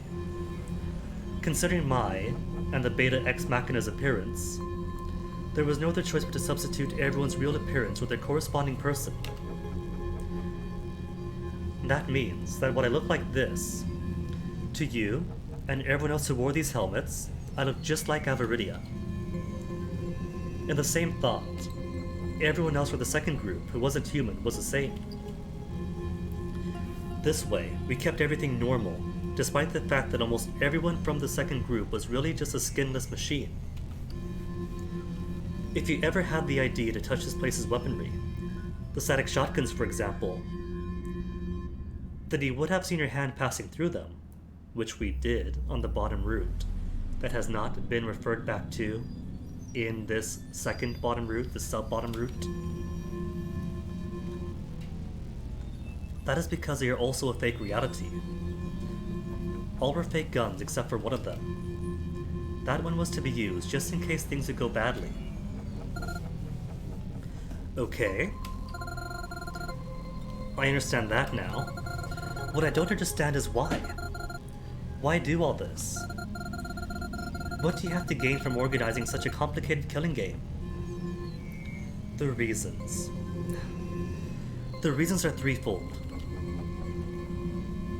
However, it will take legendary pains to go into every minute detail, so forgive me if I keep to the essentials. There are also details I cannot say because someone is still watching. Hannah? If I said them, it would preemptively unravel my plans for the future. I decided to get comfortable, so I sat down into Ancora's chair. The helmet was already disconnected anyway. Even if I was an Alpha Ex Machina, my body could still feel some sort of comfort. In 2002, this school was bombed by a terrorist named Lucille Boy-Jolie. Due to our helpful connections to some of the staff at the school, we were able to obtain plans to replicate the building.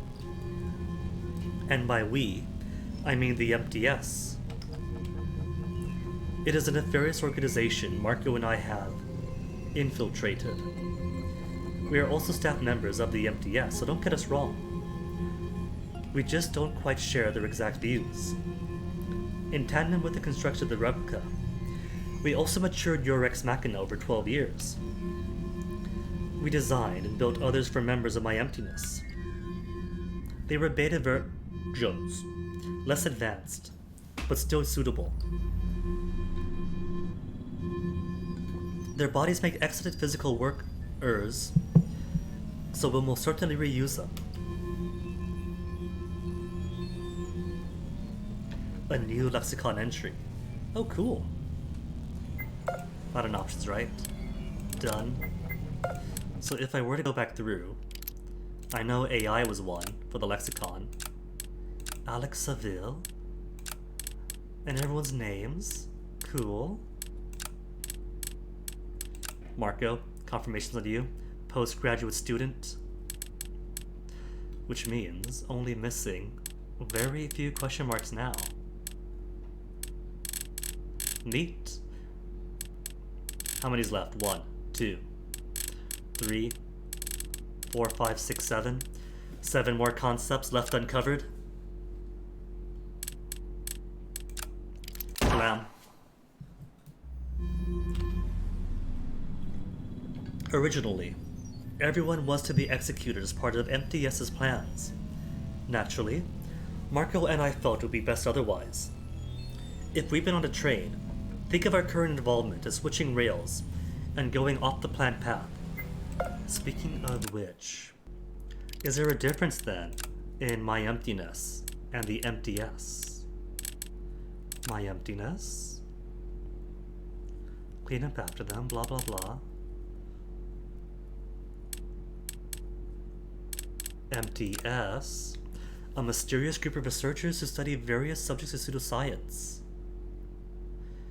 Okay, so the MTS is a wholly separate entity. They're watching you, though.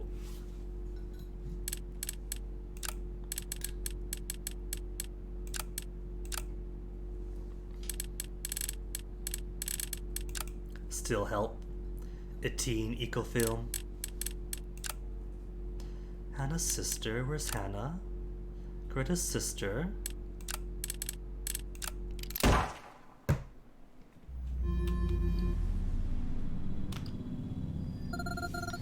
To avoid being killed.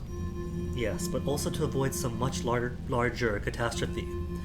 My own life won't continue for very long. Even after this outcome, however, I am deathly frail and old. Unlike the kids from my emptiness, we kept in stasis for 12 years. You alright there, Marco? As she said that, Marco walked back in, carrying various large scraps of metal and wires. Squinting, I looked at the metallic parts. They were the dead bodies of the second group. They were all headless, most likely due to the fact the helmets had exploded. 6 of them were carried in, the 6 deaths that had been prophesied early on. The 3 survivors had been Marco, Etienne, and Greta. I still do not know the why. So this is a nice history lesson, but it doesn't tell me your reasons. Yes, that's right. I did say there were threefold. The first reason is that we had to put the Sally Ann test into practice. Someone in the MTS theorized that by adding a higher being's belief to ours, we could duplicate a reality. Think of it a little like a reality error. By combining the views of someone from a higher level than humanity with another that witnessed the actual reality, both outcomes would exist at once. And that is why I have 2 copies of the same sweater that I received for Christmas once years ago. Essentially, we used this idea to duplicate the me cards. That wasn't my goal, though. It was a goal of some insane old bat. So it was yours. Fair, I suppose. But no, it was another insane old bat. All of this was based on a principle where if you learn something, you can never unlearn it. If that was the case, math would not be an issue for me. This is easy for us, who are humans, since if someone learns something they aren't supposed to learn, you can just kill them, or erase their memories or whatever. In short, you could wipe the slate clean with a normal person's consciousness, learning something they can't unlearn. At least in theory. In practice, wiping a mind doesn't really work, but I digress. It's considerably harder for any sort of higher entity who's witnessing our world. It's impossible to erase their memories, right? And so, God witnessing the world is impossible to touch. The idea was to test the theory to see if it worked, and then if it did, send God somewhere else. Marco had to then explain the Sally Ann test, and if we played our cards right, the trick will never work again. Since it was clear that we succeeded, and because eventually we would succeed after trying this many times, I already planned ahead and set that up. Now the Sally Ann test cannot be employed by MTS anymore. Confusing, but I think the gist of that is that if MTS had the ability to manipulate a sort of god, they can't because it already happened. I'll take your word for it. You could say it successfully thwarted their use. Can you imagine if this abomination of an organization would have the ability to duplicate anything, or anyone even? The old woman gave me a complicit smile. Was that personal to her, or had I misread her? And is that what all the alternate failed paths are then? There were only ever 2 paths in this reality, and all the rest were observed by some higher player god? but not relevant to this timeline. This timeline of two groups. Completely horrible. Something's bothering me. You said trying many times just now. What do you mean? Has this occurred before? One thing at a time. I will move on to the second reason now. As long as you don't forget to expand on that one too. The impatience of youth never ceases to surprise me. She paused for a moment, and then she resumed as if testing me. The second reason behind all this was simple. Perhaps the simplest reason of all. It was to punish my emptiness. At least that's what it was on paper. As you have seen yourself, the machine in the middle overwrote their minds, all with her. It replicated all the members of my emptiness you chose to punish with. You chose to punish with me. What it did was birthed me code in their heads. The me code, or memories and experience code, is made of my own mind. My own memories and experiences stuffed into much younger bodies, dully erasing the ingrates, and giving me a bit more leeway. But she's in the bodies of people who haven't aged for 12 years then.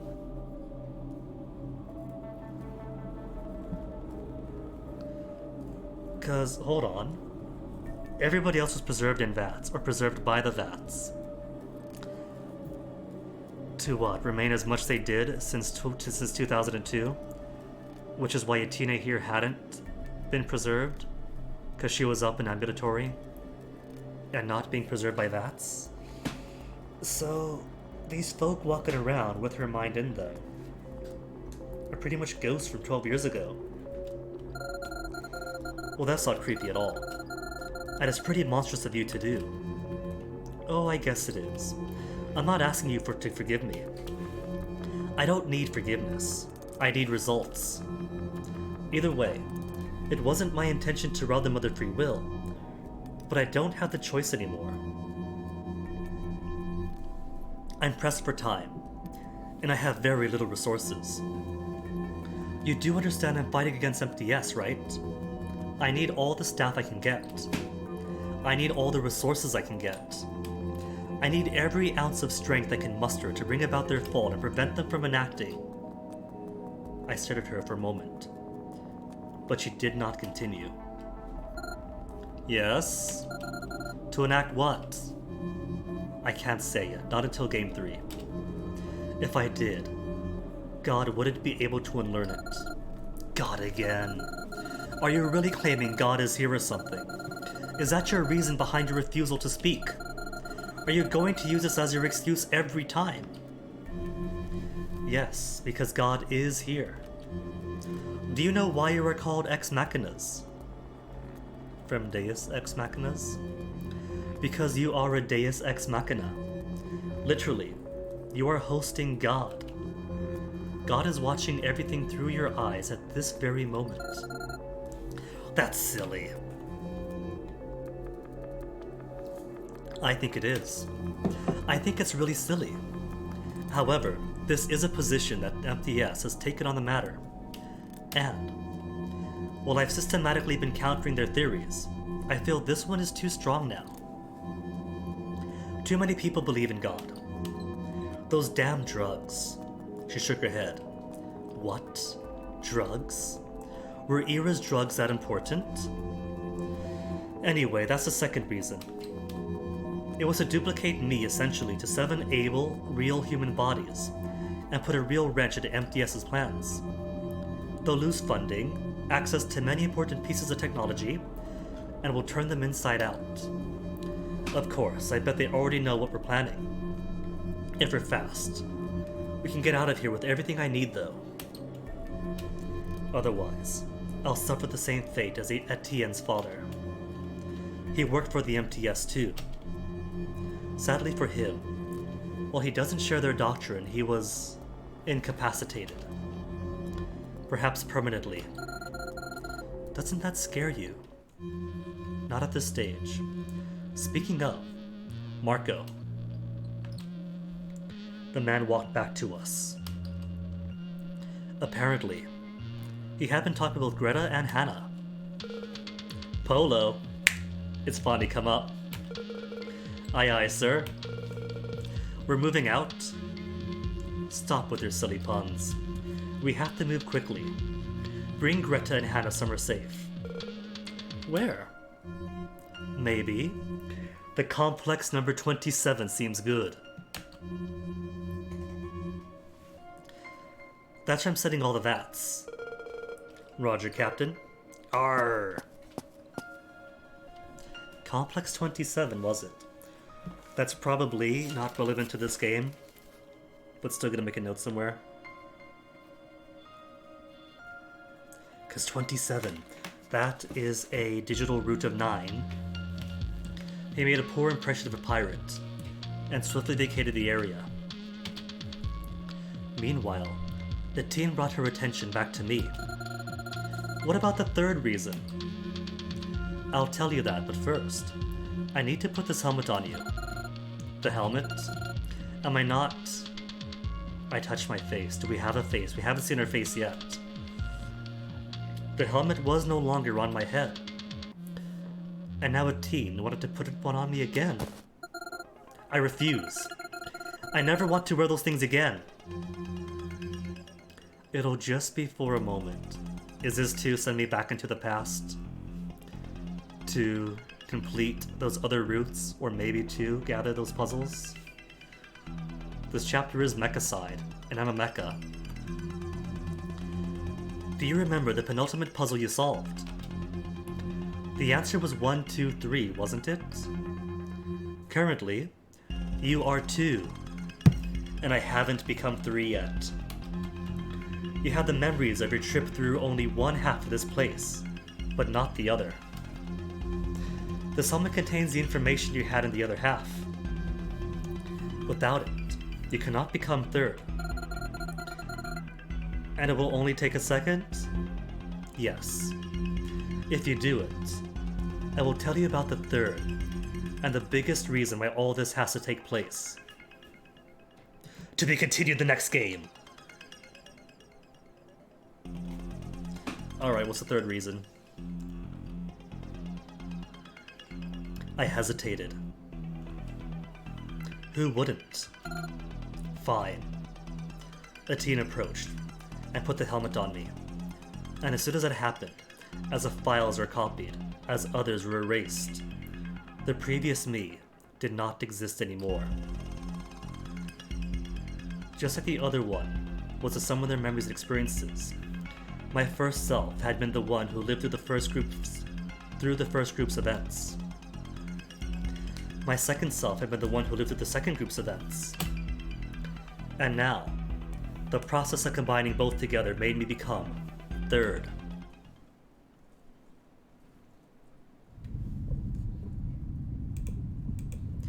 Just as a teen said, the process took just a moment. As soon as the helmet was on, it was already off again. I didn't feel any different than before. Deep down, I knew the person I had been a few seconds ago was gone. E288, don't eat yourself up too bad. It's true for us too. Every single new year, hour, and day makes us a new person. As we grow new experiences, that's simply growing up, it's maturity. At least I wouldn't need to make any more sacrifices now. I looked around. The twins and Marco were preparing to leave. Hey, hold on. I want to tell them goodbye. Marco shrugged, and the twins came up to me. What do you want then? It doesn't matter, sis. She helped you out, didn't she? Yes, I guess so. Thanks then. Or something. We're going away for a very long time. To the complex number 27, right? Yeah. I don't know what that means. We're out of time. Come back here and let's go. The twins gave me a wave and, along with Marco, vanished into the elevator going up. I had a feeling I wouldn't see them again. And now, Let us tackle the final. Well, no, I missed. Double clicked. Let us tackle the final reason behind all of this, shall we? Hold on. First, I want to know who I am exactly. You are my future of sorts. See, I truly feel the weight of my age. And so I have gone to great lengths to make you my most prized creation. Are we just a teen? A teen? A teen's future host? With the advantage of being younger, stronger,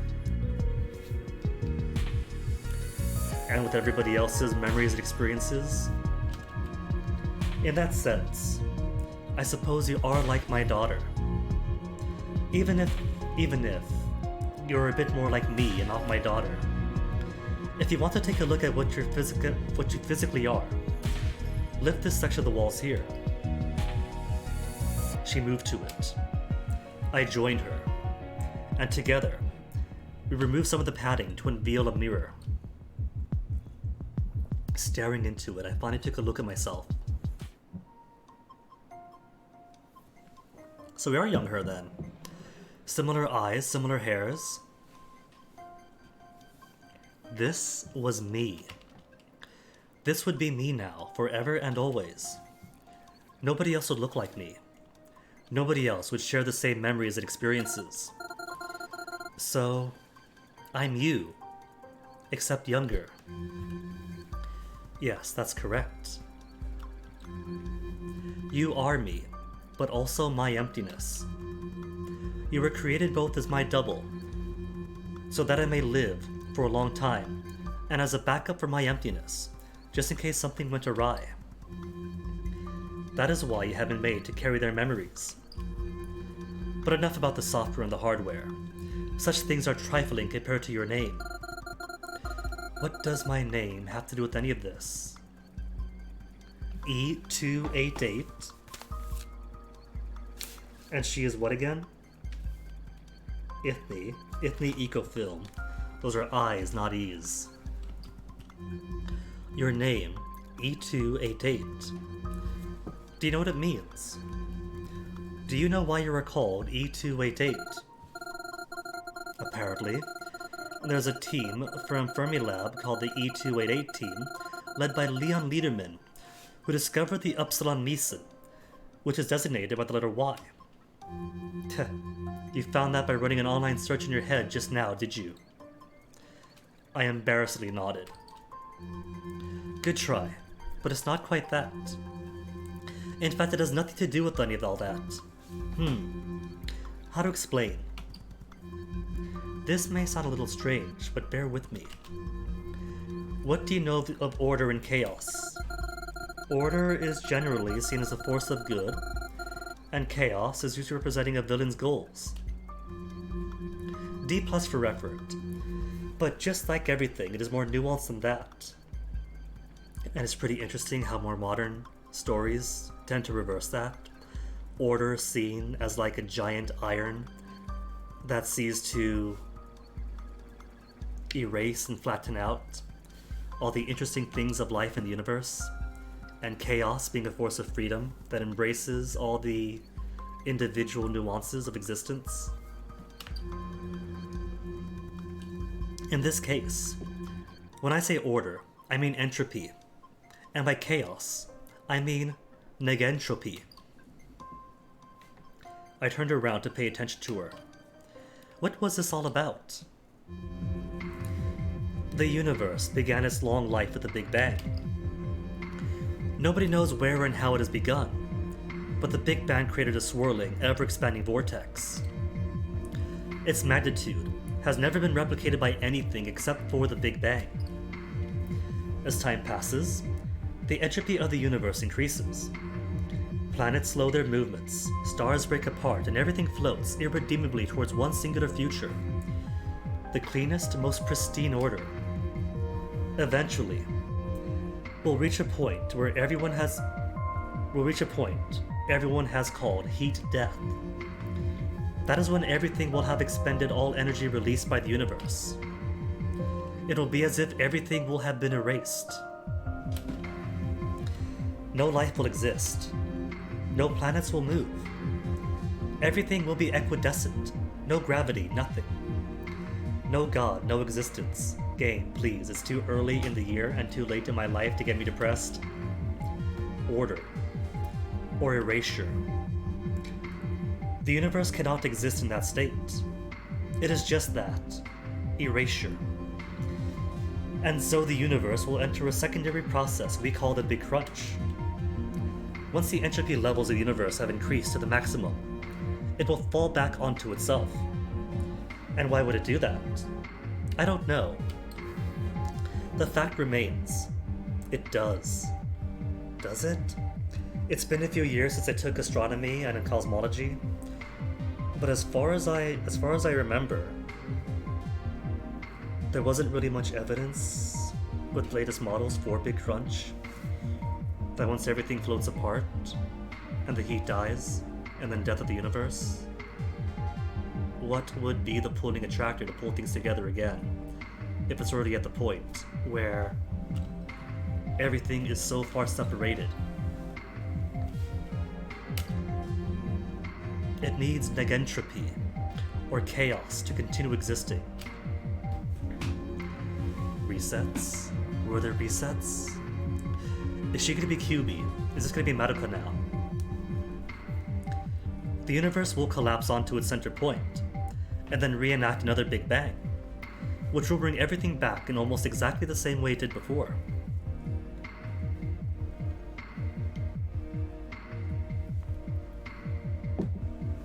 You know, if it turns out there is gonna be a Big Crunch, and it's not that this huge magical existence all exists only to someday peter out in trillions of years, sure.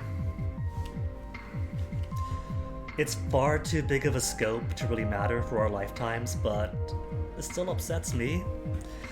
Anyway, no more depressed talk. Game time.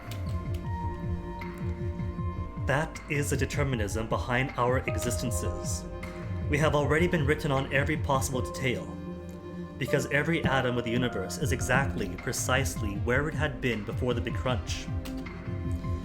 This is called the eternal return. It is a theory that says the Big Bang and the Big Crunch will follow up on each other forever. Eternally, the universe will reset to its center and recreate itself exactly as it was, with minute differences. And those differences make all the difference. The reason why your name is E288 is due to a machine that could identify which reset to the universe wherein sits its conception. So is it the case then, that in this timeline we only have the two groups, and all the other dead ends are from previous Big Bang, Big Crunch resets? We currently are in the 288th reset of the universe. The machine is called Abime. New blue text.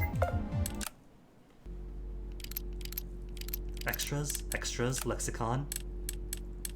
Ab-E-Me. Cool. I'm sure she'll explain it. I just want to see it. It stands for a biochromatic meridian. Don't ask me what the A stands for, I've yet to figure it out. I've been hard at work, but it is a strangely guarded secret in the MDS. Okay.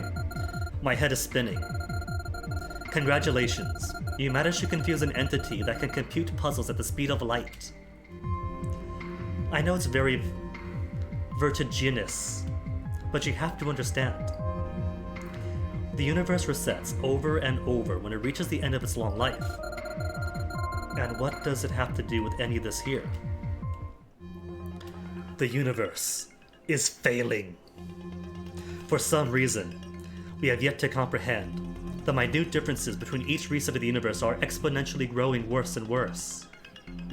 Could it be a super entropy beyond the scope with the Big Bang and the Big Crunch of the resets? That the universe itself is shortening its telomeres. There have been resets before the Abime was created, and there will be resets after, but suffice to say, we will not be here to see them. We have estimated that, beyond the 300 reset, humanity will no longer exist. Everything will have spiraled in such a different way that our planet will not sustain life anymore. Maybe the universe will bring life elsewhere, but nobody knows. That is the third reason beyond this experiment. We needed to create an entity that could transfer information across the reset of the universe, even if it is always forward. So, maybe those resets were the past then. And for some of those game overs, you do kind of have to get through them to unlock keys further on.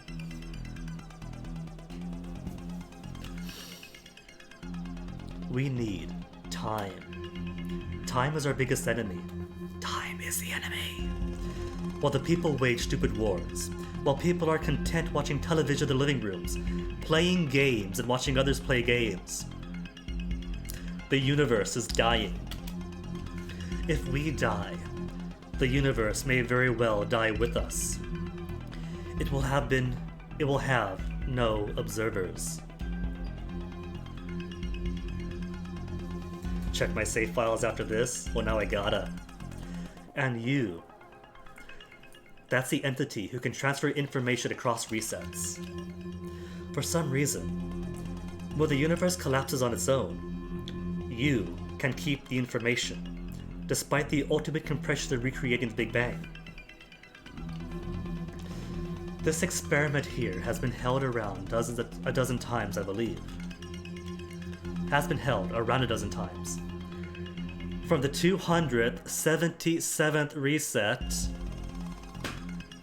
Okay, this I gotta check on because I was curious about the nomenclature of these things. 277, 288 for these endings, which wouldn't really make the most sense because that was my first ending. The second ending, there haven't been 270 anythings.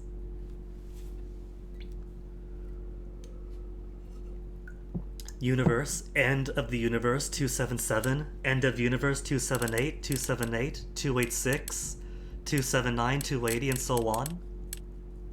But I could organize these. 277, 278, where's 79, 79, 80, 81, where's 82? Do I have 82? I don't have 82 in here. I think I deleted that. But I got 83, 84, 85, 86. So now I see what the achievement order in chaos means then.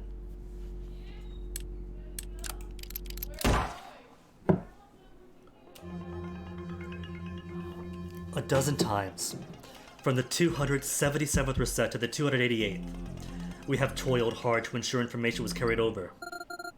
Okay. Let me recapitulate in my head.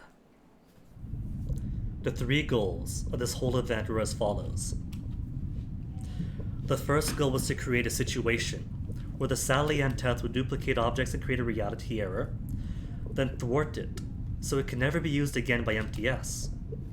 The second goal was to give a teen more staff while simultaneously pushing those who didn't live adequately. Since they were young, a teen implanted herself in their heads, and she now occupies their bodies to do as she pleases with her project to forge. The final reason was to create an entity that could transfer information across time. Somehow, this is required, to help prevent the universe from ending once we reach a reset, where humanity stops existing forever. Okay, I think I got it. So what do I do now? Now you live. I live. There's no huge plan for me. There's no ultimate destiny awaiting me. I didn't create you so that you would be stuck in the same fight against the universe that I'm in. I have created you so that you could enjoy a nice life. In other words, years of freedom at least. Eventually, the self-consistency principle will catch up to you though. Self-consistency principle. It stipulates that we are all prisoners of our own fates. For something to be possible in the future, the past will accommodate it. In many years, it is possible fate will have something grim in store for you. However, I have ensured you will have complete freedom for many years. Please live them out. Go to university, make friends, fall in love with a handsome boy, the choice is yours. As no one will observe you, not even God or anyone else, it will be real freedom. When not observed, all possibilities exist at once. I see. Cryptic as always, but I understand. In essence, you're telling me to live the life you could never have, is that correct? Yes. Our business is done here, unless you have more questions. Let's say I'll allow you up to 3 questions. I had 3 questions. I needed to make them count.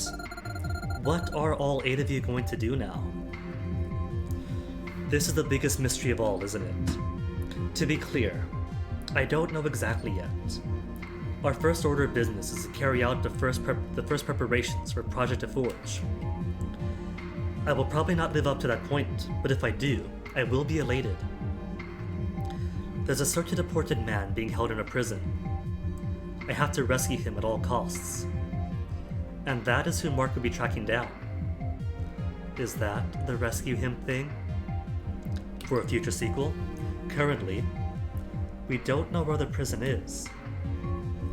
Before I leave, there are some pieces of technology I must get. The VATs, for example, are one of them. And I know there is a machine at the center of the voting room. What you all thought was a bomb was in fact a gravity machine.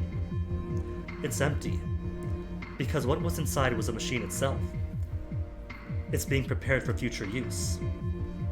As for what it's for, I'll leave that up to your interpretation. Once I leave, I will go into hiding. I cannot remain out of the open now that I'll have visibly betrayed the MTS. For all I know, armed men are already on their way here as we speak. Make your other questions quick. No pressure, of course. What's with the cool S?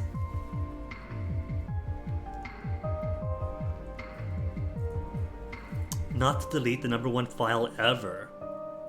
Oh no, the global save is tied to the first file?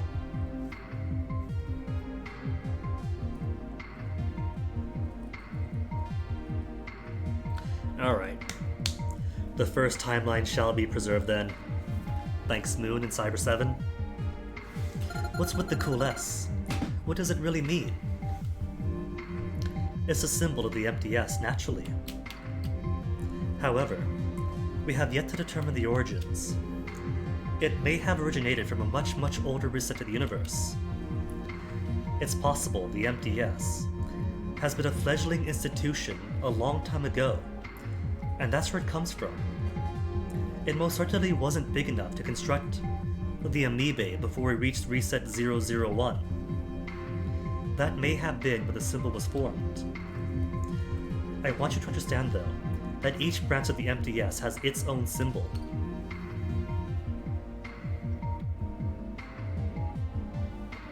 To be honest, a random chance of erasing the global save if the first is deleted, but only in some timelines, is fitting for this game.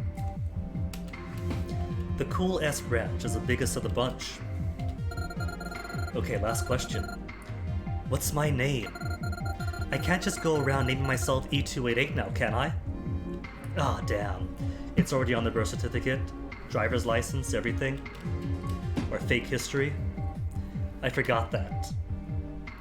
She palmed her face, uncertain of how to proceed. Normally, a parent gives their child a proper name. Sadly, I will not have the time to ponder on it. Since you are me, obliquely, I will let you choose a name of your own. If you want, feel free to form something using my own name. Ithene Icofil. Ithene? Why not just make it an anagram to be cheeky? I don't mind, but that's hardly an answer then. I asked you what my name was. Fair is fair. I will grant you a 4th question, but hurry. Our time is very short. I had to make it count. You mentioned you had to go save someone. Why do you have to do so? And who was it anyway? Sneaking in a fifth question there. I was hoping my questions disguised as one would fool her. Those are 2 questions. I'll answer who it is if that is fine by you. My hopes were squashed almost instantly. That's just too bad. That won't really mean much, but I guess.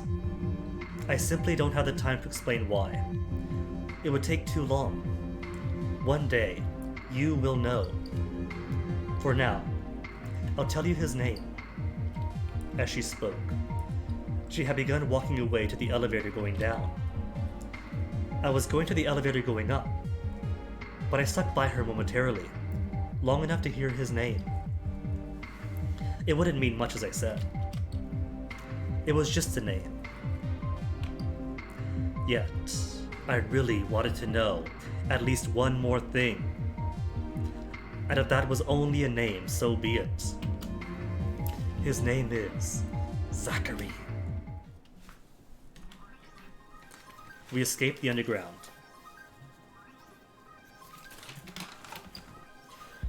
Using the elevator to head back to the surface, I was finally allowed out. After so long, after living through the 12 universe resets worth of wait, I was finally free to live my life. It wasn't an equivalent exchange. For 7 years or such, I'd had to sacrifice eons of death and nothingness. But that wasn't that the case for everyone anyway? People didn't exist for billions of years, only to share the world for a speck of time. Several dozens of years at best, and then they would return to being dead. That perhaps was even sadder than my fate.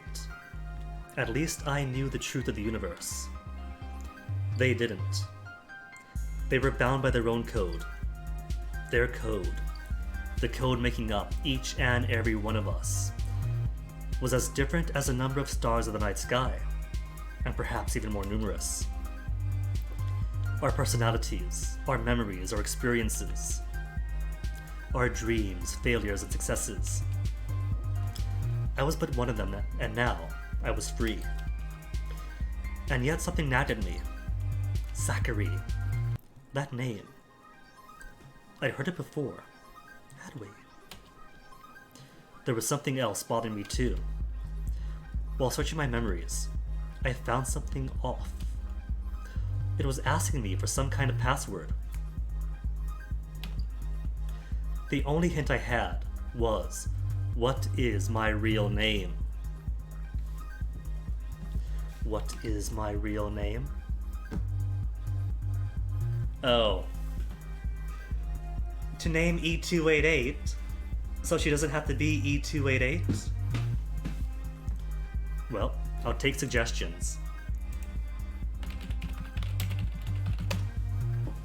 While I see about possibly making an anagram out of a teen ecofilm.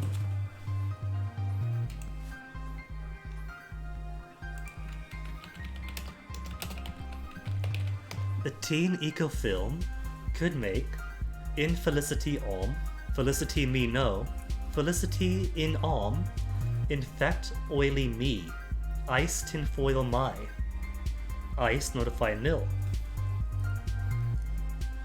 Mice Foil Tiny,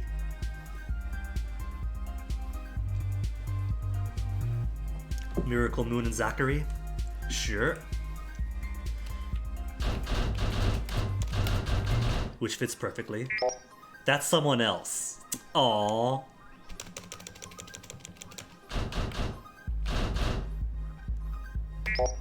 Not the principal. The principal. The principal's name is Zachary. It all goes back to Gulla's dad. He seemed very important then.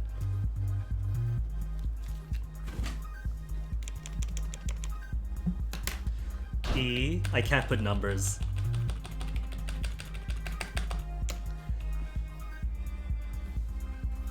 Can I put everybody else's name? Like, could I use like their... What if I want to become Ancora? If you don't know, write that. Aw. I don't know. No. You I'm you. That's me, not her. My real name, then. You gave what? Me, not her. So who's asking me my, then? Who is my? If my is me, and thus not her, who's am I here? Me? Erased. No, me is gone. Let's see, me would have been here from the start then, right? Kind of a sister to me. And we've been here since 7-7. Is she E276? Oh, I can't put numbers right.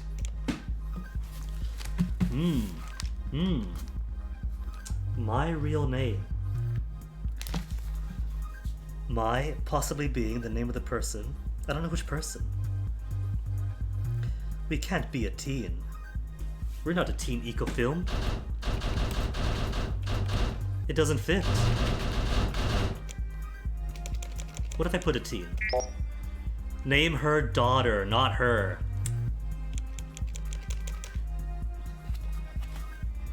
Alright, I just gotta come up with a name, don't I?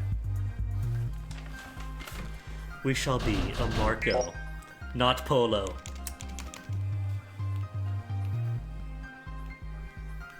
Can we be Pandora? If you don't know, write that.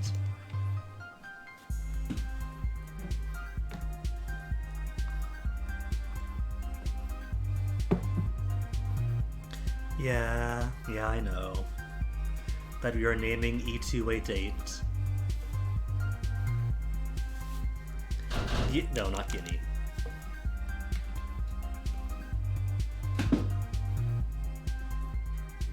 What if I put I don't know then? For the sake of having her fit her own future to find herself. Not just being bound to the whims of the sexual person guiding her fate to make her own person. I shook off that thought. I was free. I had ample time to think of it. No use deciding now, was there? Maybe someday I'll be able to get in there. Definitely not something I should be messing with, unless I use my head and cracked the code by myself. For now, it's time to go. I'm not allowed to see what this girl will see for the next 7.5 years. It has been set to lock you out automatically. Oh, is that it for me then? And the box finally opened. Ayy.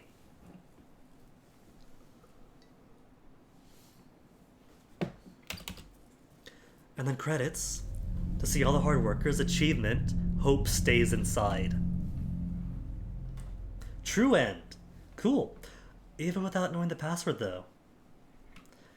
I mean, nominally it's just naming E288.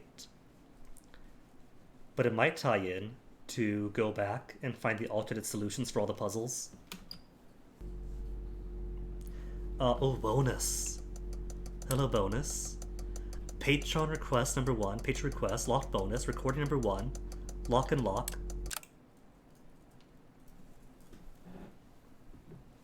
The following is not canon content. But characters' words are genuine and will be coherent with their psyches. Miracle Moon received a few letters from some of you. Answer their questions. May I sound like a bother to you all? We'll have to do that. Don't have to answer anything. Maybe I'll leave the bonuses for those who want to play the game after seeing. And take it to the end. End of 288.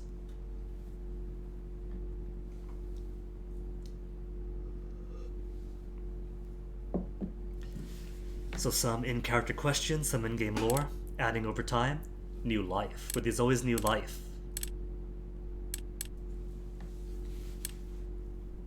As opposed to file. Life, life, life. Alright, so what do we have left? We've still never made our way to this though, that's always been locked. We've got everything here. Finally got to see Ancora, then went beyond to the work of fiction.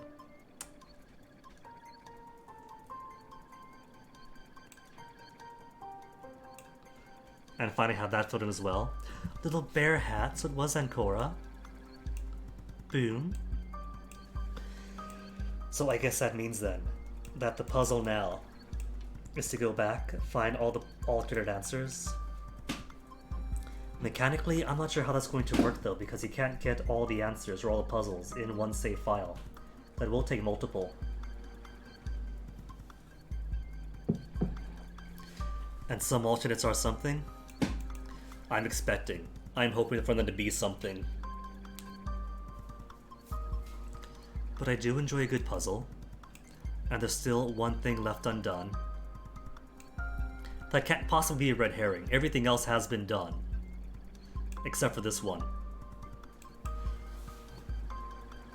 How would that even be? Would that just be through picking the wrong people? And then in going to the wrong classrooms, we get stuck here instead, to dead end, and nothing gets learned maybe?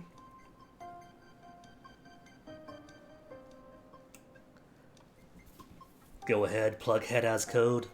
Part of the same series, and having played this, eager to try that. And I think I'll call that ending, the ending for the stream as well. I don't know if I'll do the post-game puzzle thing on stream, or tackle that on my own time. Plenty of time to decide. But there you had it, Birth Me Code. Wild ride, I enjoyed it. And definitely a whole lot more than just another take on the 999 formula. It's a lot more than it.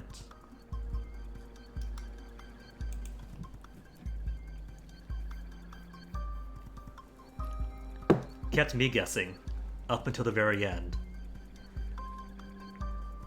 And regardless of my theory crafting, could not have predicted that ending at all. In joining Moon's Discord, I could. I haven't reached the Discord limit yet. I'm not really in all that many, so could totally jump on in. And looks like nobody's playing Birth Me Code today but me. So nobody else to raid onto on that side. Who's doing what then? Not many people I follow are online.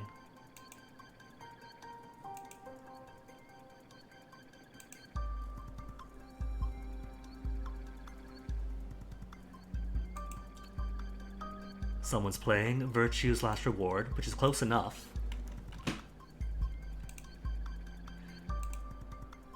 So I suppose we're going to raid Nanami T today.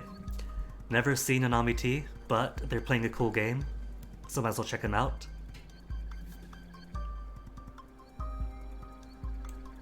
And thank you for that invite, Cyber7.